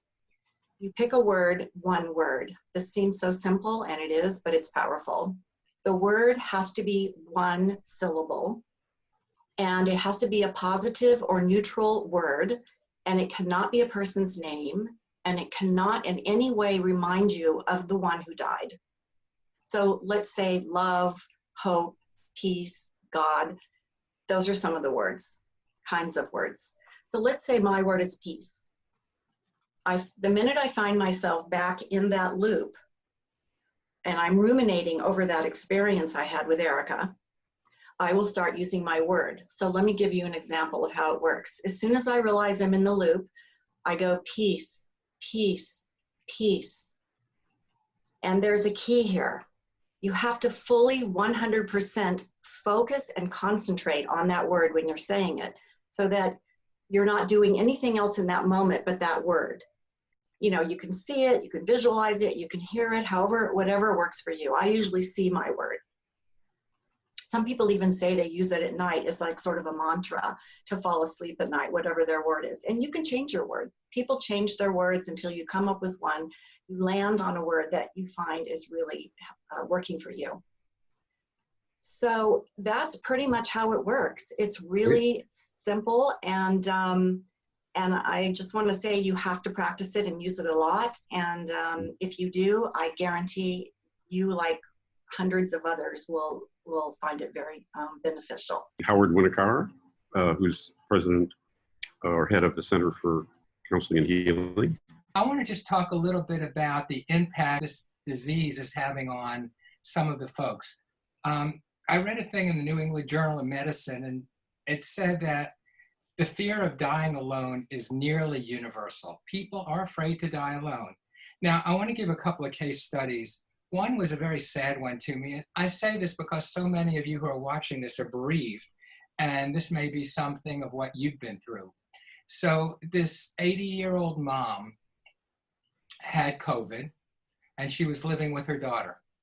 And they ended up calling 911, and EMTs came, and she walked with her mother to the ambulance. And as they were putting her mom in the ambulance, she said, she held her mom's hand and said, "Mom, I will be with you and walk with you through this whole experience." That was the last time she saw her mom. She really worked hard at the hospital to try to get in, but the hospital policy was very clear that they didn't allow people to experience that. So she couldn't do it. many of you have probably felt so angry and so disconnected at the system for not allowing you to be part of the dying of someone you love. There was another story that was really bothersome to me, and I don't know, there's so many people in the Latino community are being affected. And so this 43-year-old man who was here as an illegal had the virus, and he was afraid to go to the hospital to share the fact that he's here illegally. And so he ended up not going to the hospital, staying at the home, and dying. I think what's really hard is that people are so disenfranchised in this because the grief is going on. They're experiencing all this anger, all this frustration, and there isn't anything they can do with it. So my sense in terms of what to do for hope is, in your community, find someone that you trust. Hopefully someone who's trained, like Dale or myself. There are people all over the country, like Diane, all over the country and all over the world, Susan, who are trained to work with grief. Find someone that you can work with, and then give yourself permission to do the grief work you need to do. Our wrap-up speaker is Diane Gray, who's president of Hospice and Healthcare Communications and a communications expert with lived experience. Go ahead, Diane, it's over to you. Hi, thanks for having me. I'm gonna just recap quickly. You know, Dale, I think you brought up the fact that there was, you know, this very special time in history has reminded us of an awareness of our own mortality. And Susan, I loved your exercise, by the way, and I think it was really helpful about choosing one word. I used the word peace also. Her exercise was spot on. And Howard, I think you brought up a good point to find someone that you trust. And I'd like to sort of talk to us about the context of all of this is about dying alone. That was our topic. And for me, because I do work with the Elizabeth Kubler-Ross Foundation, but as well work with all kinds of people and have done the training that goes with it, I want to ask people to stretch their minds and their hearts to this concept of the fact that as the soul really comes from the womb out into the light of day, okay? As well, when we're having a lived experience, the soul lives and goes towards, for many, though not all, the light of the next life. The reason I bring that up is whether you are looking for a scientific response that's available from the University of Virginia Paranormal Studies, or you look towards the spiritual aspect, there's much reference to the fact that people are met on the other side by their beloved. Now, whether you believe that or not, it's hard to sort of disprove what other people share as their NDE experiences, which is they were met by others on the other side and they came back, as you heard in Evan Alexander's talk earlier today. So I think it's also important to ask of ourselves and ask of others in this time of COVID, where we're just distraught because it seems that people are dying alone. I think it would behoove us to ask ourselves if that's really the truth. And if that's really the case. Is it that we don't get to be there with them that is where the rubber meets the road? Or is it really truly that people are dying alone?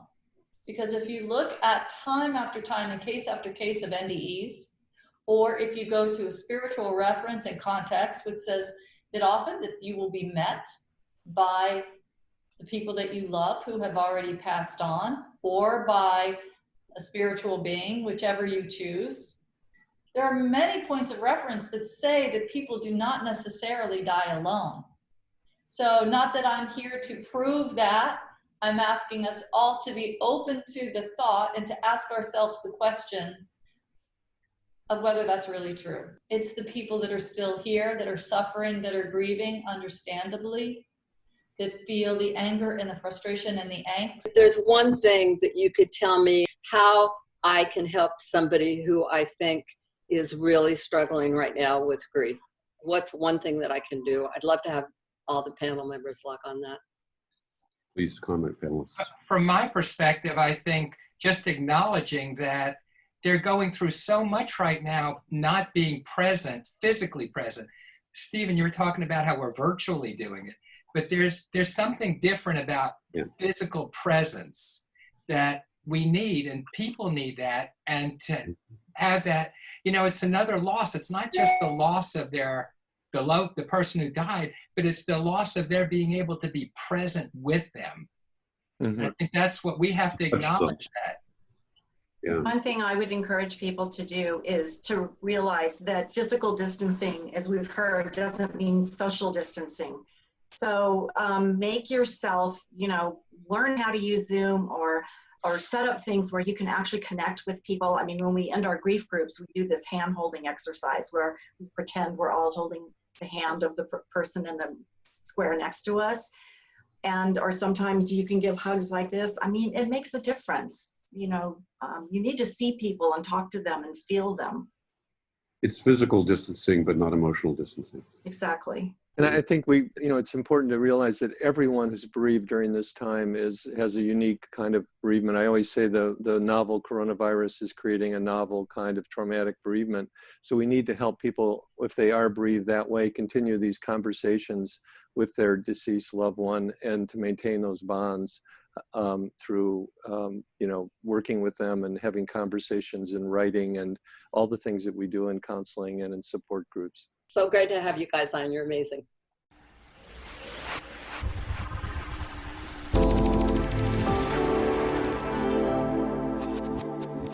Donna has had a huge impact on the way that I work with children, and I do teach a child psych class at Columbia in the School of Social Work, and I refer everybody to the Dougie Center. I show her video as one of the main videos in my class on traumatic loss during childhood. She is one of the most amazing people in working with children in the world. She was the executive director for the Dougie Center for 25 years and still works there. She also works with the FBI and does a lot of things in the courtroom as an expert witness for children. She was on the board of the Compassionate Friends for 3 years. She has served on a lot of boards. ADAC, she started the National Alliance for Grieving Children. She is an absolute leader in the field. She has spoken at many, many conferences. She has written many, many articles about children and grief. If you need to know anything about children and grief, please go to the Dougie Center because the references and the information they have is absolutely second to none. And she has trained people all over the world on how to recreate bereavement centers that work with children. She is a bereaved sibling to her sister Lynn.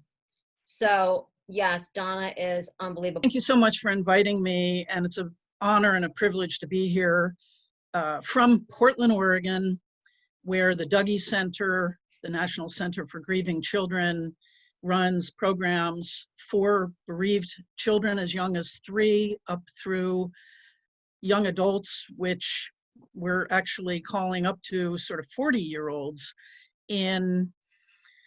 Prior to COVID, 70 different ongoing peer support groups, along with all of the adults who accompany those children, parents, grandparents, sometimes an aunt or uncle, over 550 children every month and about 400 of the adults in their lives.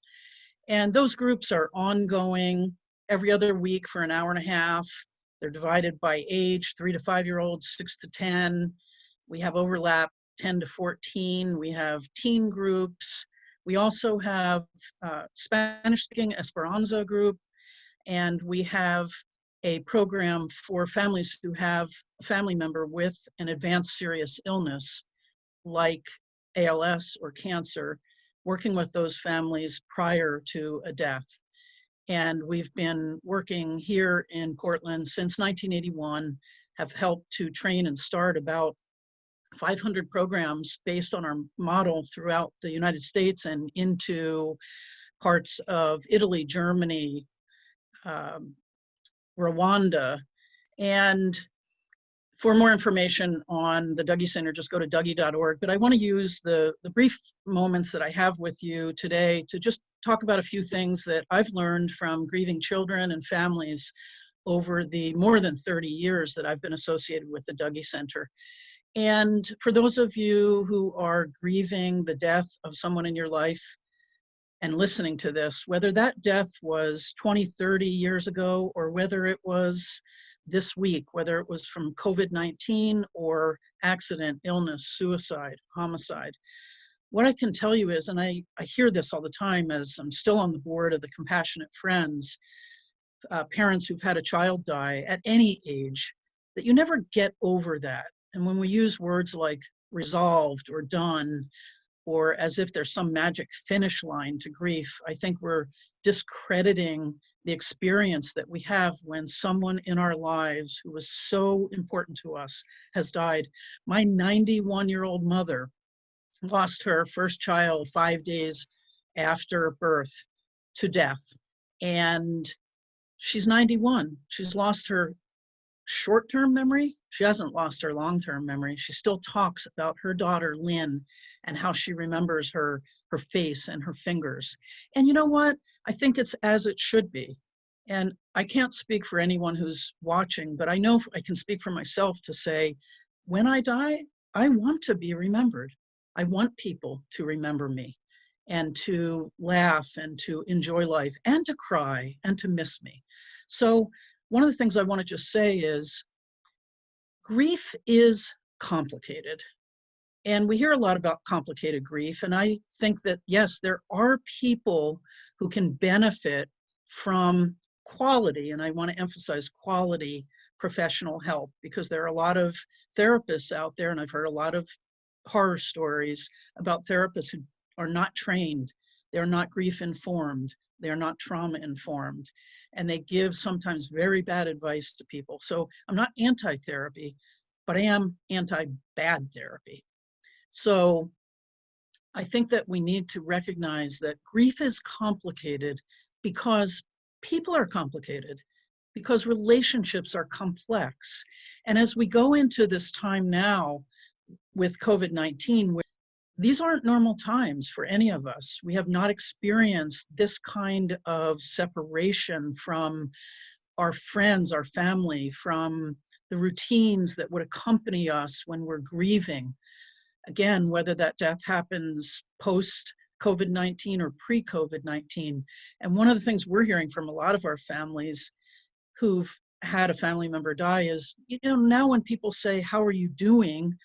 What they mean is, how are you doing since COVID started? Not so much, how are you doing since your dad died, since your sister died, since your brother died? And in some ways, in a lot of ways, they're expressing that they feel like their grief has been diminished by the fact that we're all grieving losses, not just deaths, but losses of life as we knew it.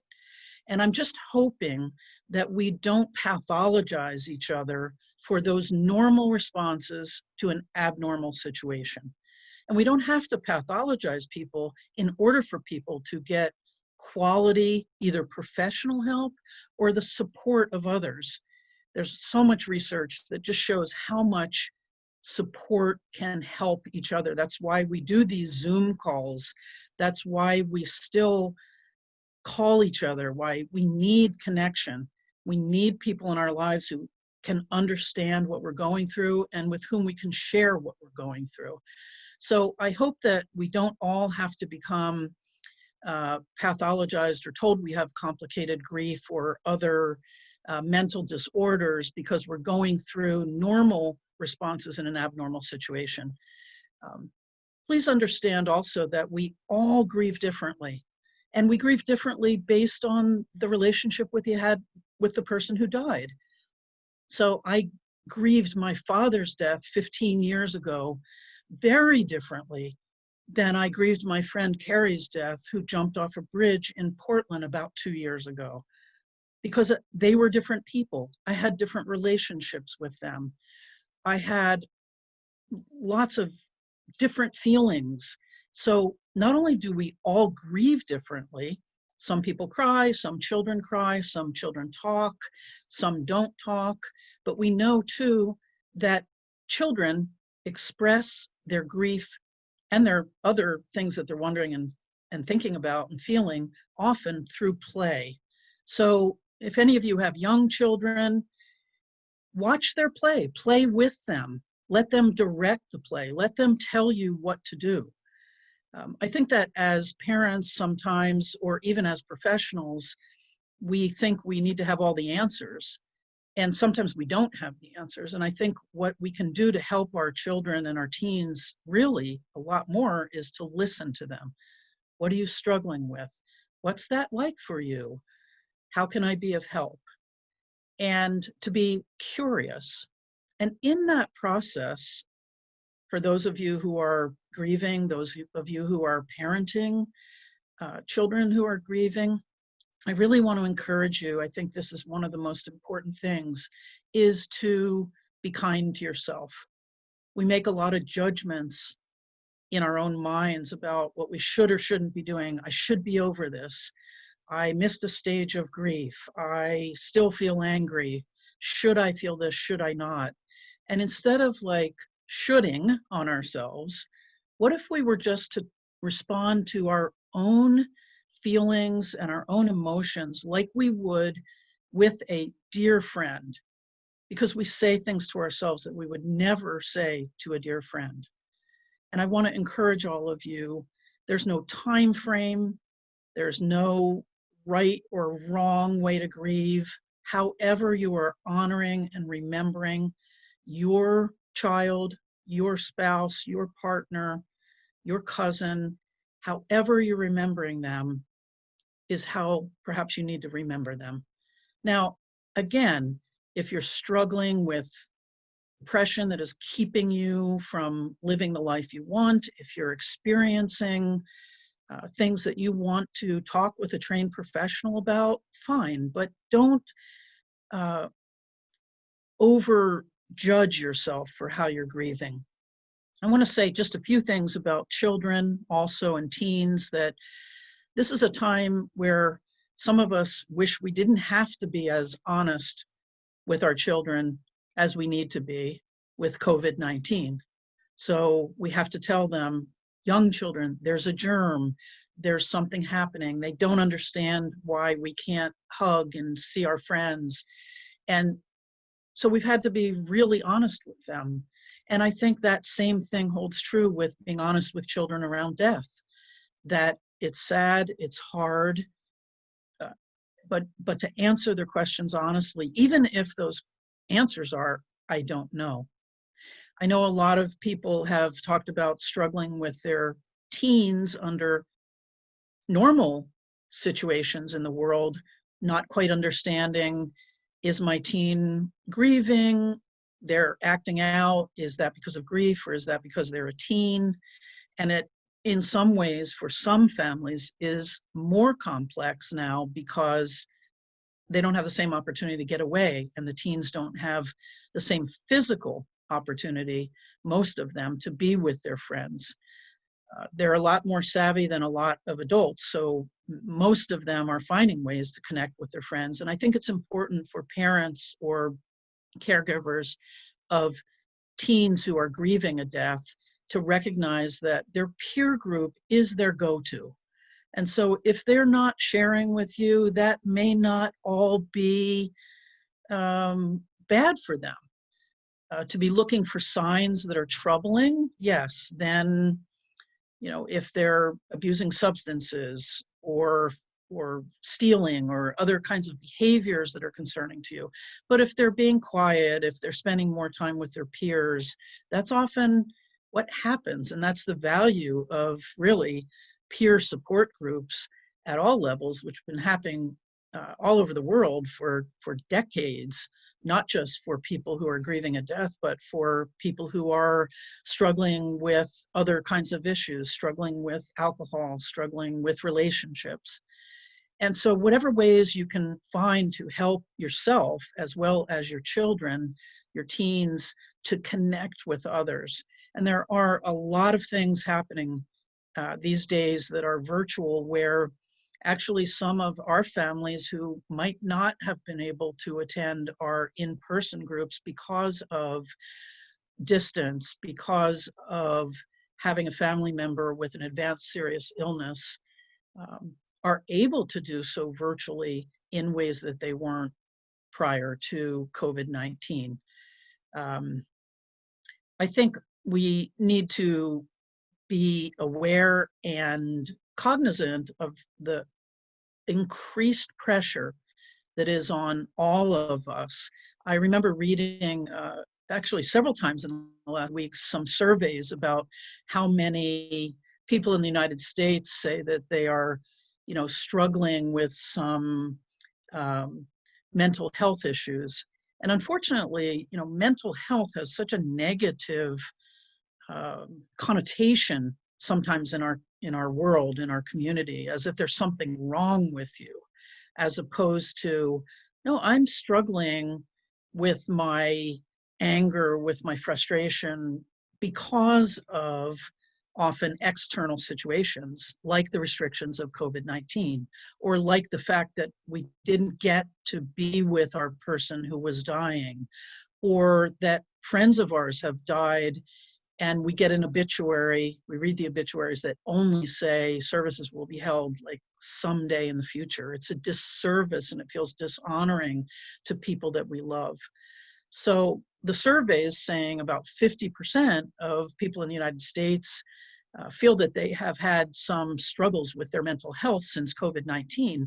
And I'm sorry, I just can't help but wonder what's wrong with the other 50%. It's like, how could you be in this and not have some struggles? So while there definitely can be positives that come out of this, I'm hoping that the combination of recognizing how much our connection means, so when we get to reconnect, it'll mean more, with the emphasis on social justice, the Black Lives Matter movement, that we will become more caring, more compassionate with each other. That may be a positive outcome of all of this. I certainly hope so. But it doesn't mean it doesn't still kind of feel bad in the meantime. So all those range of emotion and expression, for those of us who are not currently grieving the death of someone, all of those are heightened and deepened and even more intense when someone in our lives has died, or we're even more aware of their loss in our daily lives. And again, whether that death was 30 years ago, 3 years ago, 3 days ago, the time doesn't matter. The people that we love and we care about will be a part of us until our last breaths. I want to thank you again for this opportunity, and just a few resources that are available if anyone is listening that is interested in knowing if there is a grief program for children and families, teens and families in their area. There are many across the United States and into other countries. You can look on our website at dougy.org, DOUGY.org. We have a listing by state or country of the programs, both that we have helped to train, programs we've helped to train, have trained, or other programs that are not our model, but which we have listed there. And I also want to mention we have many downloadable free resources. We have tip sheets for those in education, for parents, for clinicians. They're downloadable, they're free. We have a podcast, Grief Out Loud, with many different topics related to lived experience. And those, again, are available at help@dougy.org.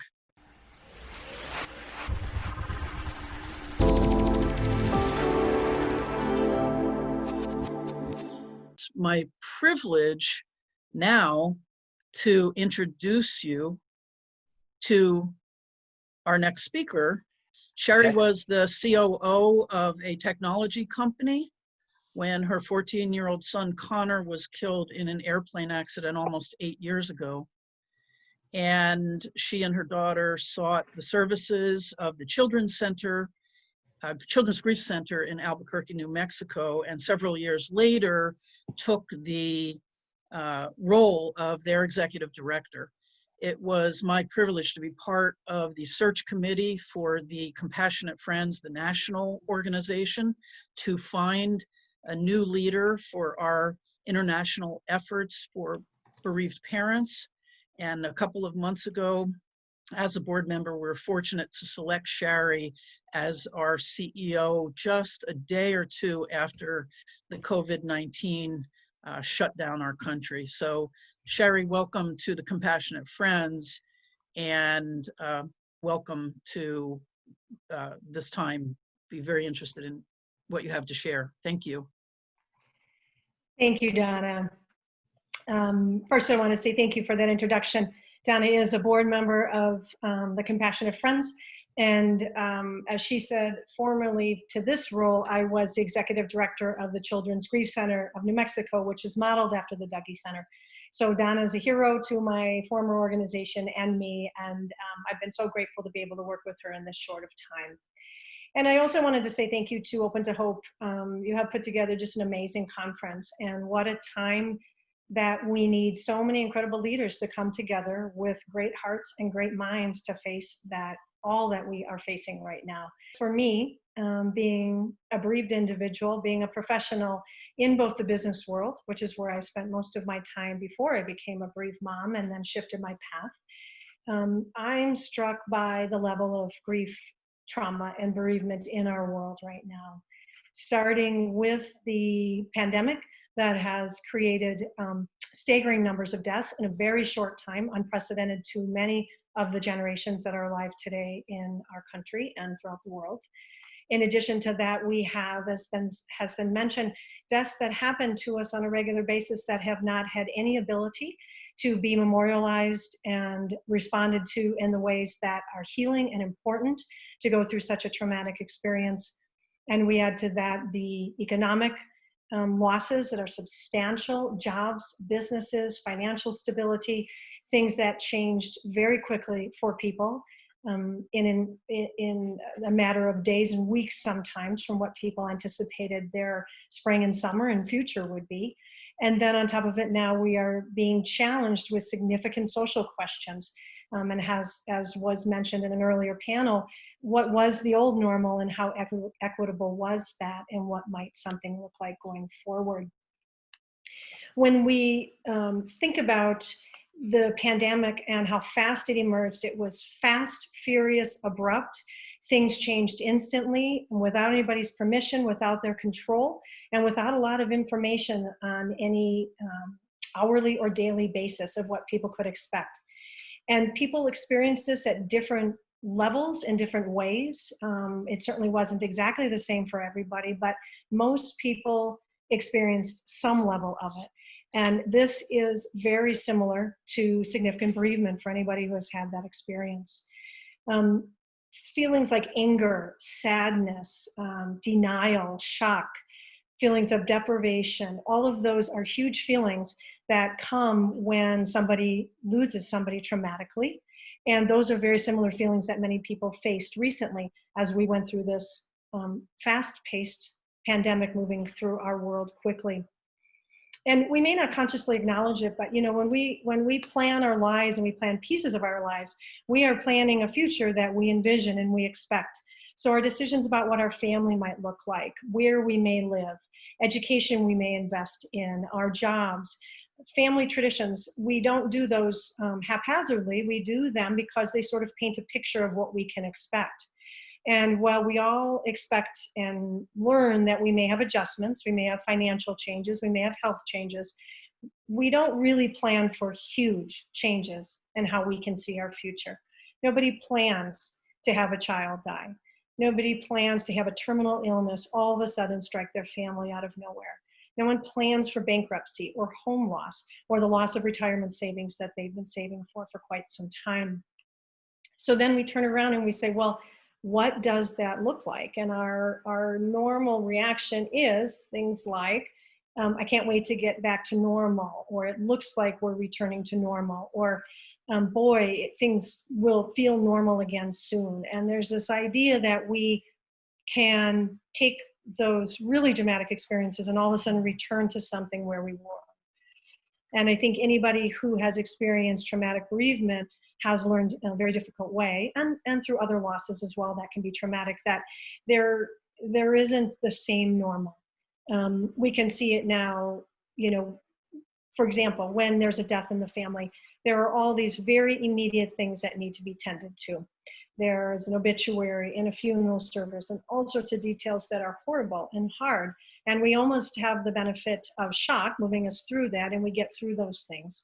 We find ourselves a few months down the road, and we can feel like that was the hard part. That was the really traumatic, rough stage. And what's difficult is to learn that there's more stages past that, that there are harder questions in addition to that, which is what we're seeing now today as well. We're, I believe, just in the beginning stages of this, and there's a lot for us to reckon with. And so this idea of where do we go from here with a future that isn't what we expected, isn't what we planned, and often isn't what we want, is a key question that we need to answer. A quote that I love from Joseph Campbell is, "We must be willing to let go of the life we planned so as to have the life that is waiting for us, even if we didn't choose that life."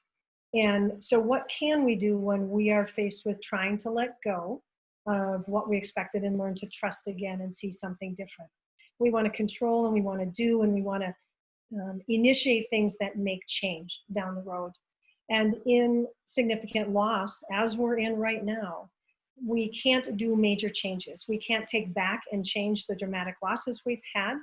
So how do we see smaller steps of things that might create a different way of seeing where we're going?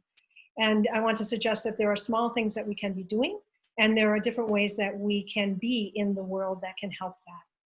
Probably one of the most significant steps we can do or take when we're seeing a changed future is to help or volunteer. And, you know, it can be a really hard thing when someone has lost something significant. I remember this, and someone says to you, well, it'll help you if you go help someone else. Because really at that point in time, it just might feel like, I don't even have the energy to move off my couch. I don't know how I could help someone else. But help can come in very small ways and very small steps, and it can create great strides for where we're going.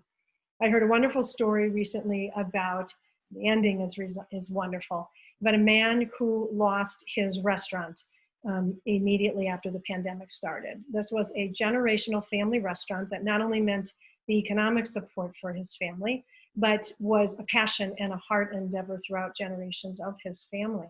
And when the pandemic struck so quickly, it wasn't something that could be saved.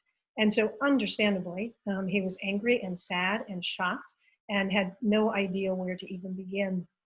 And he was outside one day, ready to bring in the garbage cans, and he saw that when the garbage trucks had come through, they had strewn garbage all over the place. Maybe it was a windy day, but there was garbage all over, which just made him angrier. And so he just made a decision that he was going to go get a garbage can, and he picked up each piece off the road and started walking down the road, muttering as he went, trying to clean up the place so it didn't look so bad. And as he wandered a ways down the road, he found a yard where there were lots of newspapers strewn all over the place that hadn't been picked up. And he thought, you know, I think I will see if I can help take those to the person who lives there. And when he took him up to the door, he met a very elderly woman who was not able to go outside. She was at high risk. She was very scared, and she wasn't able to go outside. And so she was very grateful that he brought her papers. And he made a mental note that each day when he went to get his newspaper, he'd take it to her.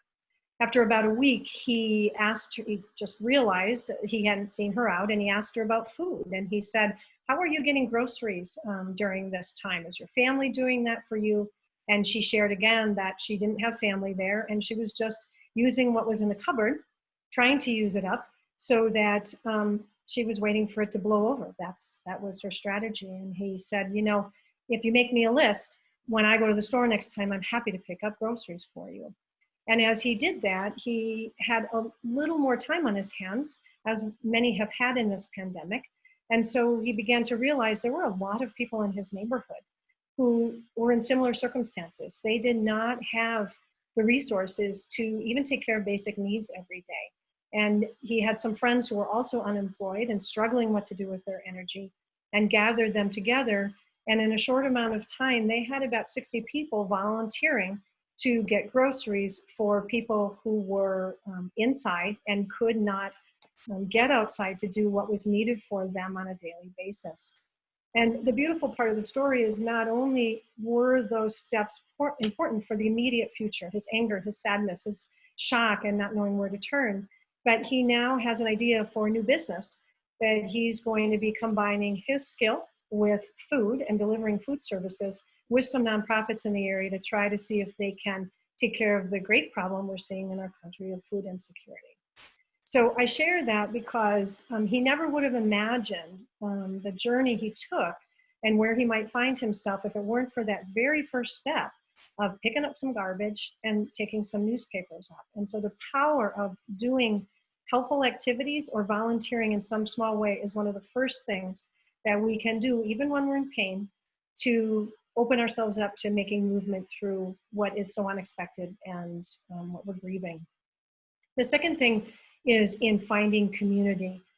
At the Compassionate Friends, we are a community of people who have all lost child, sibling, or grandchild, and people who have had that very, very painful and traumatic journey before and have journeyed through that, reach back to help new people who are experiencing that now. Donna mentioned my involvement with the Children's Grief Center. I also used services very early on of the Compassionate Friends, and then became involved in the organization with some national conference in different levels, and it was a lifesaver to have other people to be in community with during such a profoundly painful time.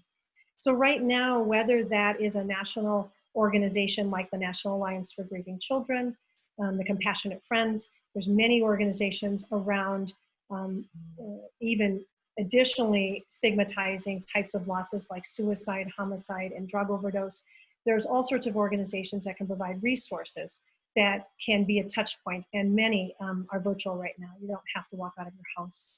On a more local level, there are fraternal organizations like Rotary or Kiwanis, neighborhood associations, church associations. Anytime that you are in this moment of great loss and need to find a way to take a step forward toward hope, having some connection and having some community is really, really an important second step. A third one I want to mention is gratitude. And that's another one that can sound a little tough when you first hear it, especially when you are experiencing really significant loss. But I have found gratitude to be one of the practices most significant to moving forward through some of the toughest pain we can feel. Because even in the midst of all that pain, we do have ways to find moments of gratitude. And for example, right now, I do a gratitude practice every day before I get out of bed, before I pick up my phone and let the outside world in. It's very simple. I try to think of at least 5 things in the last 24 hours that I'm grateful for. And they can be large, they can be small, they can be the butterfly that crossed in front of my path as I was walking the other day. It can be the smell of a bloom in the midst of a really hard day. It can be so many things. It can be a great time that you had virtually on Zoom for, Mother's Day or Father's Day or whatever day might be special, an anniversary or so on. But people do gratitude practices through writing, sometimes through thinking, sometimes through sharing with someone. But a daily practice of gratitude helps shift our perspective from all that we are understandably and rightfully grieving to what is left for us and what kinds of things provide that hope that we're looking for. There's also some ways that we can, what I call, be in the world in a different way, which can feel a little hard and counterintuitive sometimes, since we're, especially in the Western world here, really doers. We always want to do and fix and do something larger. But this time has taught many people that being still is really helpful to understanding more about the world we're in. And in grief and loss of whatever kind to whatever level, having more time to be still allows things to come inside of us that we might not have previously experienced. Nature, adding nature to that is one of the most wonderful ways to do it. I'm always love the visual of the hummingbird You know, hummingbirds hover. As people, we don't hover all that often. We are moving and doing, which means our minds are always busy and our hearts are always busy and our wisdom and spirits are busy.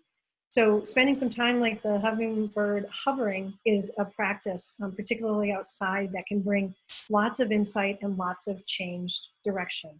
The gentleman I mentioned who is starting a new business, part of the reason he was able to come to that is because he was more still and he thought about the things that were around him even when they were painful.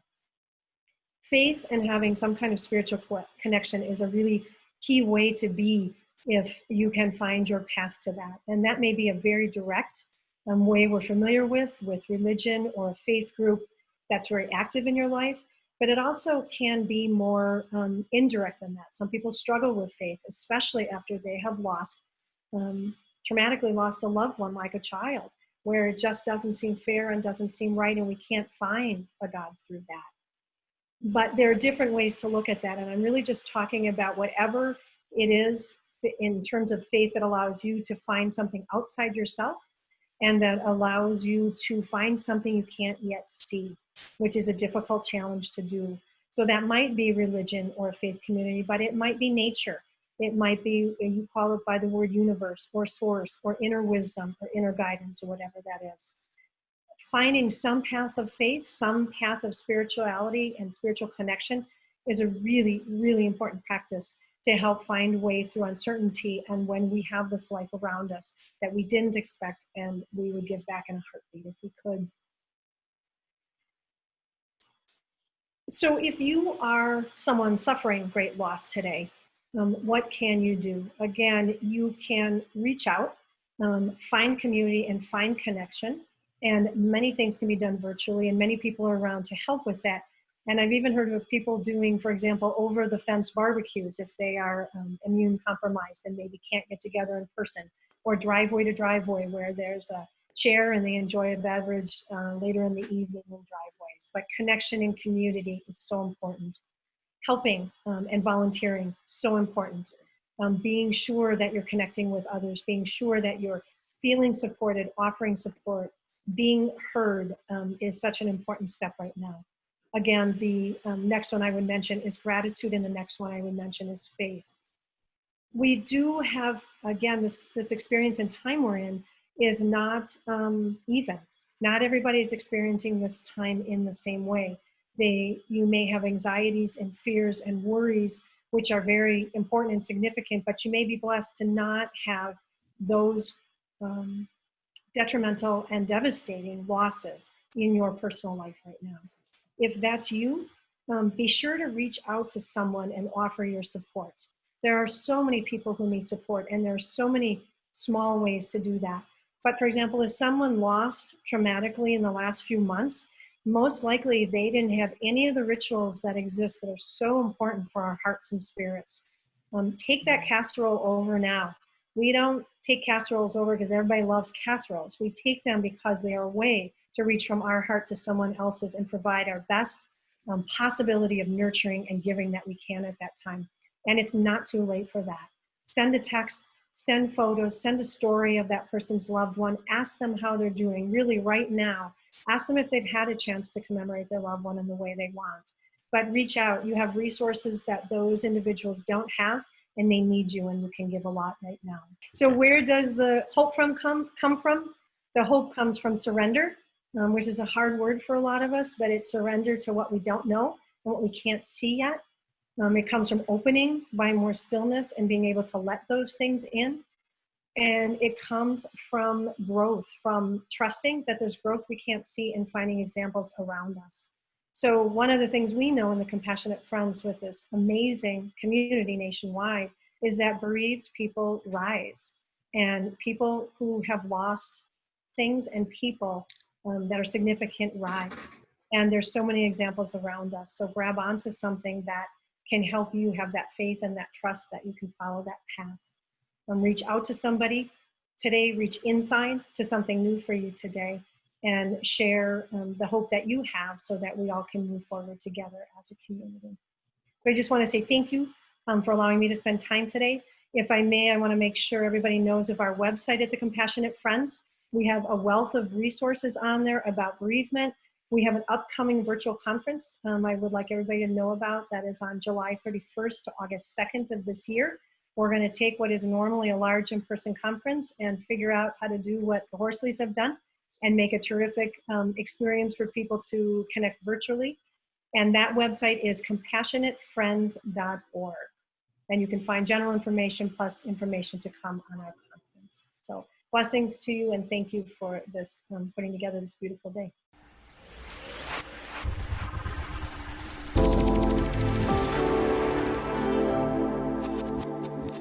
I have the distinct honor of introducing Dr. Eben Alexander. He was an academic, a neurosurgeon for more than 25 years, and he then became a writer. He's the author of the #1 bestseller, Proof of Heaven, and he is going to be speaking today on finding heaven in hardship. Please welcome Dr. Alexander. Great to see you. Thank you. Thank you so much, Neil. It's great to be here. What I'd like to do now is kind of bring things together a bit in terms of not only my spiritual experience, of course, Proof of Heaven, it was my kind of public declaration of that, but also share a lot of kind of the journey since then, the 12 years, and my collaboration with many scientists around the world in trying to understand all this. And it really is all about consciousness. Now, it turns out that we're living in a very, very challenging time. I mean, the COVID pandemic is the most kind of globally threatening health issue we've had in more than a century on this planet. And of course, the economic cataclysm that was related to that in terms of shutting down of the economy has led to the kind of devastation of our economic systems that we really haven't seen in almost a century, going back to the Great Depression. And then, of course, on top of that, we have all the recent action, certainly in the United States, about George Floyd and police action and how we need to clean up our law enforcement and things like that. But all of it is a tremendous challenge. And people, I believe, in this day and age are really stressed to the max in terms of trying to realize why in the world is this happening? How does it relate to my journey as a soul? What can I do to help? And how can I survive this and, in fact, thrive in it? And what I'd like to do is make the case that the hardships, in many ways, are gifts, and that I believe that these current challenges to our society will actually end up making us far better, stronger, more connected.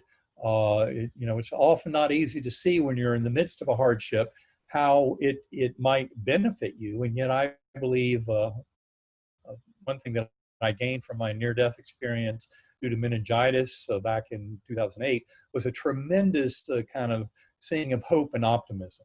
And in fact, it turns out that the entire reason that I started talking about my experience is directly related to families who have lost children. That was the original impetus, and it was because people in my community in Lynchburg, Virginia, who had lost children, friends of ours, realized that in talking to me about my experience and hearing more about it, that it was very helpful to them at realizing how the modern scientific world is absolutely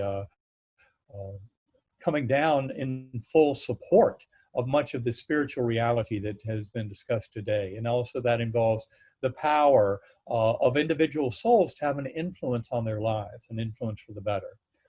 In Proof of Heaven, I told the story of my meningitis. It was a severe case of gram-negative bacterial meningitis. And for many people, it's been beneficial that there was recently a case report about my illness that takes us far beyond the picture I portrayed in Proof of Heaven, to really expanding on this severity of my illness, how I should have had no experience whatsoever, and yet I had one of the most robust, ultra-real, beautiful, memorable, and life-changing experiences that I've ever had. In fact, it was the all-time winner for me. And it's really in coming back from that journey and my 12 years of experience since then that has involved a lot of work with the scientific community to help get to the core of all of this and a deeper understanding of it. And what comes from all that is a tremendous lesson for all of us about eternity of soul, about our interconnectedness, about the power of love. Now, that case report is accessible to anybody who wants to look at it at uvadops.org. That's the University of Virginia Division of Perceptual Studies.org, and I can highly recommend their website as a profound scientific source of the reality of non-local consciousness and kind of the reality of the soul when you get right down to it.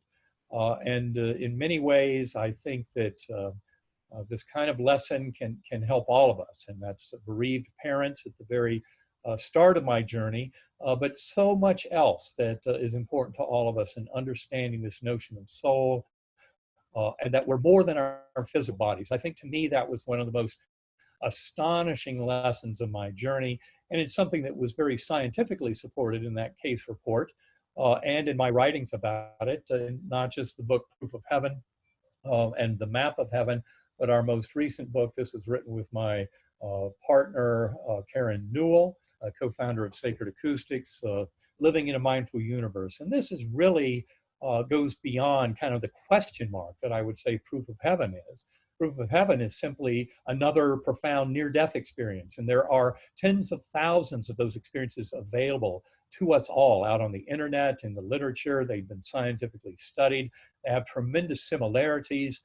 They really show us something very deep about the human soul and about our existence. And it's really that scientific truth that I'm trying to get out to this world, because we've had 5,000 years for the model, or more, for the model of various seekers and mystics, prophets, to have profound experiences showing them the much bigger universe than the little physical universe that so many of us think is all there is.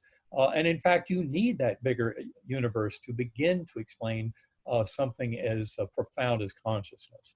And that is where I think near-death experiences are the tip of the spear.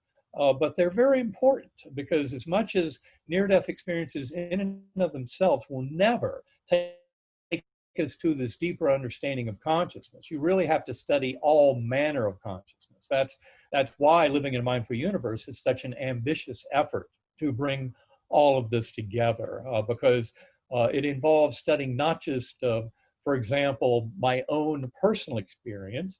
And again, there are many similar experiences out there, and I love that literature. Not only that, but I get the great gift as having gone public with my story back in with Proof of Heaven in the year 2012, is I then have given talks to more than 140,000 people around the world.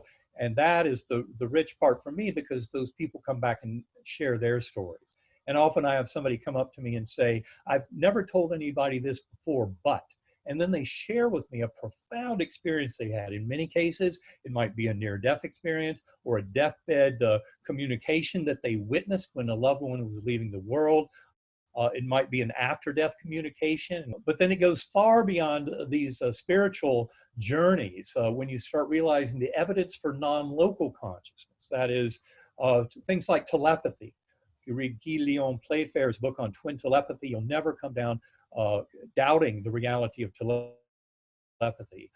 Precognition, the fact that we can know the future before it occurs. The work of Daryl Bem, this is all really strange and astonishing work that pretty much takes our materialist model, which is kind of what the scientific community conventionally has offered us to explain things, and realize it doesn't explain this world we live in.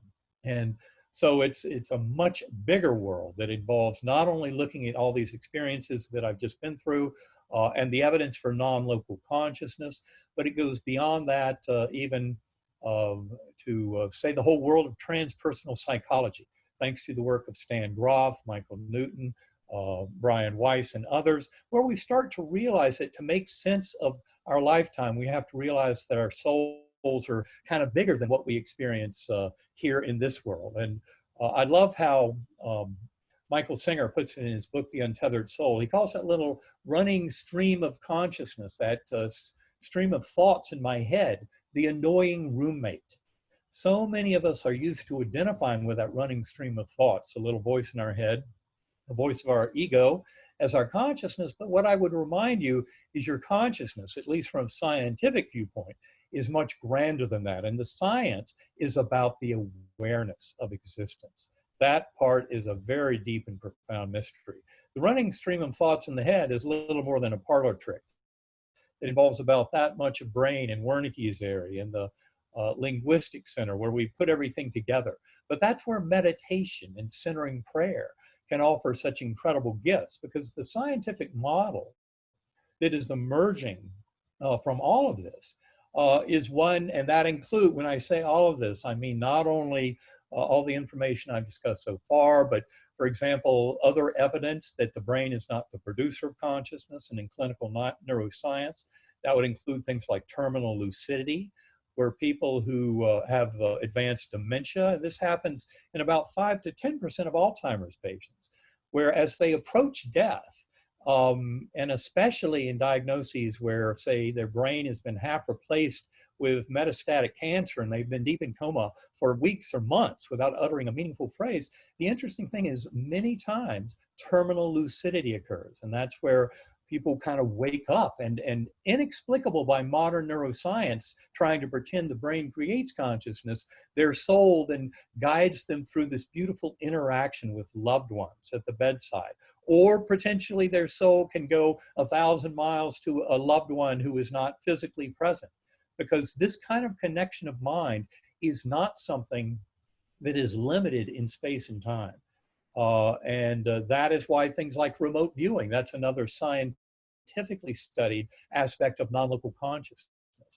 But the science of all this is leading us into profound territory, and that also includes quantum physics. And I'm not going to get into the profound details of why quantum physics is important, but in fact, the deep mystery surrounding quantum physics is one of the absolute keys to the primacy of consciousness. And that is where the modern scientific discussion is taking us today. And this is good news for all of us, because that conventional kind of materialist science model of birth to death and nothing more, the brain creates consciousness out of physical matter, there's nothing more to this universe, luckily that is not a complete story.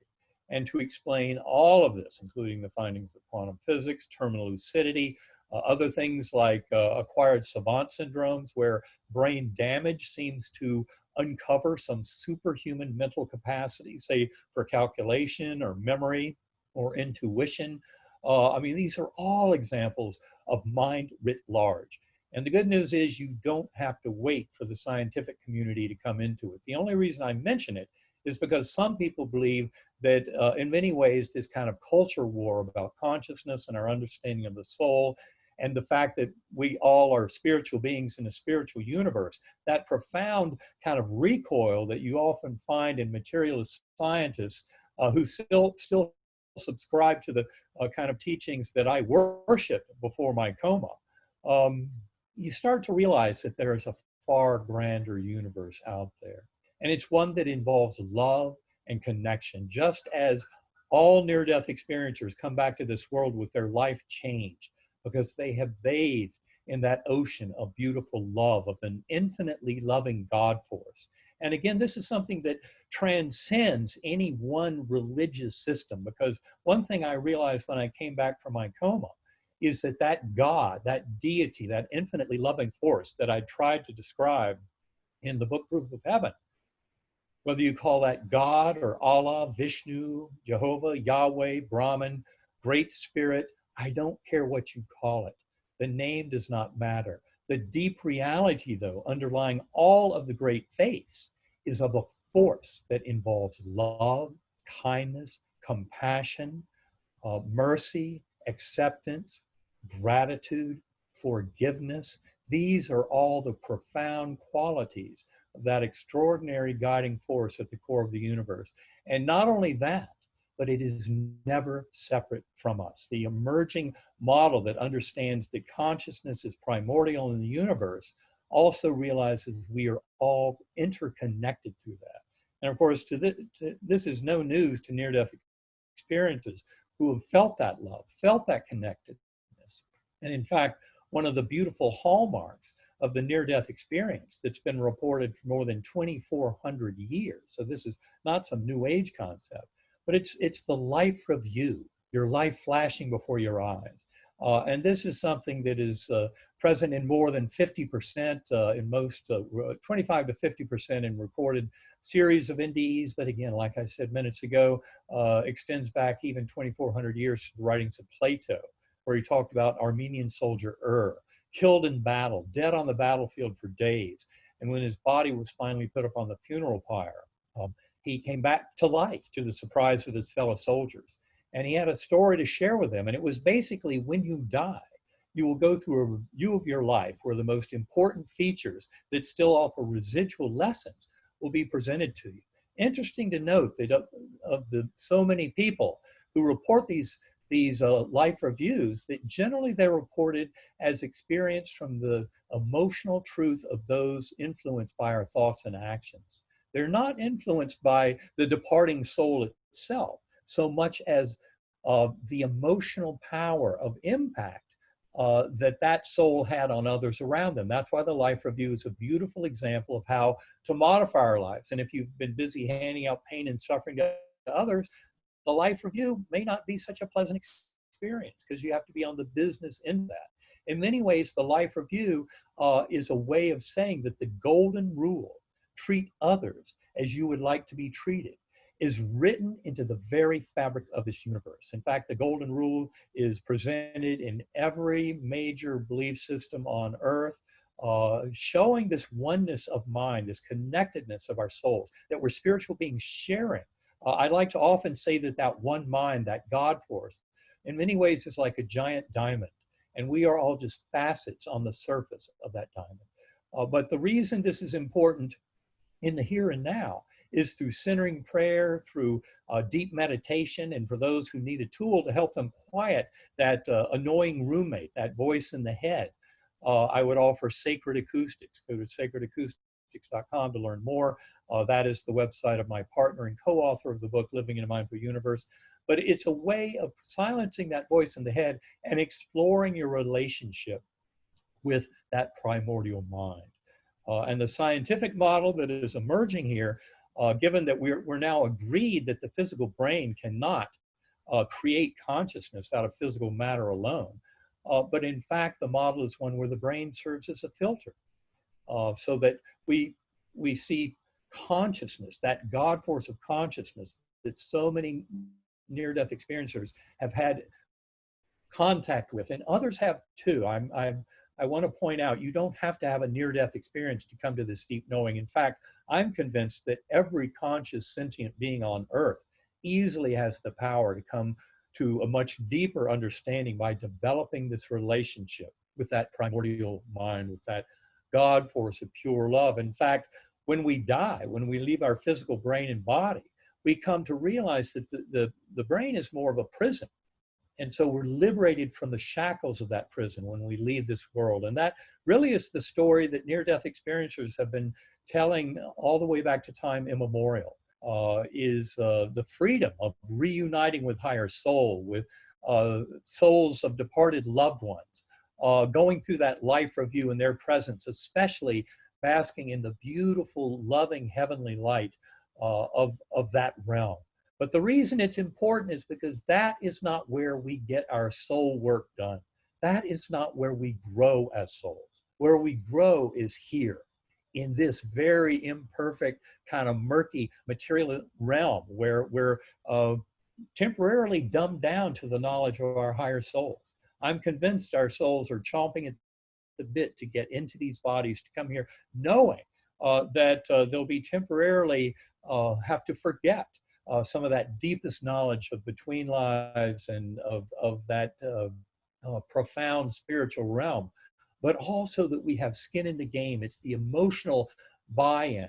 And I've come to realize through my journey, especially, that things like hardness, hardship, illness, and injury, in many ways, these are the stepping stones. These are the mileposts that can measure our growth.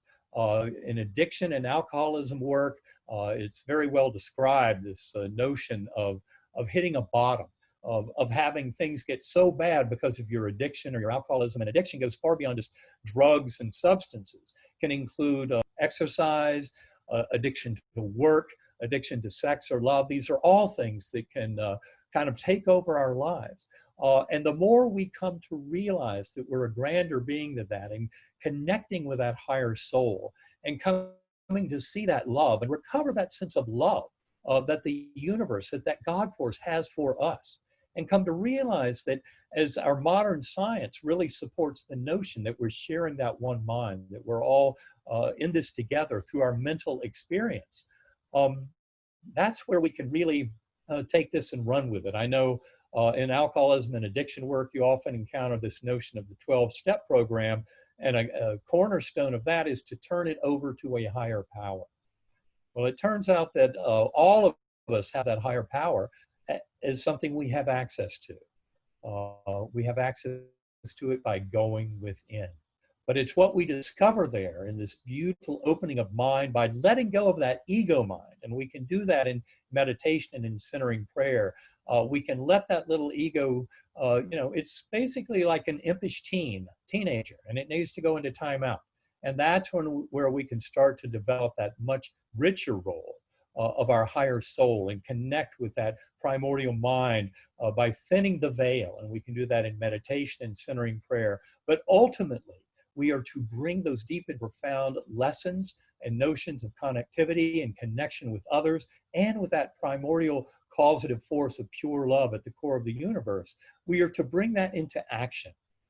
And that's why the challenges we find today, the COVID pandemic, the economic cataclysm, is a clarion call to all of us to start recovering that beautiful sense of connection with that God force at the core of the universe, to realize that we can trust in this universe, that we will be taken care of, that we have nothing to fear. That was the most central and beautiful lesson of Proof of Heaven. That's what I brought back, as those who've read that book will realize I received that message deep in my journey at a time when my brain was far too disabled to allow any kind of conscious awareness, but that's why the experience was so ultra real, something I will remember in great detail to my final days living on this planet. But all of that is a beautiful lesson we can share about our being spiritual beings in a spiritual universe with tremendous purpose. And that purpose has to do with sharing that love. First of all, recovering that love that the universe has for us, that this God force is our birthright as spiritual beings in this universe. And that we can come to see that many of these hardships are beautiful gifts that allow us to grow, to strengthen. But remember, none of us ever does it alone. This is all about relationships and connection. And that's a connection that goes far beyond the death of a physical body. In many ways, I've come to see how souls of departed loved ones that I know, and this includes many acquaintances I've had of spiritual teachers in this life who have left the physical plane, in many ways contribute even more from that other side. And the more every one of us come to awaken to this, come to harvest our relationships with loved ones who have left the physical plane, open our minds to the reality of those ongoing connections, we can start to harvest those lessons, bring them back to this world. And remember, our soul has no sex, our soul has no skin color, our soul is equal to all other souls, and we're truly all in this together. The best way to manifest that love for yourself and that connection with the universe with a profound meaning and purpose is to share that love and serve as a conduit in loving and caring for others. And so with that, what I would like to do is wish you all my very best, my hopes for your growth and strengthening through the hardships presented through the current challenges of the COVID pandemic and the economic cataclysm. But never forget that you are deeply loved and cherished forever. You will be taken care of. You have nothing to fear. Thank you so much.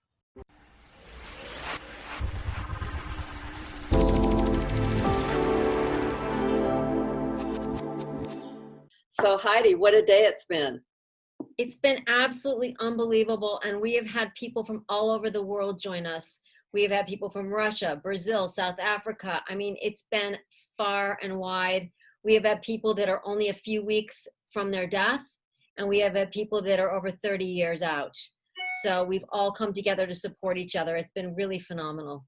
And it's been amazing, all the professional people that have been willing to join us in 25 breakout sessions. And it's just been an incredible event. And, you know, we wanted to give a voice to grief and recovery, and everyone has certainly done that. I mean, we did it, we all did it together, and what a fabulous thing it is. And I just, you know, Ken Drux kicked off the day with his honorings. I love that, talking about things that you can do, remembering your loved ones, saying their name. I loved it when we all said their name, and maybe we can do that today while we do the candle lighting, which will be absolutely fantastic. And I like that too, Mom, and reminding us that we are broken and made whole at the same time.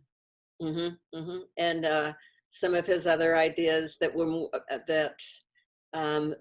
there's something we can do in their name. And I know so many people who have been participating in this and that are online do so much in their loved one's name.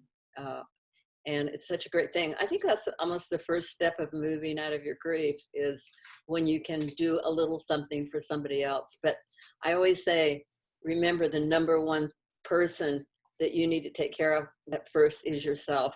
And I think one of the things that this world needs is a huge amount of compassion, and it's the compassion for the individual. If you have compassion for yourself, you'll have compassion for others. So I think that's really an important thing. And I loved Dr. Alexander talking about the golden rule, you know, so important, and that we're all interconnected. How important is that? I think that's one thing. Here we are, fabulous on the internet with thousands of people able to interconnect with us. It's amazing, isn't it, Heidi? It absolutely is. We need to come together as one, as we did today, and get peer support, because nobody knows somebody's loss like somebody that's been through a major death and a major tragedy. And the thing that I love about our speakers is they've all had great adversity, and they're not afraid to talk about their own losses and their own adversity, which has been really powerful, I think. It's amazing, and people coming together. And I love the fact that people came together with different losses, like soaring spirit, spouse loss, compassionate friends, child loss, bereaved parents, child loss, and then the professional organizations like ADAC, and, you know, I just can't mention everybody that came. It's just, and all the different losses: sibling loss, spouse loss, parent loss, child loss, grandchild loss, grandparent loss. I mean, it pretty much encompasses all. One thing I want to do is also, I want to give a special shout out to Elizabeth Kubler-Ross, because that was the first book I ever read. I hate to date myself, but I was teaching at the University of Rochester, and I read on death and dying. Changed my life and the life of so many people. So I think she'd be so pleased with us today, with everybody that was on this program and what people are doing. I agree with you. And her son, Ken Ross, and Diane Gray, who's on the board, joined us today. And I want to say for you all out there, if it wasn't for Elizabeth, we would not be having these conversations. Her stages were for people that were dying, not for people that were grieving. And they're not set in stone. They're fluid. So please remember that. She speaks the same speech as all of us and is on the same page. And she did phenomenal work. And I'm glad you gave her a shout out, Mom. So we're going to have the candle lighting. We have been working with Alan Peterson since probably 2002. He does everything in tribute and honor of his daughter, Ashley, who died at the age of 18 in a car accident. He is the former executive director of the Compassionate Friends. I had the honor of serving on the board with him with the Compassionate Friends. He travels all over the country with angels across the USA, giving concerts and keynotes. He has done hundreds of keynotes and concerts, and he is a dear friend. He talks the talk, he walks the walk, and we are really excited to have him close today because he is an inspiration. What an honor. I just, the word I keep saying, I talked to you the other night on the phone, and the word I kept using, Gloria, was astounding. To be on here today, so many people today I've worked with, have gotten to meet and have been mentors, and I've been honored to be with them. some I haven't, but to bring this collection of people together and to be able to be here and to close this. As you both well know, my journey into this grief world was by accident. I was a singer-songwriter. I worked in radio as a reporter. I was a writer. August 15th, 2001, just like the same type of thing that happened with your precious Scott, your son, and Heidi, your brother. My daughter, Ashley, at 18 years of age, was killed in an automobile accident, and life stopped for me, basically, and I had to find a new way. And through that experience, I got to meet the most incredible people in the world. I began writing songs about having a child, having them die young, and trying to figure out life again. And through the course of that, writing songs, sharing my music, traveling to over 1,600 cities around the country and meeting people just like all the wonderful people here. It just has been a wonderful gift, and I've gotten so much healing from it. So I'm honored to be here today, and I want to close it the way I know that you and Heidi and the entire Open to Hope team would like it closed, focusing on those who we love. They died, Gloria and Heidi, but the love didn't die. It is here today. It is alive and well, and that's what I want to focus on as we close tonight with the candlelight. The first thing that I want to do tonight in the closing, but I want us all to take a moment, and it's been a long day. Some of you have been here for a lot of the day. Some of you have been here for just maybe part of the day.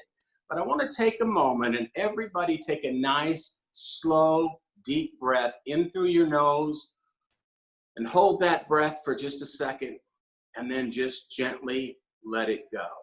Now, we have a myriad of losses today. I can only imagine what all of those losses are, and we've heard about many of them today. But what I'd like to do before I play the candle song is I'd like all of us to just close our eyes, and I'd like to take a journey together back into the halls of our memory and find a most beautiful, living, loving memory of those who are in our hearts and not in our arms today. And what I'd like you to do is actually step into the halls of your memory. Look up there on the shelf and find a particular special memory. Pull it down from the shelf. Put it in your heart and put it in your mind. Now, if your memory has you outdoors, I want you to really be outdoors. Look at the sky and all that is around you. If your memory has you indoors, I want you to really be in that room. Look at the walls, and I want you to look at the furniture. And then, as you're finding that memory, I want you to look into their eyes. Maybe they're fully grown adults. Maybe they're a teenager, or a toddler, or an infant. Maybe a child you got to carry and barely got to hold or never got to hold. But I want you to find that memory and join together, all of us from all over the world, for the next few moments, wrap ourselves in a most beautiful blanket made of loving memories. Those we are here today, not only to remember, but to, in fact, celebrate.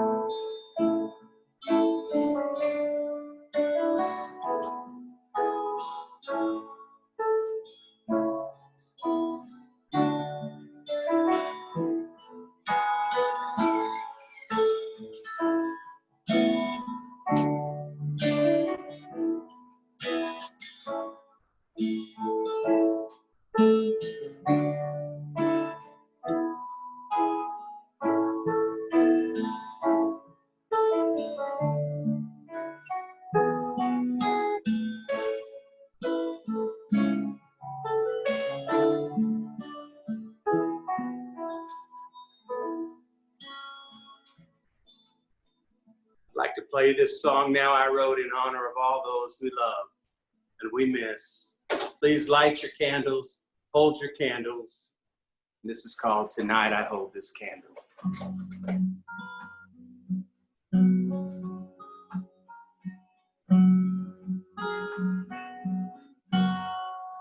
Tonight I hold this candle in memory of you, hoping some way, somehow, my love will shine through.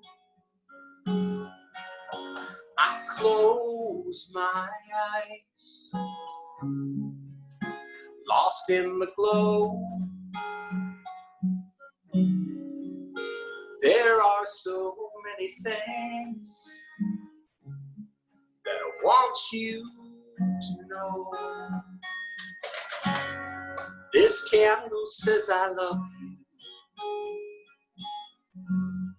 This candle says I miss you. This candle is saying that I remember you. When I'm holding it toward heaven, it feels like you are near. If you're looking down tonight and see this candle burning bright, it says I'm wishing you were here in the glow of this candle. We can almost see your face, and it carries us away to another place, yeah, to another time, a most beautiful place. When all it took to light up this world was your beautiful face. This candle says we love you. This candle says we miss you. This candle is saying we remember you.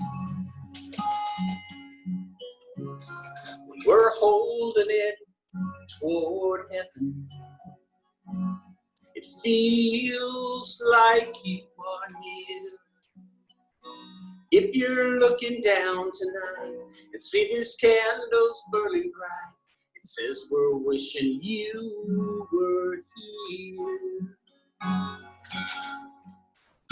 Someday, some way, I will see you again, and I'll hold you in my heart.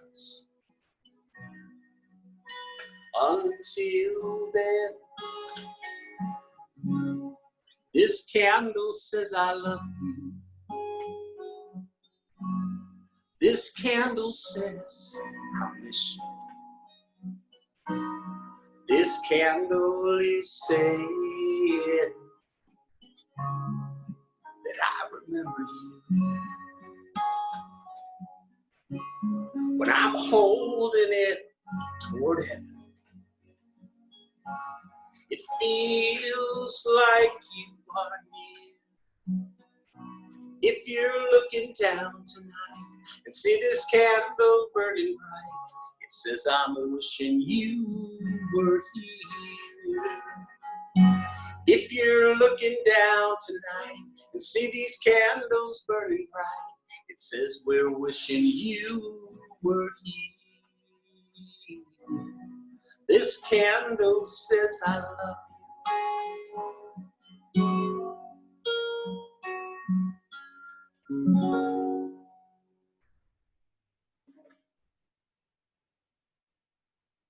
God bless you.